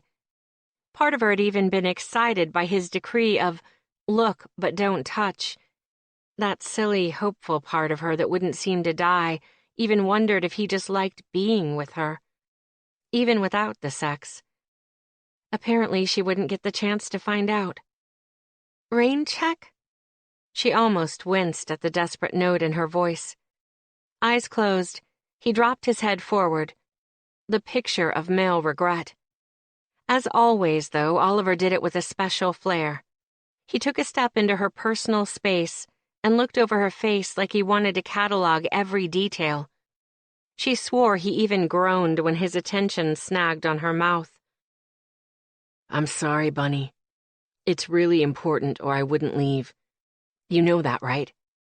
Appearing fascinated, he traced her collarbone with his fingers. When he spoke again, he sounded as if he were talking to himself. I'm under some pressure with a project. I can't put this off. I understand. Curiosity got the best of her. She needed to know what managed to rattle Oliver from the casual, unconcerned air he reserved for business. What's the project? Oliver slid the pin behind his ear. I set up a scholarship in my mother's name. I've been looking through applicants for weeks. Students who were accepted to certain schools but lacked the funds to pay tuition. He looked down at the address where he'd jotted down the name of a cab company. This girl, Frankie, she's a cab driver, just jumped out at me, her essay. She sounded like someone my mother would have liked. She even grew up in Middle Village, just like her. But all my calls go to voicemail. I don't get it. Eliza swore she could feel her heart sinking toward her knees, with the weight of feeling expanding in her chest. I didn't know you'd done that. It's amazing. You have to go. He glanced toward the door, then jerked back in her direction. Would you come with me? The hopefulness in his voice pierced the air, pierced her. Yes, of course. Thank you, Jesus. Once again he took her hand and strode toward the revolving doors. They stepped out into the warm spring air and stopped at the curb. Oliver put out his hand, signaling a yellow taxi to pull over and pick them up. Is it ironic that we're taking a cab to a cab company's headquarters? Ironic would be if we couldn't get a ride back. Oliver laughed as she passed him and ducked into the cab. They rode in silence for a while toward the west side. She sensed Oliver was pulling his thoughts together. Since he hadn't brought Frankie's application with him, he had to pull it up on his phone's email, refreshing his memory on details that might be important during what would apparently be an ambush meeting. He held her hand the entire way there, resting in between them on the vinyl seat. She didn't know if he was aware of it or if the absent brushing of his thumb over her knuckles was an attempt to scramble her brain. But she liked it. Okay, she loved it, in a way that could prove harmful to her health. When they were almost there, he stowed his phone in his jacket pocket and stared out the window. If I don't deliver on this, no one will be surprised. She squeezed his hand. I would. His gaze slammed into hers and held. I'm really glad you're here. Me too. The air in the cab felt thin, hard to inhale. What about you? Oliver brought her hand to his mouth and kissed the back of her hand. When are you meeting with Conrad Stearns? Friday, she managed. We're doing an in-house consultation. She swore his grip tightened at the words, in-house, but his neutral expression made her wonder if she'd imagined it. What's your game plan? How could he expect her to concentrate when his tongue kept licking out to taste the pulse at her wrist?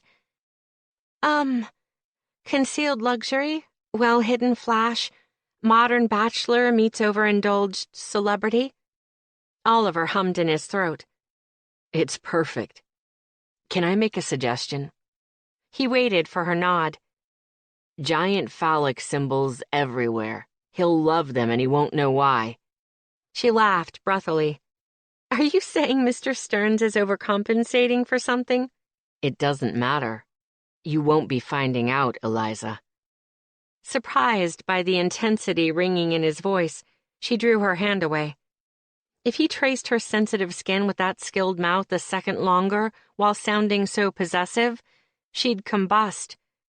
Oliver watched her pull away, with his expression once again unreadable. I thought of something else ironic. Shoot. He turned to look out the window. I've brought along one girl who doesn't want what I'm offering to help convince another girl with the same problem. Eliza stared at Oliver, wondering if he'd started speaking in a different language, or thought she was someone else. Doesn't want what I'm offering. What did he mean? I don't The cab jolted to a stop. With mechanical movements, Oliver drew a $20 bill out of his wallet and handed it to the cab driver. Keep the change. She had no option but to exit the cab curbside and wait for Oliver to follow. Her earlier question was still flickering in her head, but Oliver's stiff posture dissuaded her from asking it.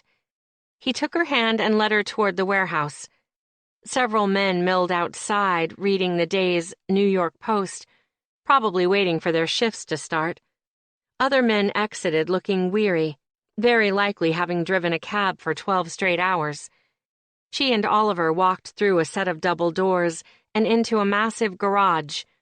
Yellow cabs were parked in rows extending all the way toward the back. An orange-vested man directed traffic in and out, cabs coming in or leaving. Oliver scanned the huge space for a moment, then tugged her along the perimeter toward the offices visible from the floor. A woman with a clipboard and a headset stood blocking the entrance, but she nodded and stepped aside when Oliver mentioned an Italian-sounding man's name. It brought them into a hallway with offices on either side, which led them to a cafeteria-style room. Tables and chairs were arranged around the room in no particular pattern, all of them occupied. Eliza watched as Oliver made eye contact with a burly, mustached man sitting in a group. He nodded toward a table in the corner where a girl sat alone, eating an apple and reading a book. Even from this distance, Eliza could see it was T.S. Eliot. Definitely Frankie. Eliza tightened her fingers around Oliver's hand to reassure him as they walked toward the girl. As if she had some kind of sensor, both of her unusually light-colored eyes flashed up to watch them approach. But she didn't lower the book. "It would appear you're in the wrong place, folks," Frankie said with an accent that made Eliza think of the Mets or Marissa Tomei.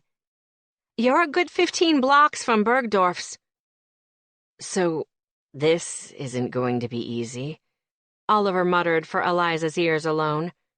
They stopped at the edge of her table. Still, Frankie didn't lower the book. It might count as the first time in history Eliza witnessed a girl completely ignore Oliver.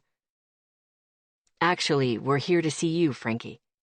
I'm Oliver Preston from the Adele Preston Scholarship Fund." Her mouth paused in the act of chewing the apple. Without missing a beat, she gave the mustached man her middle finger. "Last time I tell you anything, Joe." "Hear 'em out, would ya?" the man called back, shifting on his bench. "I'm sick of your scrawny ass sitting around the place, reading books and making us all look bad. Go do something." Frankie's cheeks turned red, and she let the book drop to the table. Now that Eliza had a full view of the other girl's face, she realized how pretty Frankie was underneath the baseball cap and grease-smudged face. After a moment wherein she looked to be deliberating with herself, Frankie crossed her arms.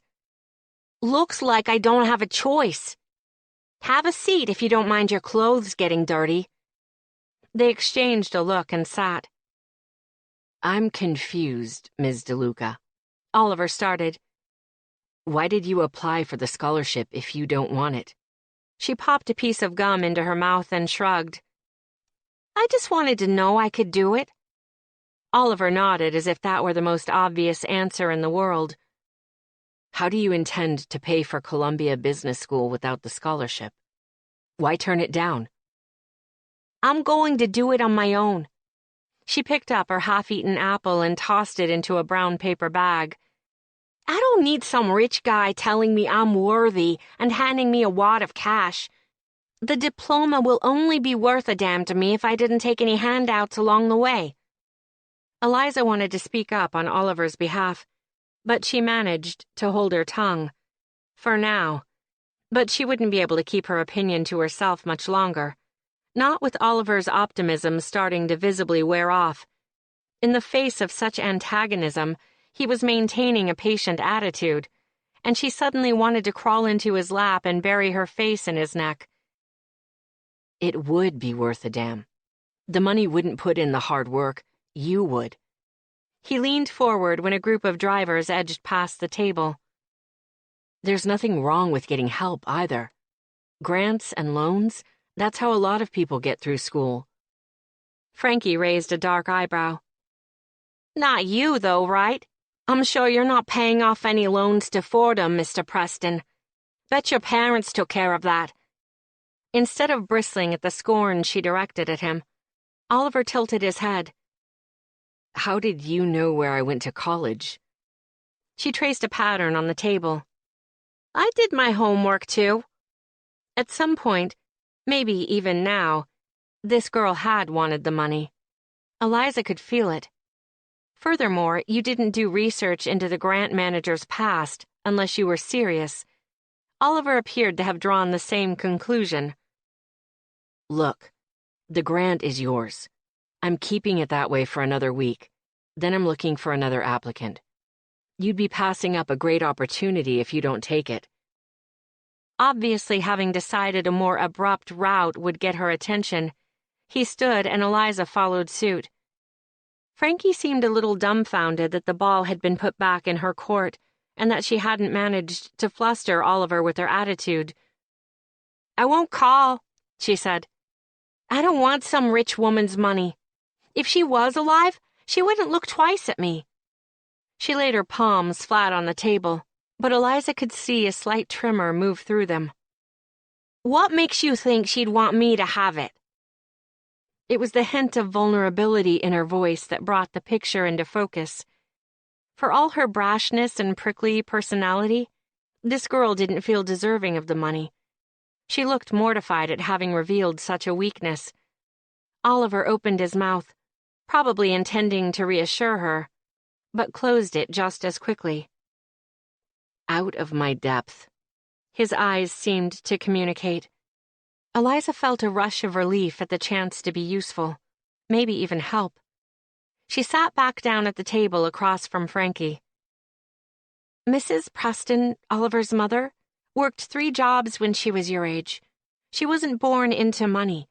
She just happened to fall for a man who had some extra cash lying around. A touch of a reluctant smile. I never had the chance to meet Mrs. Preston, but I know she raised 2 children who have all her best qualities. They're smart and thoughtful, genuine. They're my 2 favorite people in the world. She could feel Oliver's gaze boring into her back, but didn't have the courage to turn around. Didn't want him to see how completely she meant what she'd said, afraid he'd see more. I had nothing growing up. We survived on a truck driver's salary that fluctuated every week. Without help, I never would have gotten through college. Would never have gotten a job I love. Frankie's intelligent eyes were weighing everything she said. If you won't take Oliver's word for it, even though you should, take mine. I think if there was one person Mrs. Preston would have wanted to get the scholarship, it would be someone who was worried about disappointing her. She lowered her voice. The only person you can disappoint is yourself, Frankie. I've only spent a few minutes with you, and I already know you won't let that happen. Chapter 17. When Oliver was 12 years old, he'd won the 100-yard dash at his middle school relay race. He could still remember how he'd felt right before the race. The surging adrenaline, the fear of failure. His parents and sister had been in the stands, 3 serene faces among the cheering crowd. It wasn't that they were any less enthusiastic. They just played their emotions close to the vest. Always had. He'd been like a Monopoly pawn that had accidentally been stored with the chess set. Waiting for the race to start, it had struck him for the first time. How different he was from his overachiever sister. His former working-class mother. His quietly overbearing father. He thought, maybe if I win this race, I'll be let into the club. They'll realize I'm one of them. It just took me longer to get here. Time stretched during the race, feeling interminably long, like he was running underwater. He didn't see anyone on either side of him. But for all he knew, the race could be over. Reality was so blurry and fast, he couldn't grab onto any semblance of thought. When he crossed the finish line and realized he'd won, he didn't know what to do with his hands. He remembered it so clearly, not knowing whether to raise them over his head or prop them on his hips. When it dawned on him that no one was cheering, he'd turned toward the stands and noticed everyone's attention was still fixed back towards where the race had started. One of his opponents had tripped halfway through and gone face first into the track. Blood streaked down his face and dribbled off his chin. The poor kid had looked miserable, probably mortified at having so many people witness his fall. Parents, coaches, girls. But as Oliver watched, the guy smiled. The other runners had stopped mid-race to help him to his feet and walk with him toward the finish line. Everyone except Oliver because he'd been too far away, frozen to the spot.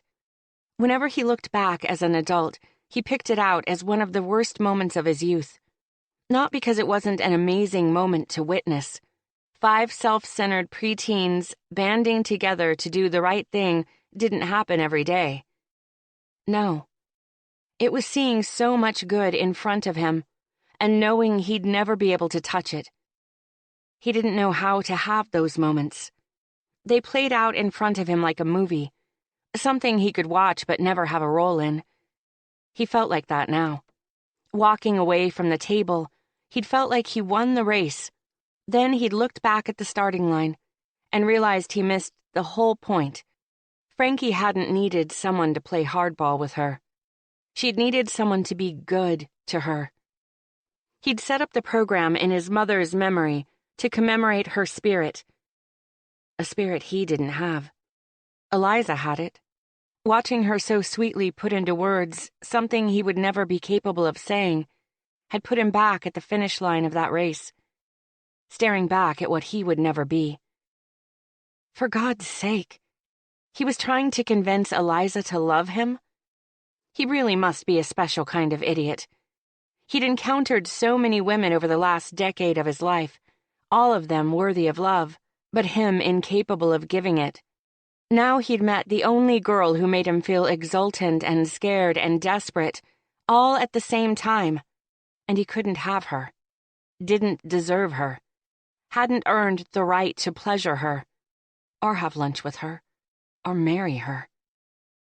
Oliver felt like he'd had a steel bar driven through his middle. Oh yeah, he'd actually had the notion in the back of his head, but hadn't allowed himself to acknowledge it until now. He'd sell his soul to the devil to marry Eliza, but the bastard was already in possession of it. What was that old saying? If you love something, let it go. Whoever the hell had come up with it must have walked a mile in his shoes at some point. Probably a former recipient of the New York City's most eligible bachelor title. He'd been deluding himself to think he could have Eliza. What would she get out of the bargain?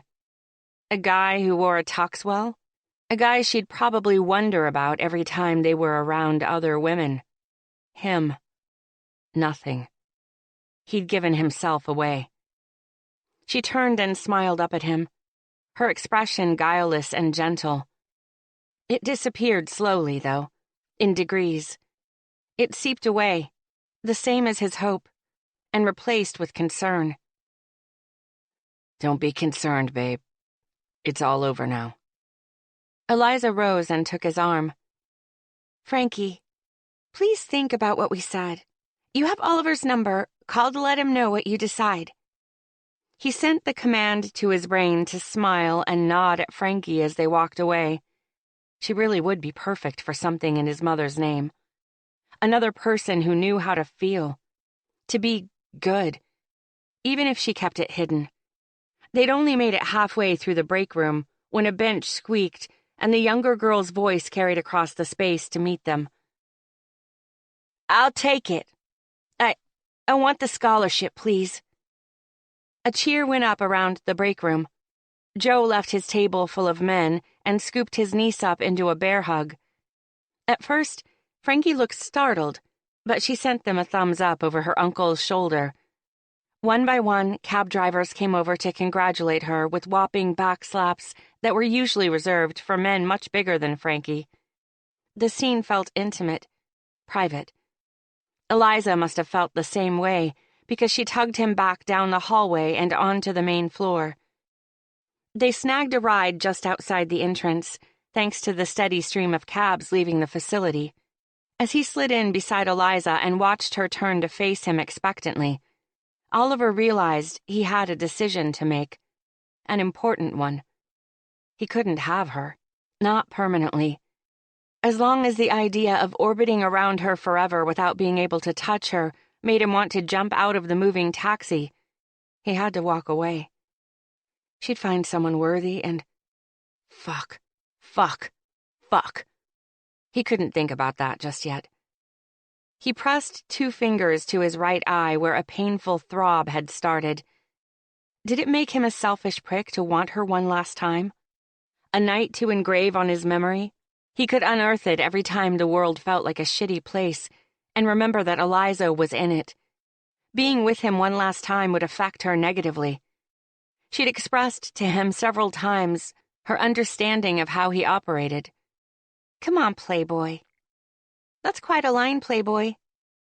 No. She'd walk away unscathed, heart intact. The least he could do for her was live up to his end of the bargain. Make sure she never went into a situation without the armor of knowledge. God, if he couldn't have her, he at least needed her to be safe, with someone else. Oliver pondered the door handle, wondering if the cab was going fast enough to break any bones. Are you all right? She scooted closer on the seat and took his hand. It went great in there. You did it. She's in. He pushed her hair away from her face. That was all you, Bunny. You're incredible. No, that was classic good cop, bad cop. We nailed it. She ran a finger down the center of his chest and his lungs seized. How could he live with wanting her this bad? You know, if you ever considered a career in law enforcement, you'd look great in the uniform. Her mouth looked so delicious, only a few inches away. No. If he kissed her now, they'd be at his apartment within minutes, screwing on the first surface he could plant her ass on. Then it would be over. Lessons complete. His body begged for her, while the rest of him screamed, "Put it off. You only get her one more time. Don't make it a quickie in between meetings." Eliza. She popped open the top two buttons of his shirt. Keeping her gaze locked on him, she licked the hollow of his neck, tracing a path up to his ear. Okay, we'll ditch the uniform and keep the handcuffs. Sound fair? Oliver groaned. Feeling so hot he actually pondered fulfilling the urge to drag Eliza onto his lap and sink her down on the erection for which he was responsible. He could throw a handful of bills at the cab driver and tell him to keep driving. The guy probably wouldn't bat an eyelash. She hadn't ridden him yet, and that suddenly seemed like the crime of the century. Still, his heart won. He couldn't stand for his time with Eliza to end so soon. He couldn't. Stop, babe. She went still, her tongue pausing in its exploration of his ear. Okay? The hurt in her voice made him feel seasick. I have to get back to the office. There's a meeting. People are there. Nice one, fuckwit. As if she'd been climbing on an electrified prison fence that had suddenly jolted to life, she all but dove back to her side of the cab. One shaky hand came up to tuck a lock of blonde hair behind her ear. She hadn't bought his excuse. No one would have. Yeah, me too. Meeting. Christ. He couldn't let her go without setting their final lesson. As soon as the cab stopped moving, she'd be running toward her building. He'd hurt her feminine pride, and she probably couldn't wait to start avoiding him, forgetting about him. Not yet. We're not done yet. Eliza. Her head whipped around at the dominance in his voice. The sheen of tears in her eyes transformed on the spot into a glazed look, one she got when he spoke to her this way. Damn it. Why did she have to be so perfect for him? Following him seamlessly between both sides of his personality without any prompting beforehand. Like they'd been doing it their whole lives. Not fucking fair. He took her chin in his hand and held it firm. Wednesday night at 7. My place. You'll arrive without a bra or panties on. In this dress. I want your hair up so I can see all of you. Knowing it was a risk, he leaned in and kissed her. A slow brush of lips that exacerbated both of their breathing. Your final lesson, Eliza. I plan to make sure you graduate with honors. Chapter 18. Eliza rested her forehead against the cool passenger side window, watching absently as her breath fogged it up. She'd made dinner plans with Caroline tonight in an effort to distract herself from thoughts of Oliver and their last meeting tomorrow. Kind of silly, considering the two of them were siblings and shared a nose. But her best friend had an uncanny way of taking her mind off everything, usually with off-the-wall topics that had little to do with either of their professions. Eliza liked to think they decompressed each other. With an hour to go in the workday, Caroline had called her apologizing. Even with her and Oliver at the magazine's helm, their father was still required to sign some paperwork from time to time, and Caroline needed documents signed for an early morning meeting. Not wanting to cancel completely, she'd invited Eliza along for the ride to Long Island, promising egg rolls and noodles on the way back. She'd had no choice but to agree. The alternative was burrowing under a pile of swatches on her living room floor and watching a Pawn Stars marathon. Oliver. Who was he to her now? Could she spend time with him now and not think about what he did to her body? How his voice sounded in her ear? She didn't think so, and that scared her. After yesterday, she couldn't fool herself anymore into thinking he was a typical ladies' man with commitment issues that happened to be atrociously handsome. Oliver was a damn sight more than that. He had insecurities, just like anyone else, only she hadn't realized until yesterday just how deep they ran. No one will be surprised if I don't deliver on this. His family's lack of confidence in him had always been a running joke, one she'd even been in on from time to time. But it wasn't funny to her anymore.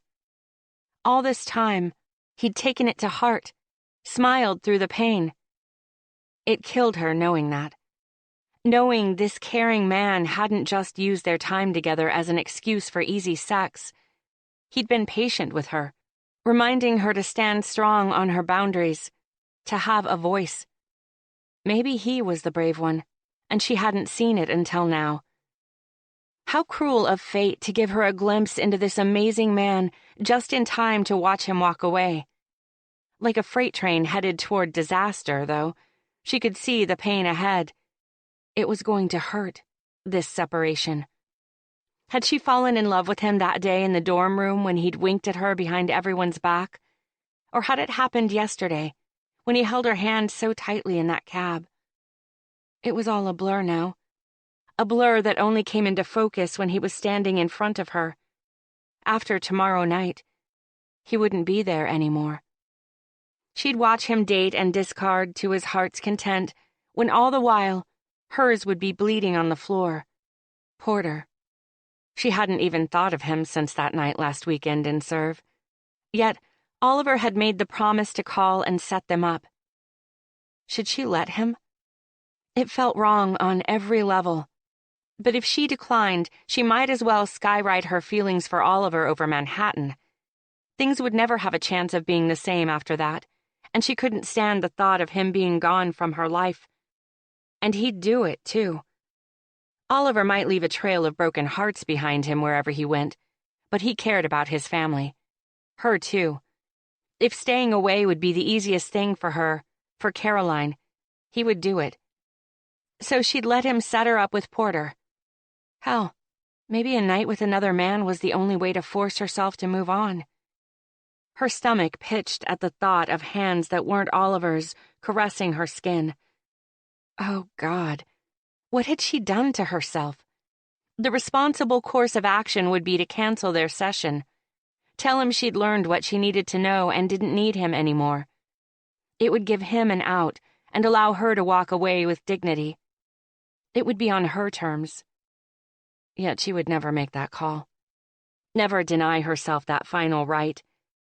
She'd regret it for the rest of her life if she let an opportunity to be with Oliver pass. So she'd wait for the fall that came after. Caroline turned off the highway and headed down the tree-lined avenue that would lead her to Philip Preston's house. Jonah wants to get a dog. Eliza wrote Fido in the condensation she'd created on the window. What kind? We've only gotten as far as big-ass dog. It's a start. This was why she loved Caroline. Her friend ran an edgy, successful magazine, wined and dined with corporate fat cats on a weekly basis, yet she never talked about it. That fascinated Eliza. She considered Caroline her best friend, sometimes her only friend, but they both had unspoken boundaries. They only delved into personal or professional fears when absolutely necessary. But when they did, Eliza always came out on the other side feeling better. Unfortunately, Eliza was only starting to realize she might have used their carefully constructed boundaries to justify her relationship with Oliver. She told herself they were all adults and this was only an innocent diversion. Sitting next to her best friend at that moment, though, she couldn't deny the guilt wrapping around her like a cloak. So you're telling me I need to accommodate a big-ass dog in my redecoration plans? Yes. Caroline's tone was brisk, but a smile tugged one end of her mouth. We'd like a puppy jacuzzi complete with massaging jets. Of course. Eliza pretended to take notes. And he should have his own separate entrance. Don't want him feeling trapped in that giant brownstone. Who said big-ass dog was going to be a male? I like the idea of girls outnumbering Jonah 3-1. I apologize for my doggy discrimination. Caroline snorted. Honestly, I think Jonah doesn't like me there alone at night when he works late at Serve. Of course, he won't say that because he'd have to hear me.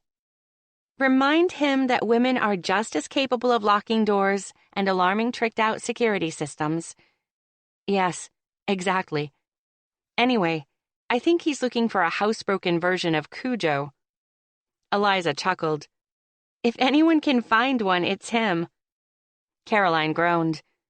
I asked Oliver to talk him out of it, but he's been so preoccupied lately. I think he forgot. Some brother he's turned out to be. Just the mention of his name sent blood roaring through her veins. The scenery passing by the car felt sharper at the mere reminder of him. She cleared her throat into the silence. Well, he'll be sorry when he gets stuck with Cujo sitting duty. Ha! I love the way your mind works, Ballas. Her friend sighed. Not sure what's up with Oliver lately. He's been at the office earlier than me every day for 2 weeks.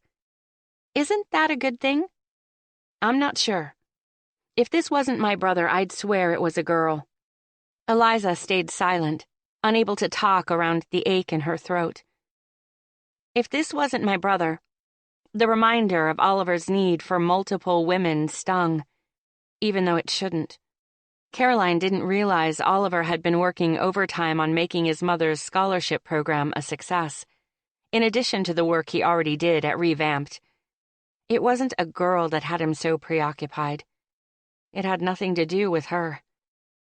Caroline turned into her father's driveway and frowned. Well, speak of the devil. Her headlights illuminated Oliver as he stepped out of his own car, holding a handful of documents. Eliza's body felt like it might melt into the seat. After thinking of him nonstop throughout the day, seeing him in the flesh was like a crazy shot of adrenaline. He still wore his suit, but his sleeves were rolled up, his hair in disarray from a day's worth of finger pulling. When Caroline killed her headlights and he saw her sitting in the car, she watched his Adam's apple slide slowly up and down, probably from nerves or guilt. This would be the first time the three of them were in the same place since the lessons began. There would be no escaping it. Oliver forced himself not to rush Eliza as she climbed out of the car. He'd had a long, frustrating day, and the reason for most, all of that frustration looked like a breath of fresh air while he felt like shit. It took all his self-control to remain standing in the driveway when he wanted to spread Eliza across the hood of his car and pump every ounce of his vexation into her. In his current state, he didn't really give a fuck who was watching, as long as he could have her. Did that make him a degenerate? So be it. He'd been called worse. God, his attitude sucked, and he couldn't do a damn thing about it. Less than 24 hours to go until she left his life for good. At least in the capacity he wanted. Tonight would only be the first of many times he'd be in the same room with her, forced to smile genially and be Caroline's big brother, as opposed to the man fucking Eliza's sweet, flexible body. The man on the receiving end of her secretive smiles. The man she absorbed comfort from. He took a centering breath and loosened his grip on the documents in his hand before he crumpled them. What are you two doing here? Caroline tossed her car keys into her purse and approached him. I could ask you the same thing. Paperwork for the scholarship fund. His sister brightened. Finally telling him. I can't wait to see his reaction. She kissed him on the cheek. I bribed Eliza with noodles to keep me company. Too bad we didn't know each other's plans. We could have driven together. Too bad, he murmured. Eliza hovered a few feet behind Caroline, looking unsure how to proceed. He raised an eyebrow at her and opened his arms for her to walk into. Bunny, it's been forever. God damn it. She felt perfect in his arms. He wanted to sit down on the dusty driveway and rock her in his lap. Under his sister's discerning eye, he just barely managed to release her before it became inappropriate. Needing a breather, he led the way toward the front door and let them in. "Father?" Caroline called as he flipped on the hallway light. "I'm in my office," her father's wearied voice called back. "I'm in the middle of a chapter. Be out shortly." On cue, he and Caroline rolled their eyes. Their father lived his life between chapters and had uttered the same phrase at least 1,000,000 times since they were kids. All three of them walked into the kitchen, turning on lights as they went. Automatically, Caroline went to the coffee pot and started making coffee, leaving him free to stare at Eliza for a few precious seconds. She just had to go and wear a skirt where he'd been owning a hard-on since yesterday afternoon, didn't she? It hugged her ass like a second skin, ending only a short length below those round cheeks. No panty lines meant a thong, or nothing at all. Fuck. As if she didn't have a single care in the world, she braced herself on the kitchen island on her elbows and laughed at something Caroline said, making her breasts bounce and strain against her white blouse. He closed his eyes and prayed for the return of his sanity. His father and sister were in the same house, and they were the smartest people he knew. If he kept pondering the angle with which he could bang Eliza against the wooden island, they'd see right through him. Caroline set 4 mugs on the counter and faced him. "So, what's the latest on your secret project? I've been dying to ask." Yes." Their father walked briskly into the kitchen, nodding at Eliza once. "Please tell me what dragged me away from Steinbeck." Everyone watched him expectantly. Eliza gave him a small, encouraging smile, and it made him feel about 10 feet tall.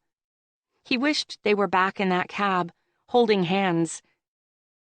"We started a scholarship in Mom's name, for women who can't afford school but deserve to go, same as her," he said, speaking over Caroline when she tried to interject, probably to point out that it had been his idea, not theirs. "I've found the scholarship candidate I'd like to accept. If you both agree with my choice, I'm dropping the paperwork to Columbia in the morning." His father looked surprised. Caroline delighted. "That's awesome. Who is it?" "You moved rather quickly on this," Philip commented. "Why did no one inform me?" "I wanted to bring you a candidate first," Oliver explained. "Her name is Frankie DeLuca. She's 24, a cab driver from Middle Village, Mom's neighborhood." Caroline held out her hand for the paperwork and he handed it over. "A cab driver? God, that's a dangerous job for a girl so young. Have you met her?" "I have." He traded an amused glance with Eliza, knowing the other two were busy scanning the grant documents. "She's tough as nails. She won't take the chance for granted." Caroline looked up with tears in her eyes. "Would Mom have liked her?" "Without a doubt." His sister reached into her purse and took out a pen, ready to sign, but Philip stayed her with his hand. "Let's not rush into this. We know how thoroughly your brother vets girls before approving them." His father's sarcastic remark didn't faze him. Not anymore.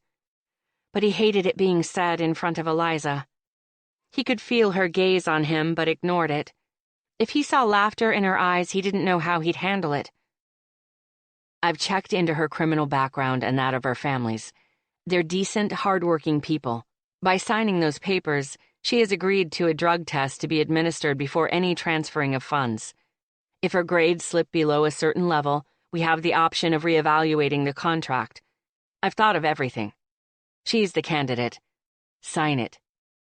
Caroline looked like she might break out into applause. She signed the documents and handed the pen to her father. "You heard the man. He grumbled under his breath the entire time, but their father managed to put his signature in all the required spots. When he finished, he turned to leave the kitchen. "Caroline, I have some issues to discuss with you privately." She wanted to decline. Oliver could see that. They were equal business partners, but his father trusted Caroline more when it came to personal matters. Hell, everything. That's how it would always be, and he'd resigned himself to it. "I'll make some coffee and be right in," his sister muttered. He devoured the sight of Eliza as soon as Caroline turned her back to fuss with the coffee. "How's the club, Caroline? Jonah?" he asked to distract her. "Great." A drawer opened and shut, but he could barely hear it over his pulse. Would it be obvious if he just walked past Eliza and stroked her smooth inner thigh under the island? "Actually, Eliza and I were at Serve last Friday." "Really?" He hadn't known that. Didn't fucking like it. Why hadn't she told him? It wasn't exactly a destination for girls' night out. "Good crowd?" Eliza went still, which worried him even more. "Great crowd, as usual," she hurried to say. "Jonah asked me to "Oh," Caroline broke in. "Tell Oliver about your admirer. What was his name? Porter or something. The guy was ready to club you over the head and take you back to his man cave." The ache that had been throbbing behind his eye since yesterday spread, encompassing his entire skull. Around him, the kitchen closed in. His limbs felt heavy, his chest tight. "Is that so?" "She's exaggerating." Eliza's skin had gone pale. "We talked for a few minutes." Caroline turned and gave Eliza a sly look. "But you sure made those minutes count. I never knew you were such a flirt." Leaving that final line hanging in the air, his sister picked up 2 coffee mugs and sailed out of the room. Oliver wasted no time closing the distance between him and the object of his lust, his misery, his need, his everything. "You didn't follow the rules, Eliza." Chapter 19. Eliza didn't have a chance to prepare before Oliver's hands found her ass and hauled her off the ground against his hard body. She thought he was going to kiss her, was dying to be kissed, but he didn't. Instead, he walked them back through a doorway she'd never been through. He didn't bother turning on the light, but she could tell, thanks to the faint moonlight trickling in, that they were in an enclosed porch, one that overlooked the backyard. Then she stopped giving a damn where they were, because Oliver demanded all of her attention. He was mad. It shocked her into staying silent. So unusual was it for her to see him angry. In fact, she was pretty sure she'd never seen him anything but mildly put out. His shoulders and chest muscles were so rigid with tension, they shook against her. His teeth were bared in a way that suggested he might bite if provoked. Yet she wasn't scared. Not for a single second. No. She was pissed. How dare he get mad at her for talking to Porter? He couldn't even walk through a room or cross a street without fielding a marriage proposal. Wasn't the whole point of this arrangement to prepare her for men like Porter? Underneath her outrage, though, lay the real reason for her ire. She'd fallen for this man, fallen flat on her silly, naive face, and he wanted to discuss rules? God, she'd never wanted to punch someone more than she did at that moment. Just to see him in a fraction of the pain she would be in leaving his apartment tomorrow night. Or maybe he didn't even want her there now. Was that to be her consequence for simply talking to Porter? Fear eclipsed her anger momentarily. But when he leaned in and nipped her bottom lip, it came rushing back. "Put me down." He released her bottom, grunting as she slid down his body. As soon as her feet hit the floor, he pinned her to the wall and buried his face in her neck. "You've never needed to remember your safe word more than you do right now, Eliza." I don't know what's happening to me. I do. She could barely hear him over the flood of emotions. You've started taking this too far. I know there are rules for a reason, but I only talked to him. Nothing happened. With a shake of his head, he met her gaze, but it looked fevered, lost, nothing like Oliver. It's like it doesn't even matter. I don't want anyone fucking near you. He ground his head against the wall over her shoulder. God. You were flirting with him? Hope took flight in her sternum. It was a dangerous thing, that hope. But his behavior far exceeded a dominant being upset over his rules being broken. This wasn't a scene or a game. His possessive attitude came from a different place. Was it possible he felt something more than attraction for her? Hope's wings beat faster. Digging deeper would require some stealth. If she was wrong, if this was merely a case of his ego being bruised, she didn't want to reveal herself, her feelings for him. Oliver, we decided this would be casual. She listened to his breathing slow. Has something changed for you? Why? His gaze bored into hers, colder than she'd ever seen it. The sooner we get this over with, the sooner you can be with him, right? Put all the skills I've taught you to use? He nudged her belly with his erection. Well, I'm not done fucking you yet. I need more time. All about sex. This is all about sex for him. Sex and ego. He couldn't stand the idea of her wanting someone else. It had nothing to do with him wanting her back. Sorry, Playboy. Rules are rules. One more lesson and we're done. A broken sound fell past his lips and twisted something sharp inside of her. The fact that she could still hurt for him when he'd just proven himself a self-entitled jerk told her she must have fallen even harder than she'd thought. How long would it take to get over this man? Would she ever? The questions were shoved aside when Oliver pulled her off the wall and spun her toward the middle of the porch. When she came to an oversized chest, he gripped her hips to stop her. His movements were controlled, precise now, as opposed to jerky and desperate as they were moments ago. This does not count as our final lesson, Eliza. He pushed her forward until her palms smacked down onto the cool surface of the chest, leaving her bent over, backside in the air.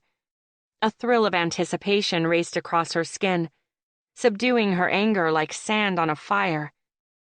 Do you understand me? Oh, Lord. What was he going to do? Caroline and Mr. Preston were only a few rooms away and could return at any time. Would return. With that realization only increased her traitorous excitement. She knew she was in trouble. She wasn't going anywhere. Still, she needed to hold some part of herself back. Both times they'd been together, she'd thrown her inhibitions up in the air and let them scatter like a deck of playing cards. She'd bared herself completely, and look where it had gotten her. This time, she would take the pleasure and run. The longer she stood in the vulnerable position, the harder she throbbed between her thighs. Knowing Oliver stood a scant few inches from her presented bottom stole her breath, made her feel incredibly flushed from head to toe. Finally, she answered him, unable to wait another second. Yes, Oliver. I understand. This isn't a lesson. Oh, it's a lesson. It's just not your last. Rough hands wrenched the skirt up and over her hips. His rumbling growl jolted her heart into beating double time. He squeezed the flesh of her right cheek in his hand, tight, tighter, before letting it go and slapping it. Eliza gasped, her arms nearly buckling beneath her. Such a small action, a mild strike of her backside, yet she felt as if she'd just broken the surface of an ocean, breathing oxygen for the first time in hours, years. Her nerve endings crackled to life, begging for another hit of their wonder drug. "Please do it again, Oliver. Please." He trailed his fingers down her back and tangled them in her hair. The move pressed his lap against her ass, his heavy erection nestling in the valley of her backside. He gave a quick thrust of his hips. Just one, but it sent a bolt of pure heat to her core.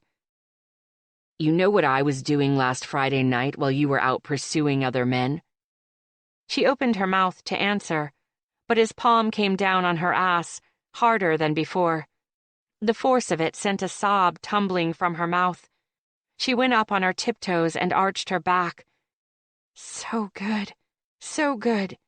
More. "I'll tell you what I was doing." The hand in her hair tightened and yanked.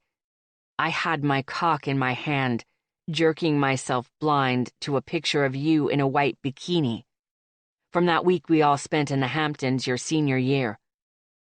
I pictured you on your hands and knees in the sand, me giving it to you hard enough from behind to work your tits free from that top." He spanked her ass again. This time it was hard enough to vibrate through her, make her teeth click together. Between her thighs, the ache became unbearable. She couldn't come like this, could she? Every time his hand connected with her willing flesh, she drew a little closer to the edge of a perilous cliff, one that she suspected would have an interminably long fall. Her eyes saw nothing, staring into space and waiting for his next slap. It consumed all her focus. Again, need it. I noticed this little gap of daylight between the tops of your thighs and your pussy. The hand he was using to spank her delved between her legs and cupped her moist center. Squeezed. My tongue wants to live in that hot little gap. Thinking about it made me come every slap, single slap, time.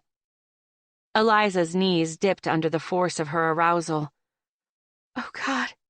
Oliver, keep going. Oliver cut her off, talking in that low, hypnotic voice. "We have a deal, Eliza. Mine until the lessons are completed."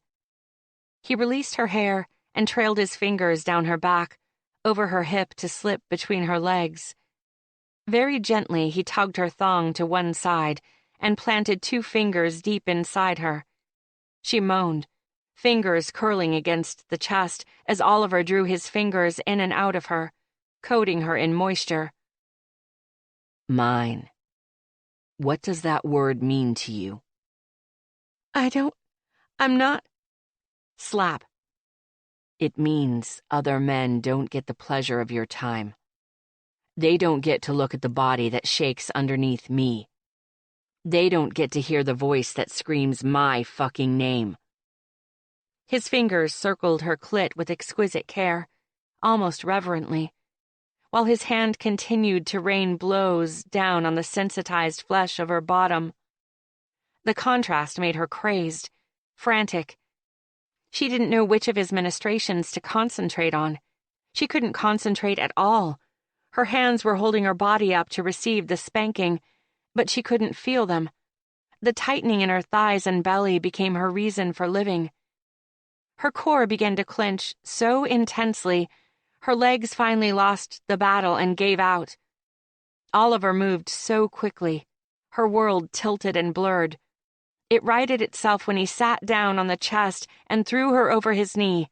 Impatient hands shoved her thighs open, and he delivered a series of sharp slaps to her wet center, directly over her throbbing clit, over and over, until her body locked up and her flesh started to spasm almost violently in her climax.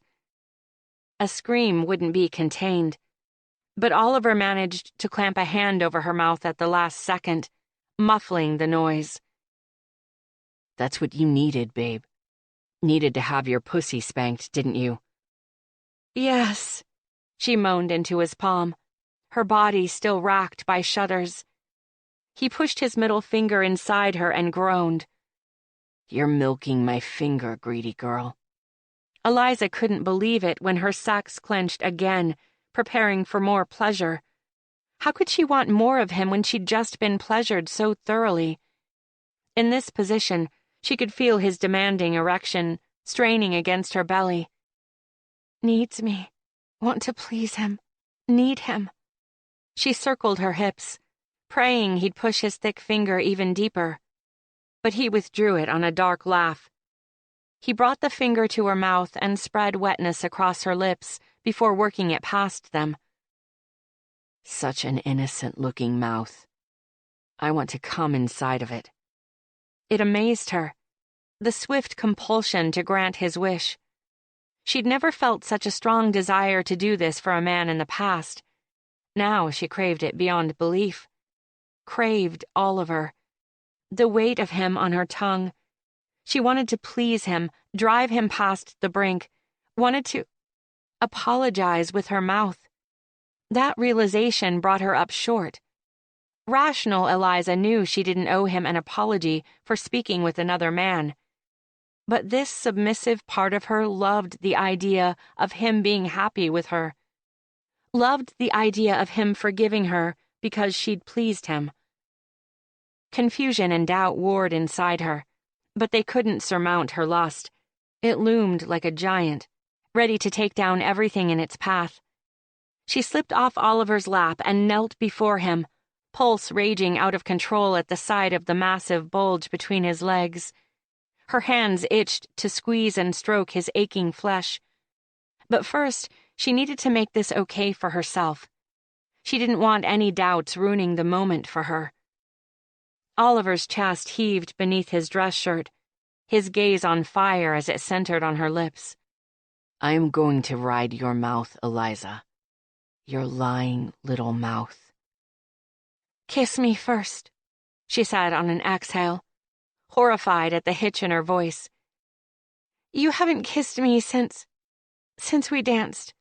I don't need romance, but... His arm banded around her waist and dragged her up against him. She only had a split second to glimpse his expression before his mouth began to devour her own. Shattered. He'd looked completely shattered. No, that couldn't be right. He was just frustrated because she wasn't down on her knees yet, just like every girl he'd had a physical relationship with. That had to be why his mouth moved so hard over hers. It forced her head back. He slanted his mouth over hers, head tilted to the side so he could get his tongue deep. Her moans were as involuntary as the renewed quickening between her thighs. Oliver made a gruff sound, clutching her tighter to his chest. The passion of it threatened to carry her away, to make her forget what he wanted from her. Even though she wanted to stay in his arms forever, let him kiss away every insecurity in her head, she knew it would kill her. Tears burning behind her eyes, she wedged her hands between them and shoved him back. Immediately he made a grab for her, hands shaking as they tried to drag her back, but she slapped them away. More, Eliza. He grated. You want more? Get over here. Her instincts demanded she obey him. But inside she knew it would destroy her if he kissed her again. Desperate to distract herself, distract Oliver, she dropped back to her knees and dragged her open mouth up the ridge of his arousal. A harsh groan from Oliver shot her full of blistering heat. The urge to satisfy him hadn't gone away. It probably never would. Starving for the sight of him, she grappled with his belt buckle, sliding the leather through his pants loops and lowering his zipper. She reached her hand inside the opening and drew him out, stomach muscles seizing, nipples hardening at the magnificence of him. Smooth, thick, and crying out for her mouth, pleasure he needed her to provide. Jesus Christ. I could come just from the way you're looking at it. She wrapped her hand around his base and lapped at the tip, drawing an agonized growl from his mouth. Eliza, it's not going to take much to get me off, babe, but I want to feel the back of your throat first. Yes, Oliver, she whispered, as some chemical released in her brain, heightening her senses and painting everything around her in a filtered haze. This was where she belonged. If only for a short while, she belonged to this man. She alone saw to his needs. "Anything you want." She licked the underside of his straining erection. One long lick. Then she lowered her mouth onto him, right to the point she felt her eyes tearing up. His fingers tangled in her hair, and his thighs started to shake on either side of her ears. "Show me how good it tastes. Let me give you another inch." With a deep breath through her nose, she relaxed her throat and felt him glide deeper. Instinctively she swallowed, but it only caused his hips to jerk, his fingers to flex in her hair. "God, do that again. Please, babe. Fuck me with your throat." His gravelly plea made her feel confident, free and bound at the same time. She reveled in the power she held at that moment, his release dependent on her mouth's movements. Continuing to breathe deeply through her nose, she contracted her throat once again and closed her eyes to savor his uneven groan. When she reached the point when she could no longer keep him so deep, she sucked him straight to the tip, gasping for air as she stroked his slippery length with her hand. "I'm so close, Eliza. You're going to let me become your new favorite flavor?" She swirled her tongue around the head of his arousal, scraped her teeth down the side. His words from the night of the gala came back to her in a rush. "The next time you call me Mr. Preston, you'll be looking up at me from your knees before you can blink." Excitement twined through her blood as she looked up at him from underneath her eyelashes. "Yes, Mr. Preston." Oliver's jaw went rigid, but she felt his cock surge in her hand. "He loves it." Keeping his grip on her hair, he rose to his feet until he towered over her. "I was going to go easy, but maybe that's not how you want it." One hand left her hair to cup her jaw. "If you don't want your mouth ridden the same way I ride your pussy, say the word now." Her answer was to suck him deep, taking him all the way to the back of her throat once more. It was easier this time, because she knew what to expect, knew how to resist her throat's rejection, how to relax her gag reflex. With a sharp curse, Oliver wrapped her hair in his fist and gave a series of shallow thrusts, pulling out and working himself back in, stopping when he got halfway. More. She wanted more. The texture of him, the feel of him swelling larger defied her fantasies. Above her, his harsh breathing, the way he bit off her name over and over, sent thrills of elation straight to her toes. As if an invisible wire had snapped, they both became frantic. She clawed at his hips, his taut ass, and awaited every thrust of his length like it were her dying breath. Oliver's movements grew jerky, his pumping hips pushing him deeper until he couldn't go any further. Voices in the kitchen. Philip and Caroline, only yards away from them. Eliza's eyes flew wide. "Don't you dare stop, Eliza. You will not stop until you suck me down." Relief. She actually felt relief that the decision had been taken out of her hands. Wanting to touch all of him at once, she reached between his legs and cupped his balls, massaging them in her palm. He growled once and gave a tight final thrust, sending warmth down the back of her throat as he grasped her head to his lap. "Fucking hell. Take it. Take it in your sweet fucking mouth. Not yours. Not his. Mine. My mouth to fuck. It's mine. Mine now. I made it that way." When he finally released her head, Eliza gulped in deep breaths of air, feeling like she'd just been spat from the eye of a tornado. She looked up at Oliver from her knees to find him looking just as shell-shocked as she felt. A huge, aching part of her needed him to scoop her up into his arms and tell her how unbelievable and brave she was, the way he'd done every single time they'd been together. But the moment came and went, speeding past in a flash of light, dragging her heart away with it. With the passing of that moment, everything else rushed in, anger at the forefront. Not his, Oliver had said as he climaxed. This whole encounter had been driven by jealousy, his damaged pride. He'd used her. And it hurt like hell. Babe, come here. No. Knowing she needed to get away from him or she'd scream, Eliza stood on shaky legs and repaired her skirt. He hissed a curse and saw to his own state of undress before striding toward her. No. Every part of her rebelled at the idea of being touched by him. She'd crumble. Just before he reached her, she lunged for the door. "We're done, Oliver." Eliza. He pressed against her before she could turn the knob, aligning his chest with her back. "Hold firm. Don't break." When he kissed her shoulder, she slammed her eyes shut and held her breath. "We're not over. Not yet." She frowned over the panic in his voice. "You still need me to make the phone call to Porter, right? I won't do it if you back out."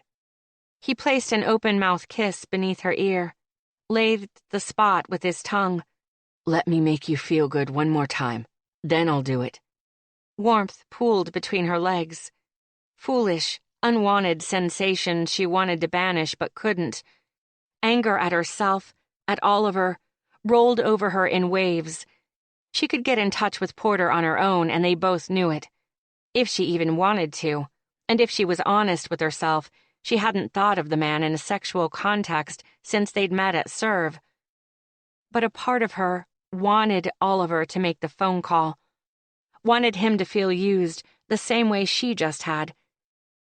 Maybe Oliver calling another man to set them up would give her the push she needed to walk away and not look back. Damn it. She also wanted another night with him. Couldn't resist the temptation his touch represented, even though it might kill her. "I never said I was backing out." "You still have a phone call to make," she said, feeling numb. "I'll see you tomorrow."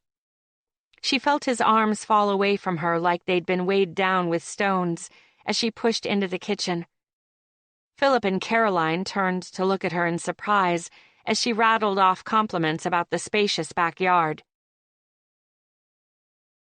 Chapter 20. Oliver didn't bother hanging up his tie, simply tossing it into his closet and kicking the door shut. He paced the loft, unbuttoning the top 2 buttons of his shirt as he went. Eliza would be there in a few minutes, and he felt like a prisoner who'd been granted a stay of execution. A man who knew the end was inevitable, but wouldn't give up his final minutes for anything in the world. Thank Christ he had more time with her. If he left her with the memory of what they'd done last night as their final encounter, he wouldn't be able to bear it. The only thing that had gotten him out of bed this morning had been the knowledge that he'd have a chance to blur out his treatment of her with something better. She'd been so beautiful and willing on her knees, looking up at him like he was worth a fucking second of her time. And he'd been so goddamn angry he hadn't been able to see past it. He hadn't taken care of her. As if some dangerous fuse had been lit inside of him at the mention of Porter, he'd been almost animalistic in his need to possess her, mark her. He hadn't gone slow or easy, hadn't encouraged or comforted her. Mostly, he'd been too stunned by his own behavior to react afterward, and then it had passed him by. Appalled with himself, he'd left with nothing more than a cursory goodbye to his sister and father before leaving in his car. He hadn't been able to look at Eliza another second, remembering how harsh he'd been. It wasn't unusual for a dominant man to be rough, especially when the woman claimed to want it as Eliza had, but it had been up to him to give her what she was ready for. To anticipate her needs, not blindly follow words said in the heat of the moment.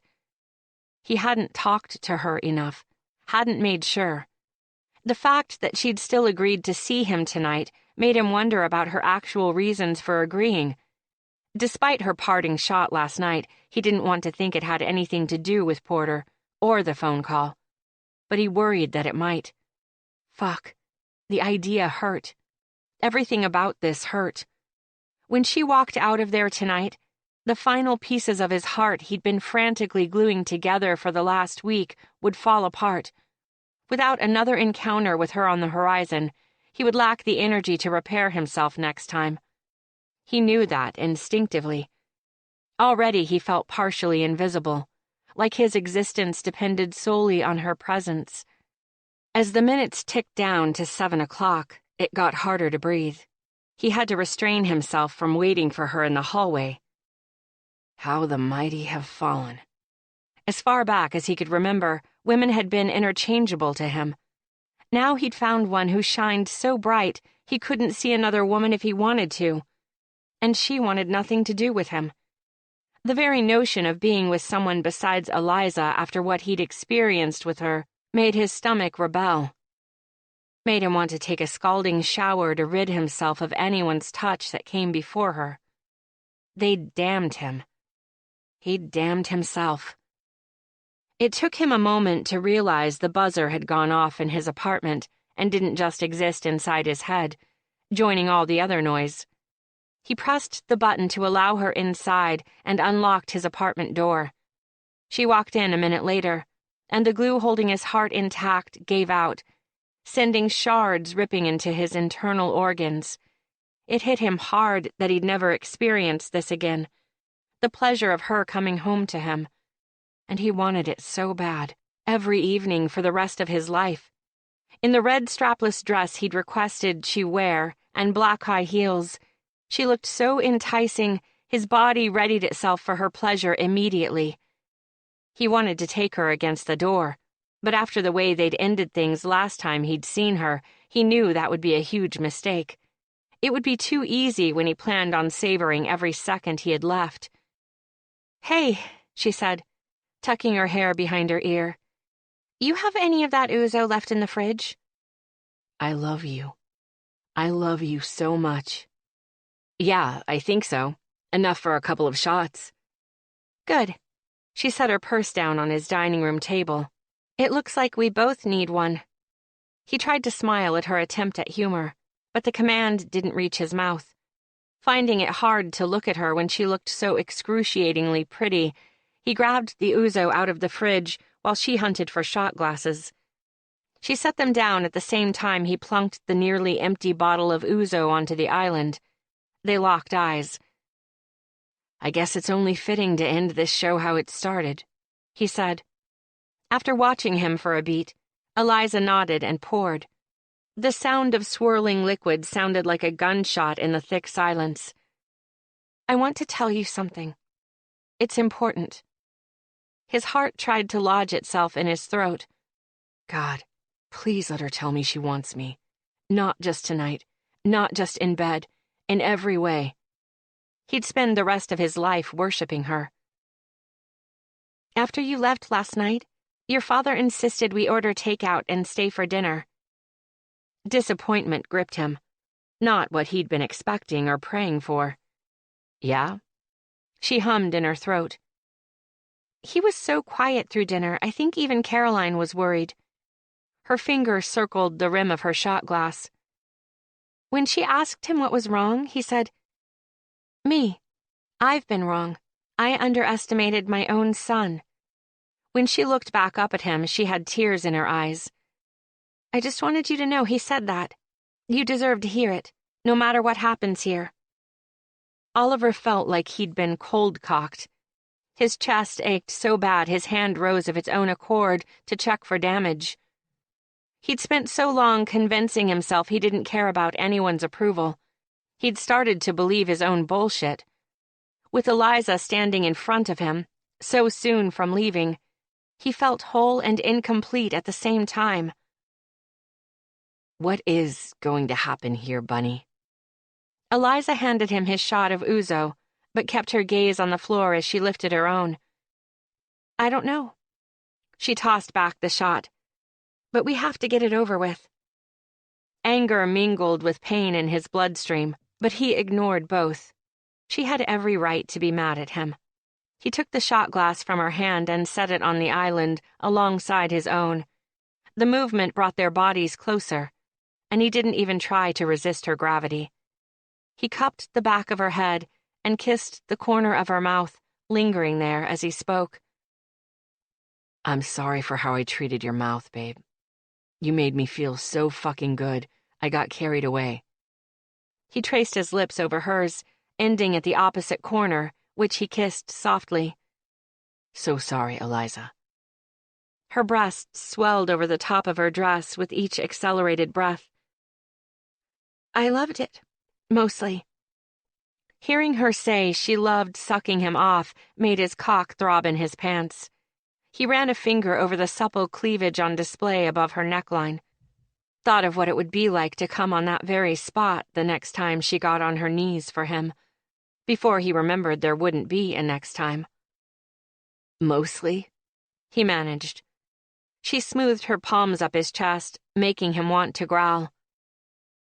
I loved it until you made it about someone else, when it was just the two of us there. Isn't that where this all leads?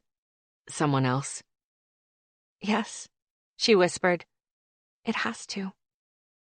Oliver took several deep breaths to calm the beat inside of him. He couldn't taint their final time together with his jealousy. But damn if he didn't want to fuck Porter right out of her head. He could do it, too. For a couple blessed hours. She wouldn't think of a damn thing but him tonight. He reached behind Eliza and picked up the bottle of ouzo, tipping it to her lips. Those pink lips opened for the glass bottle, curling around the end in a way that threatened his sanity. After she'd drank her fill, they both stared at the dwindling contents of the bottle, only a few drops left in the bottom. An hourglass that had run out far too soon. Eliza's hand slid around his and tugged the bottle toward her, so it hovered just above her chest, before turning it over and letting the liquor dribble onto the tops of her breasts. Don't let it go to waste, Oliver. Her challenge hung in the air as he lifted her with an arm around her waist and licked every drop from her warm flesh, delving his tongue below the neckline to graze her pointed nipples. Need roared in his head like a gale wind, and she was the eye of the storm. In the midst of his lust, he felt pride in Eliza. So confident now, secure in her appeal. If he'd had anything to do with her transformation, his oncoming misery wouldn't be for nothing. He jerked Eliza higher, and she wrapped her legs around his waist. He continued to devour her breasts until she arched her back and let them spill out of the dress, removing any barrier between her and his mouth. You gorgeous girl. You delicious girl, he muttered against her flesh, tongue circling her nipples before drawing them hard into his mouth. Tell me again how you loved sucking my dick. I loved it, she moaned. I wanted you to love it. Oliver groaned, unable to keep his hands off her ass a second longer. He peeled the tight, red material over her ass and kneaded the flesh he revealed. No panties. Good girl. What about here, Eliza? Are you sore from your punishment? Yes, she gasped. He wedged his hips between her thighs and bounced her up and down twice, letting her feel the steel of his cock. Too sore to fuck, babe? No, she bucked against him, making her breasts bounce right in front of his mouth. No. Thank God, he rasped. Damn it, how could he be this close to her heat and not pound her against the closest stable object? If he didn't get her into his bed, he'd regret it, though. He wanted to wake up with her smell around him tomorrow morning and pretend just a little longer that she'd stayed, that the last couple weeks weren't an elaborate dream. With a concerted effort, he walked them toward his bed, while Eliza alternated kissing his neck and trying to rip his shirt off. Her pussy cradled him so perfectly. He could feel her dampness through his pants, seeping onto his cock, making him fucking crazed to get inside her. Savor this. Savor her. Oliver laid her down in the middle of his bed, his pulse racing at the sight of her there. Finally. They worked together to drag the dress off her body, before he shucked his own clothes in a hurry. Eliza's lips parted on a whimper when he dropped his briefs, her thighs parting to reveal the spot he'd been fantasizing about since the moment she left him Saturday night. 4 days. He hadn't been inside her or tasted her in 4 days, and he felt like he'd been imprisoned, a man without an escape. His desperation must have been clear on his face because her eyes were wide as silver dollars, nipples still damp from his mouth hardening into tight peaks. He knew what she expected of him. A lesson. Something that would teach her what to expect in this new life she wanted to live. Without him. Sweat beaded his forehead. He opened his bedside table and stared down at the range of toys. Leather cuffs, blindfolds, riding crops. As he rolled a condom down his hard length, he stared down at the objects within the drawer until they blurred into a void. He slammed the drawer shut. Was there anything in this world that could make an experience with Eliza better? No. Not right then, at least, when he would resent anything that came between them, anything that represented an intrusion. Oliver? He looked down at her and groaned. Innocent curiosity was written in her expression. This girl who'd consumed his mind, his heart. That would be her lesson. When she walked away from him, she would know what his love felt like, even if he never said it out loud. Starting at the base of her neck, he trailed his fingertips down between her breasts, over her belly, to stroke between her thighs. Her legs fell open like flower petals, and her hips rose to meet his hand, so perfectly. If we had been alone last night, I would have soothed you here with my mouth after I made it sting. I hate knowing it went a full day without an apology from my tongue. I plan to make up for that now.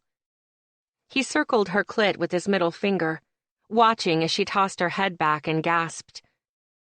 I won't take you with my cock until you've accepted my apology by coming on my lips, on my tongue. As many times as it takes. Starving for her taste now, he climbed onto the bed and pushed her knees wide. But I will be taking you with my cock, Eliza. You'll be apologizing to me for making me so hard, for making me use my hand to come more in the last 2 weeks than I have in 31 years, and for all the times I won't have the privilege of fucking you in the future. He didn't wait for her response, but delved between her legs and fastened his mouth to her clitoris, and sucked, and sucked. She went wild underneath him, screaming and writhing with such ferocity he had to grind his dick into the mattress. Her voice went hoarse from begging him to stop, to keep going, to repeating his name over and over. The screams only registered dimly. The taste of her was too intoxicating, too pure. It pulled him into a state of single-mindedness. Make her come. Make her come again. Oliver lost himself as he traced her slit with his tongue and pushed inside, using his fingers to pet her clit. Fingers ripped at his hair, dug into his shoulders. More. A sound managed to break through his sensual fog, and he realized he'd been growling against her pussy. Oliver. Jesus, enough. Stop. I can't. I need you inside me. Inside her. I can be inside her. He took one final lick and laid a kiss on top of her clit. There wasn't an ounce of finesse left inside him as he climbed over her glistening body and shoved her thighs wide. He buried the full length of his cock inside her with one rough thrust, swallowing her scream with his mouth. Shh, he breathed against her parted lips. Remember this. Remember how it feels. His chest shuddered as he withdrew and sunk into her heat once again. Put your hands all over me, Eliza. I want to feel them when you're gone. When her palms stroked down his back, ran over his ass and traced back up to bury themselves in his hair, he made a choked noise. It felt so good to be touched. By her. Was this why he'd been restraining women so long? Had he been saving himself for her hands? Yes. Thank God there was some part of him that hadn't been given away.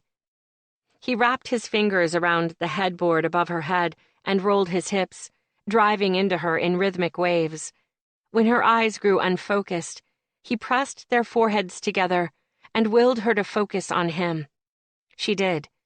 The connection he felt to her as he stared into her eyes made him feel raw, exposed, right where he wanted to be with her. "I'm going to miss your eyes," he whispered, leaning down to kiss her eyelids. "I'm going to miss this mouth, this nose, this heart." Feeling moisture in his eyes and not giving a shit, he laid his lips over the left side of her chest and breathed in the scent of her skin. "I'm going to miss your hands and how they feel in mine. Your laugh. I'll really fucking miss that." His climax was an inevitability, looming over him, ready to take him away from her. She'd begun to spasm around him, her thighs clenching around his waist. It didn't feel like it usually did, like a mere promise of relief. It felt like parts of him would be swept away when it happened, and there was nothing he could do to stop it. Tears rolled down Eliza's temples, landing on his pillow. "You'll still see me, Oliver." "It won't be the same." His body didn't care about the anguish careening through him, only knew being inside Eliza was the feeling it craved. She gasped as he picked up his pace, thrusting into her relentlessly. Her hands flew up and curled around his on the headboard. "We agreed, Oliver." Her toes dug into the muscles of his lower back as she moaned. 3 lessons. No mess. Those were the rules." "Don't talk to me about rules when I feel like I'm dying," he growled. "Fuck the rules. I want it all. I want all of you." The headboard rapped against the wall, punctuating her cries as she came apart beneath him. The sight of her shaking, the feel of her, made it impossible to hold back any longer. He crashed into her with a shout and came with such intensity his vision wavered. Wanting to wring every last ounce of her and capture it with his memory, he brought their lips together and kissed her as they came down from a high he knew he'd never accomplish again. Chapter 21. Eliza laid beneath Oliver, replete of energy or ambition to ever move again. Her body had been satisfied by his before, an understatement if she'd ever heard one. But this time, more than her sexual needs had been met. It made no sense. This glowing beacon trying to shine its way out of her chest. They'd been skin to skin. He'd looked her in the eye, and something had transferred between them. Something irrevocable, but she had no idea what. It seemed like the world might end if she never found out, though. "I want all of you." His words echoed like they'd been shouted inside a cave. Did she dare ask him what he'd meant? He'd been in the throes of climax. She shouldn't hold him to the words, shouldn't even bring them up. But in minutes, she'd be walking out the door and never knowing would haunt her forever. "Oliver?" She ran her fingers down his sweat-slicked back. "What did you mean? You feel like you're dying, that you want it all." "Are you trying to make this harder for me?" He lifted his head and pinned her with a tortured gaze. "You told me you wanted to get this over with. Now it is." She'd never seen him in so much pain, and it felt as if her throat were closing up. Had she misjudged him? This entire situation? Would he be this upset if it were simply his pride being hurt? It seemed like so much more. Nothing could be worse than seeing him like this. Not even the unimaginable pain that would come with his rejection. Eliza gathered her courage. "What if I don't want it to be over?" He went still on top of her, but she couldn't read his expression. He looked afraid to move. His voice finally crashed over her in a jagged rush. "Do you mean it? Do you—" A loud knock on the door. Neither one of them moved. "Are you going to get that?" He braced his elbows on either side of her as if he wanted to cage her in. "No fucking way.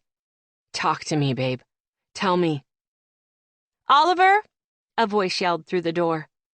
"It's Caroline. You have 2 minutes to open up or I use my spare key." Eliza pushed at Oliver's chest and scrambled out from underneath him. Oh my God. Oh my God. No way was her best friend walking in there and finding her naked underneath her brother. She would never recover from it. Their friendship would never recover from it. "This isn't happening," he said, sitting up and burying his face in his hands. Yes, it is. Get dressed, she whispered, tossing his dress pants into his lap. Where should I hide? Is the closet big enough? When the silence in the room stretched, she looked over and found Oliver watching her from underneath heavy eyelids. His face looked carved from stone. "Did you mean it when you said you didn't want this to be over?" We can't talk about it right now. "If you meant it, don't hide." He stood and stalked toward her. "Don't hide." She paused in the middle of zipping her dress to back away, giving him an incredulous look. Do you hear yourself? This isn't a decision I can make in under 2 minutes. "Make it." This was a man she didn't even recognize. His eyes snapped with temper. His body resembled immovable granite, when moments ago he'd touched her so sweetly, sent her past her peak so many times she'd lost count. He was asking her for the one thing she wouldn't give him, not without some rational thought and planning put into it. She wouldn't cruelly confront Caroline with something of this magnitude. They needed to have a conversation. God, she didn't even know what Oliver wanted. He stood in front of her making demands, but what would hurting her friend accomplish without knowing where they stood? She yanked her zipper up. I'm not going to hurt her for no reason. Oliver flinched, and Eliza's heart slowed to a dull thud.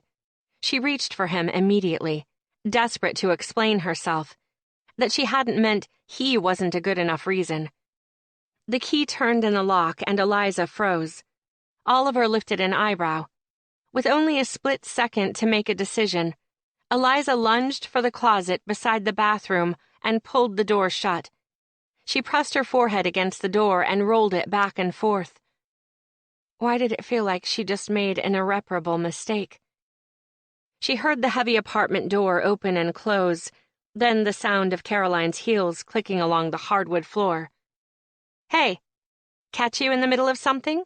Oliver cleared his throat. "Nope. Absolutely nothing." Those words sent a sharp pain right through her, making Eliza rub the heel of her palm under her breastbone. He sounded so cold, detached. Which closet is she in? Eliza's spine snapped straight. Had she heard Caroline right? The heels clicked closer. Come on out, Eliza. Think of how much more embarrassing it will be if I open the closet door versus you walking out on your own. Her stomach felt hollow as she let that scene unfold in her head. Caroline was right. But how had she known? Feeling the pressure of tears behind her eyelids, Eliza pushed open the door and stepped out. Caroline had her arms crossed, but apart from a pissed-off expression, showed no reaction to Eliza's appearance. How? Eliza asked, barely moving her lips. How? Caroline laughed without humor. You two have been acting strange for weeks. Oh, and in case everyone forgot, I'm an investigative journalist. I've been interviewed on CNN. Eliza refused to look at Oliver, even though she really needed his support in the face of her best friend's pain. It was there, burning through the anger. I'm sorry, was all she could manage. I gave you the perfect opening to tell me in the car last night, Eliza. Damn it! She threw her purse onto Oliver's couch. We're supposed to trust each other with everything, even something like this. She couldn't avoid looking at Oliver any longer. Shirtless and rumpled, he leaned against the wall staring out the window toward the East River. Like his mind was already on other, more important things. Hurting worse than she ever thought possible, she returned her attention to Caroline. I should have told you. I'm sorry.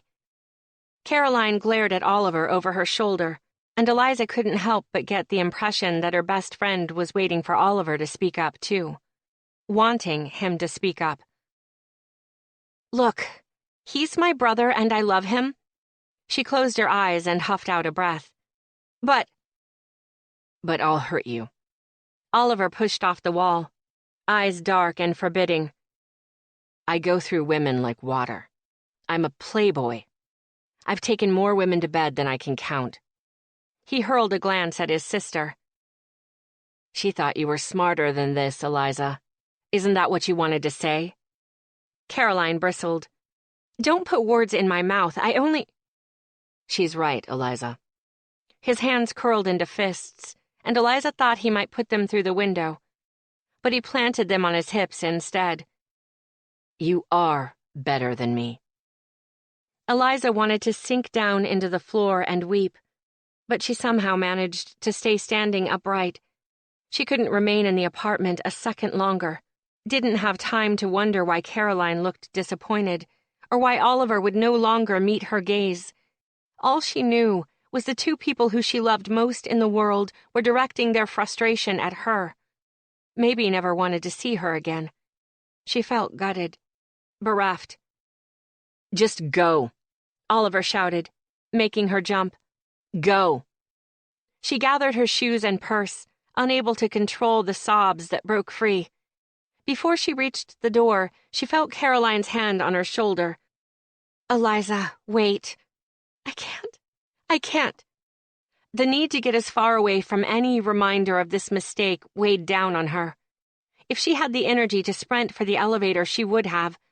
She shrugged off Caroline's hand and dove out the door, pulling it closed behind her.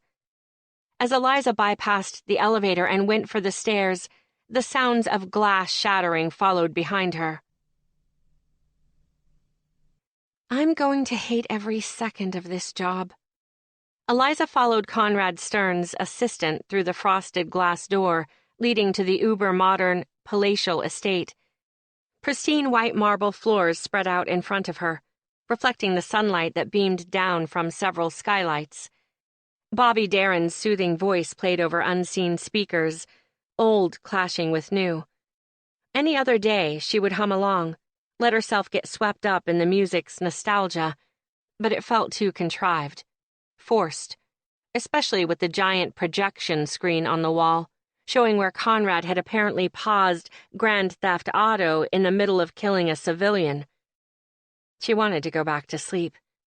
Not the kind of sleep people did in their beds, although that would work too. She wanted to go back to the zombie state she'd been hiding inside for 2 days, giving one-word answers and excuses that she just needed coffee. In no way was she prepared to have actual discourse with another human being, a human being who could probably pay her salary for the next 6 months with this job, earn her a promotion in the process. How did one function when their insides felt demolished? By now she should be an expert, but it only got harder with every step she took. Every breath she drew into lungs still sore from her crying jag Wednesday night. Friday morning had rolled around in the blink of an eye. She couldn't remember a single second of what had transpired between stumbling from Oliver's apartment until now. She only knew she hurt. So fucking much. No way to bypass that. Had it been her fault? It was as if her brain had placed a mental block on anything that could increase her pain out of self-preservation. The only thing she could process at this point was that she didn't have Oliver anymore. In the back of her mind, she'd been holding out hope they would go beyond 3 stupid lessons. She was even woman enough to admit she'd hoped for it since that very first night at Serve, but had placed blinders on her true feelings. She loved Oliver. She loved him forever. Now, that love was crushing her. Caroline had been calling and leaving voicemails, but she hadn't been brave enough to listen to a single one of them. If she had to hear her friend's sympathy over falling for a man she'd known damn well was unattainable, it might be the final blow that would knock her down. As much as she wanted to wallow in a tub of Nutella, she worried that once she laid down she'd stay there.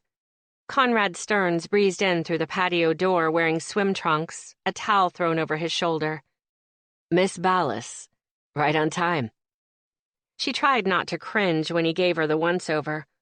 Knowing his gaze liked to roam, she'd dressed modestly today on purpose, pairing a light pink tunic dress with ballet flats. Putting on a professional smile, she walked toward him and extended the hand not holding her giant work portfolio. "Mr. Stearns, good to see you again."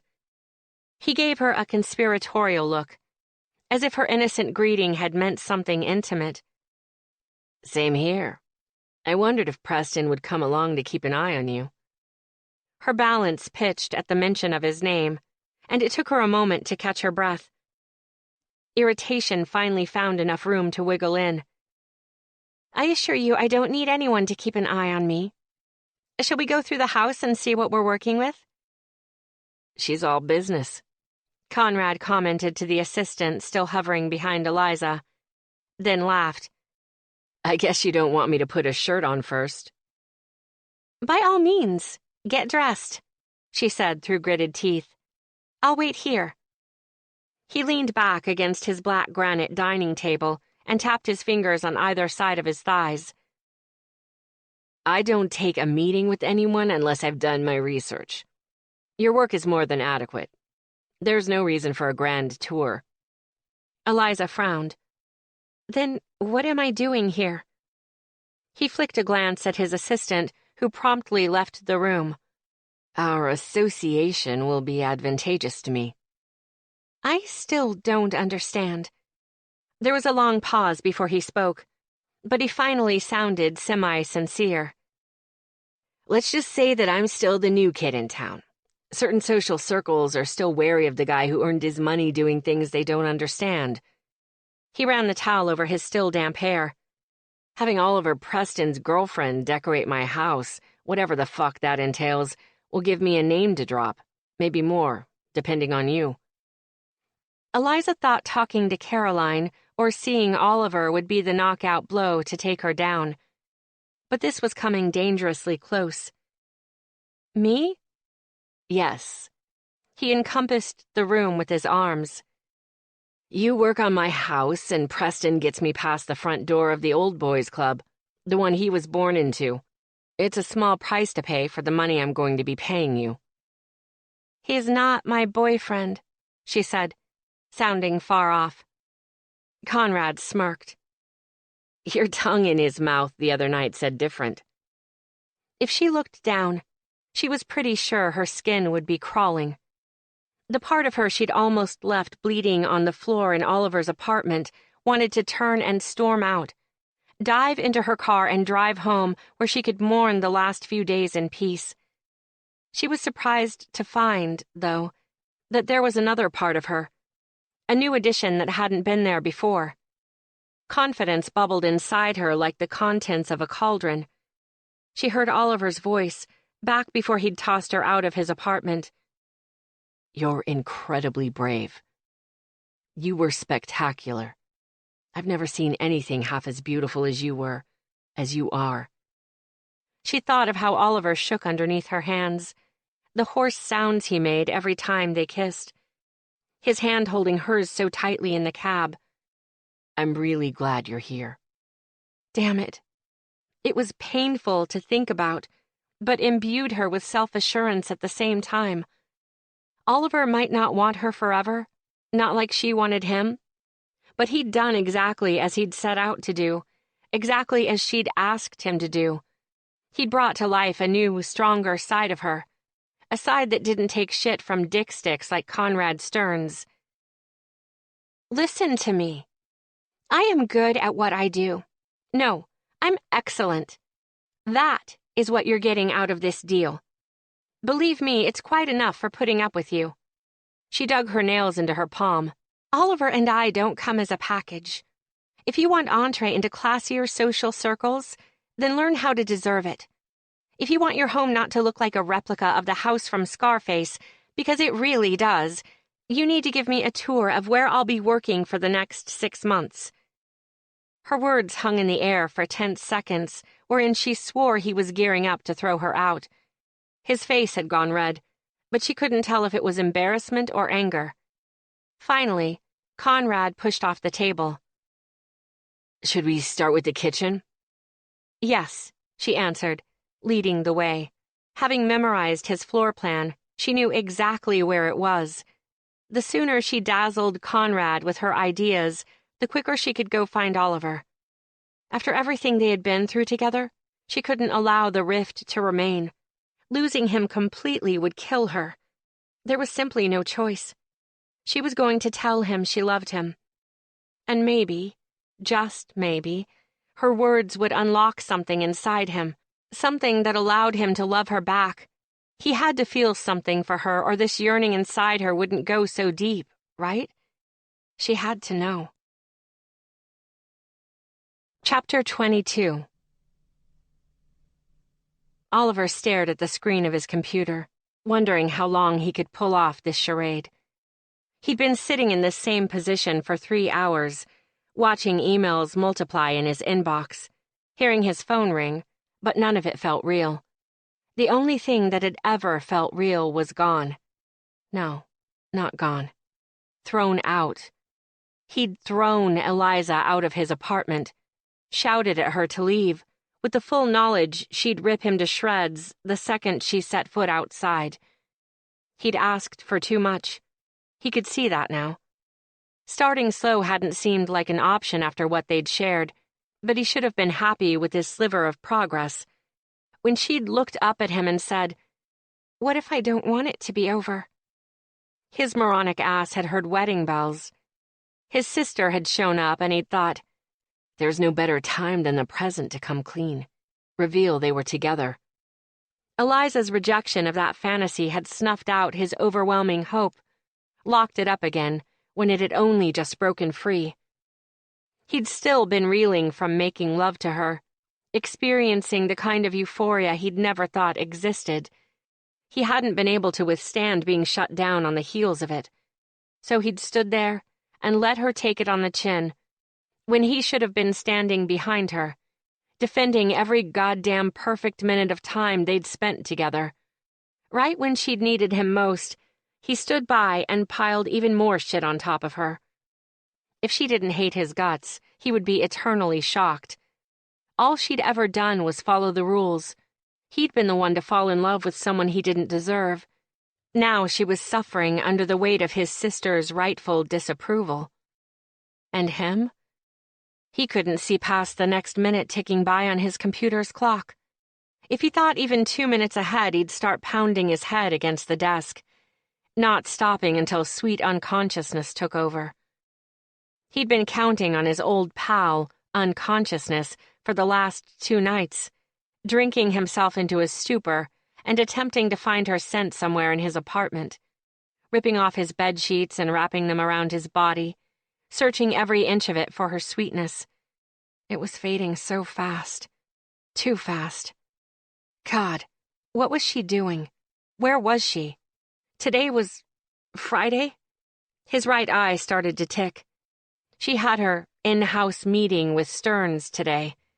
Jesus, he felt like throwing up. But that would require him to move, and he needed to stay perfectly still or he'd dissolve. The only thing he'd forced himself to accomplish since she'd left on Wednesday had been to drop the paperwork off at Columbia for Frankie's scholarship. At least he hadn't failed at everything. Someone walked into his office, but he didn't have the energy to look up and learn their identity. He didn't give a shit who it was, be it Santa Claus or the president, or both. They could take a fucking number.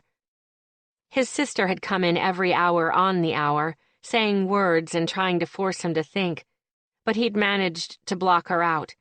He'd created an invisible barrier around him that hummed like a lightsaber, even if he was the only one who could hear it. Oliver?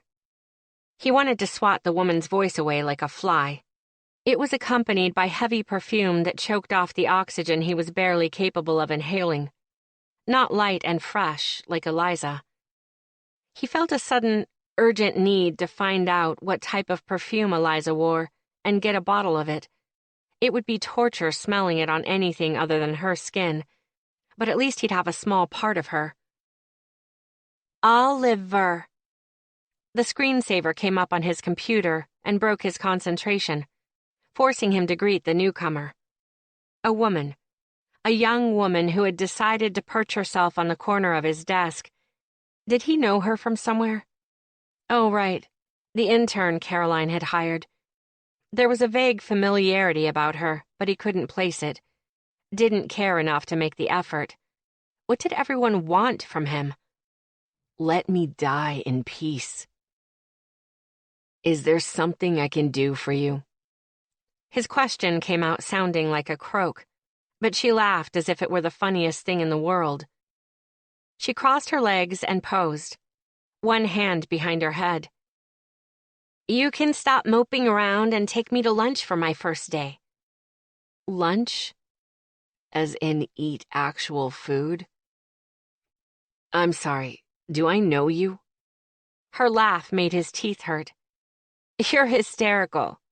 Come on, let's get out of here. I'm bored. It hit him then. Blue dress from the gala. Had he inadvertently encouraged her to apply for a job here? He could barely remember their conversation. When he thought of that night, all he could think of was Eliza. All he could think about, period, was Eliza. Sorry, I have to work. He nudged his mouse and woke up his computer just to be convincing, but it seemed so pointless. God, he was sick of his own bullshit. Actually, you seem like a really great girl. I'm just not interested. Unbelievable. It felt unbelievable to say that out loud. Exactly how long had he been pretending to be interested in anyone but the girl he loved? Fuck. He loved Eliza so much. Was she done with her meeting yet? How had it gone? Apart from her eyes flashing wider, Blue Dress didn't appear discouraged by his refusal. She executed an awkward scoot across his desk and leaned down, probably to put her cleavage on display, but he had no desire to look. Are you sure you're not interested? He caught her hand midair, just before it reached his face. Positive. Oliver. Every muscle in his body went on high alert when he heard Eliza's voice. The lightsaber barrier around him crashed to the floor in a flurry of sparks, and he shot up straight in his chair. She floated into his office looking more beautiful than he'd ever seen her. Her face glowed with a healthy flush. She looked triumphant, happy. His heartbeat swelled loud in his ears, making up for the last couple days when it hadn't beat at all.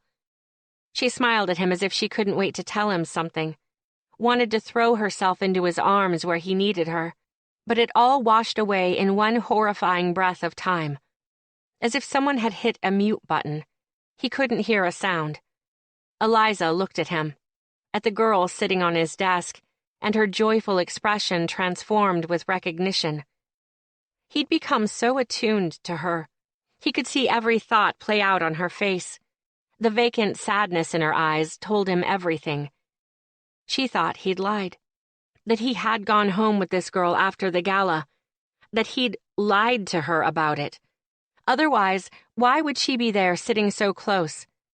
His fist slammed down onto the desk involuntarily.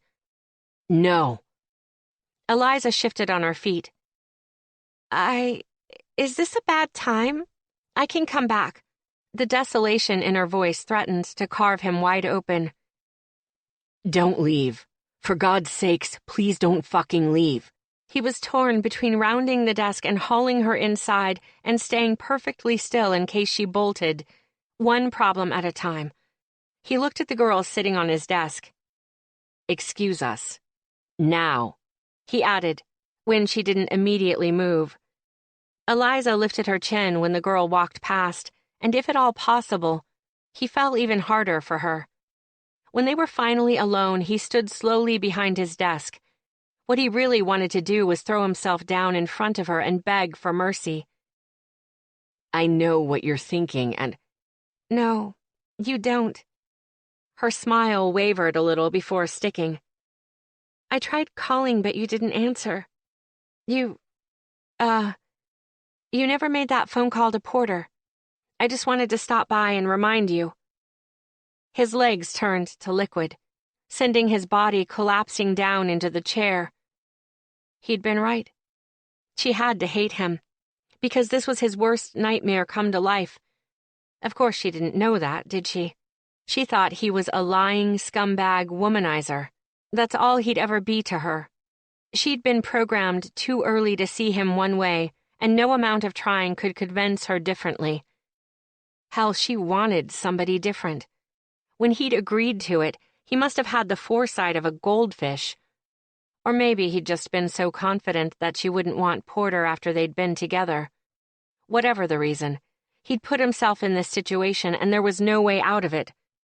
Unless, "If that's really what you want, Bunny, I'll do it." The words tasted like rusty vinegar in his mouth.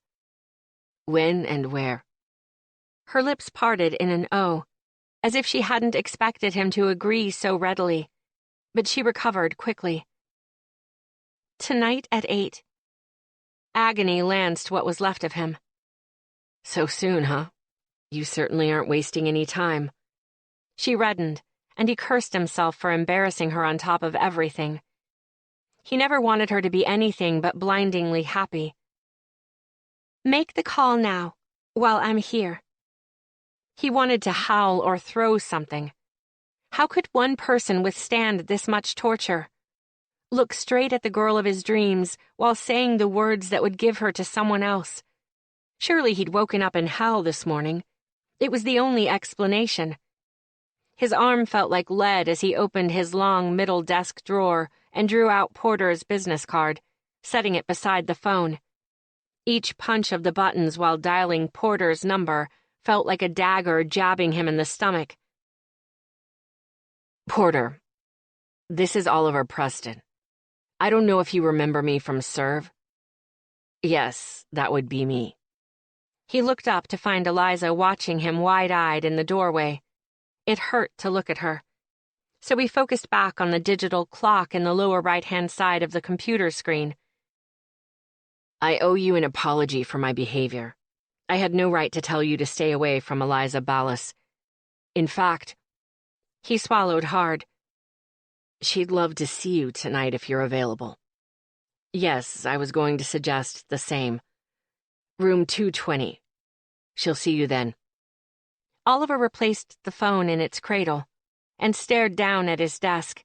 He had no idea for how long. When he looked up, Eliza was gone.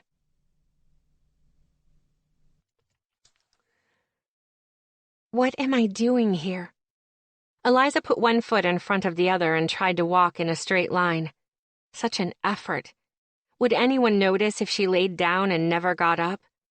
She'd come to serve, dressed to kill, but she felt like it was killing her instead. Walking in through the front door, male heads had turned in her direction. There had been interested murmurs as she swayed through the crowd on her way to the elevator. Only a few more steps, and she would be at room 220, face to face with Porter.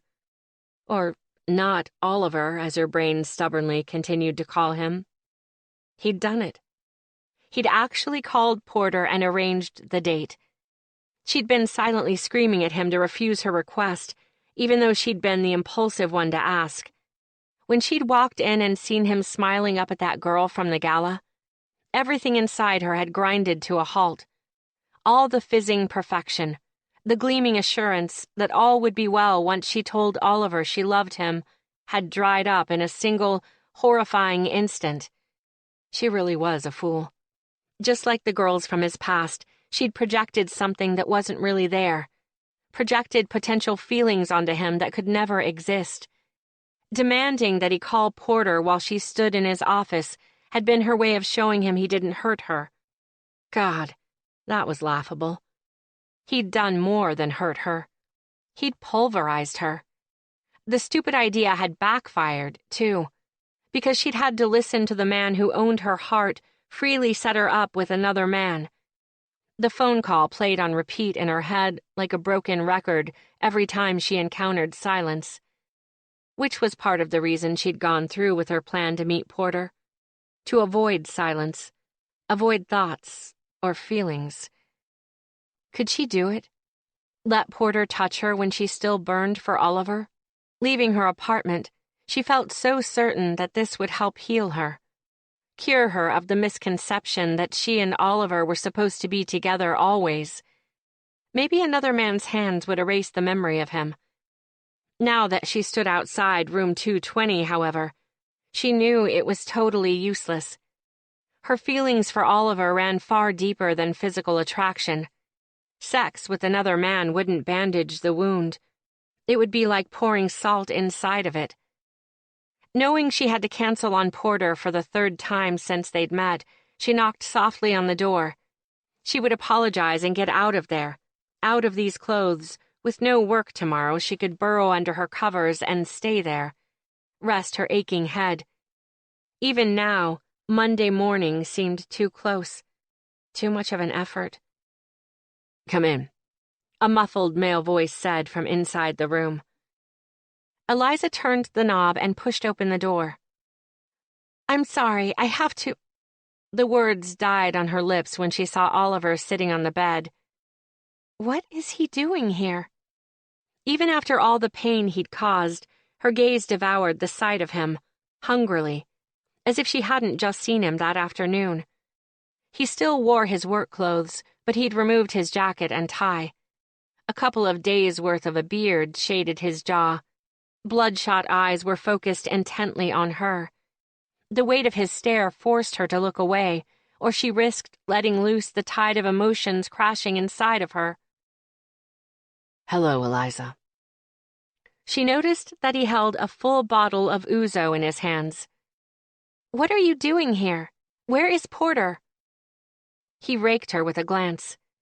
"You look goddamn amazing." Jesus. I thought I hated him before.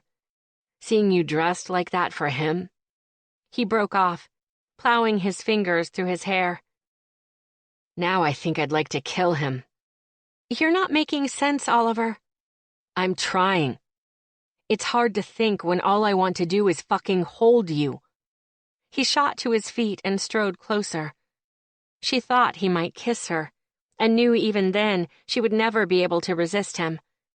If he touched her, she'd be his, in a heartbeat. It scared her just how much certainty she had in that fact, and the fact that she'd never get over him, not as long as she lived. At the last second, he bypassed her and closed the door, bathing her in acute disappointment. She tried to squash it, along with the hope that had bloomed hearing that he wanted to hold her. She'd been down that road, though. It was a dead end. Why don't you start with answering my question? Where is Porter? Oliver took a step in her direction, but Eliza got the impression he was blocking the exit. Porter isn't coming. It didn't even surprise her how little she cared. Why? His throat worked.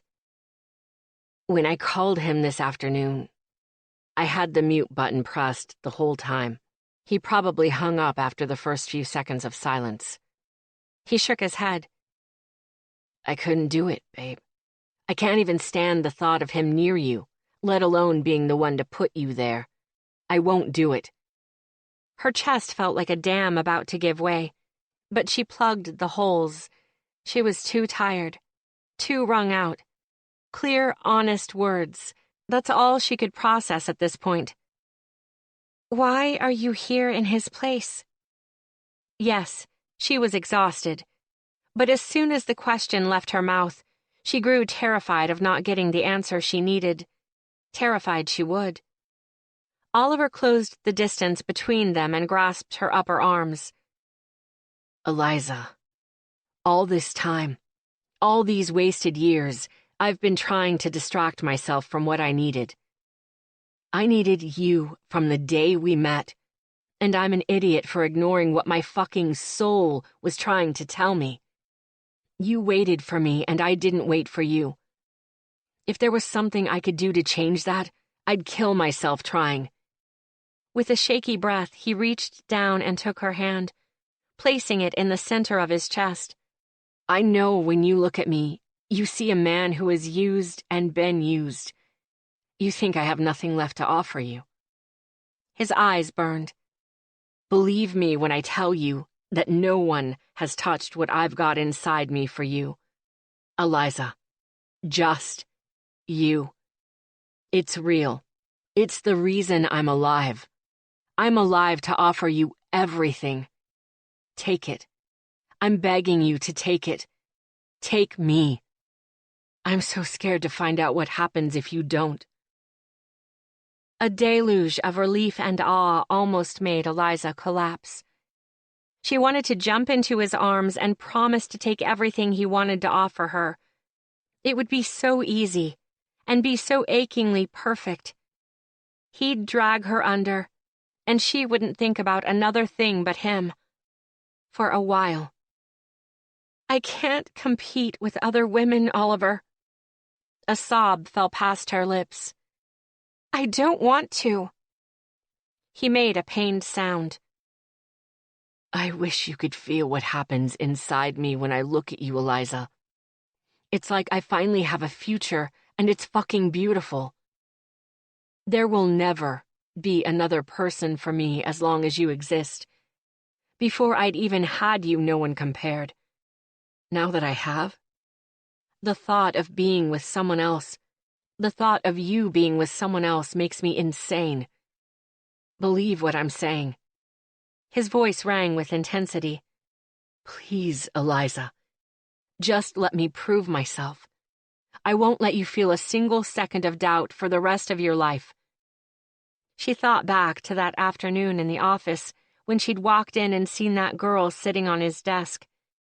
At the time, she hadn't let herself see beyond what appeared obvious, what she would expect to see if she hadn't learned so much more about Oliver over the last few weeks.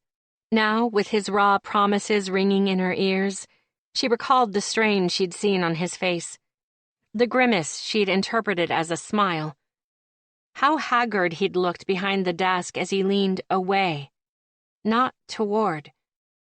She'd had an idea of Oliver for so long in her mind, she'd neglected to replace it with this man who kept his word and treated her with respect. Love. This amazing man who wanted to be with her. Her pulse sped up so fast she felt lightheaded. She just needed a moment to gather her thoughts so she could say what he deserved to hear. "Why did you bring the ouzo?" He brushed her hair over her shoulder. "If you won't give me forever, I'll beg you to stay with me. At least until the ouzo runs out. I'll take whatever I can get, Eliza. Every last second." She threw her arms around his neck, wondering how the hell she'd held off for so long. Her body molded to his, pressed close by his ferocious grip. Her nerve endings sang wherever they touched. God, life without this would have been dark. "Forget the ouzo. I'm yours forever, Oliver. I've been yours forever." His body sagged, making them both stumble, but he caught them before they went over. Warm breath raced in her ear. "So I shipped 40 crates of ouzo to your apartment this afternoon for no reason?" Eliza laughed and felt tension ebb from every muscle. "Were you going to try and keep me on a technicality?" "We both know I like to play dirty." Finally, he kissed her. But it dissolved into ragged moans. They breathed hard against one another's lips. It felt so good to touch him. Without reservations or questions hanging in the air. She had her answer. Oliver. He framed her face with his hands. "Don't take this the wrong way, but I will be destroying that outfit you're wearing. I need to never see it again. I hate that it was meant for—" "No." She pressed a kiss to his mouth, her throat aching for what she'd put him through, what they'd put each other through. "I walked in here ready to cancel and saw you instead. I wasn't going through with it. I couldn't. Not when I love you this much." "Thank Christ." He buried his face against her neck and exhaled on a shudder. "How did I survive this long without you? I love you, Eliza. It's all I can feel. I'm made of it. If you've got even an ounce of this for me, I'm so damn grateful." She started to tell him that she felt more than an ounce of love, that her love for him felt bottomless, but he brought their mouths together before she had the chance, kissing her with such sweetness and reverence, A sob built up in her throat. "I want you so bad, babe, but I need you at home," he husked at her lips. "I need home to mean Eliza. Unless I can wake up and see you beside me, I don't want to be there. I don't want to be anywhere." Love rising like a tide in her chest, Eliza stooped down and picked up the already uncorked bottle of ouzo. She pulled out the wood stopper and tipped it to her lips, before doing the same to Oliver. "I forgot to tell you something." "What is it?" "My grandparents didn't just drink ouzo to seal business deals." She shook her head. "They drank it on their wedding day, to celebrate their marriage." He heaved a breath. "Please tell me this means we're already married." "Not quite." She laughed against his mouth. "But I wanted to be yours since that first night. Wanted you to be mine." "Ah, Bunny." He kissed her hard. "I've been yours a lot longer than that." This concludes Exposed by Fate by Tessa Bailey, narrated by Elizabeth Hart. Copyright 2014 by Tessa Bailey. This unabridged audiobook is published by arrangement with Entangled Publishing, LLC, and was produced in the year 2022 by Tantor Media Incorporated, a division of Recorded Books, which holds the copyright thereto. Please visit Tantor.com for more information on our growing library of unabridged audiobooks.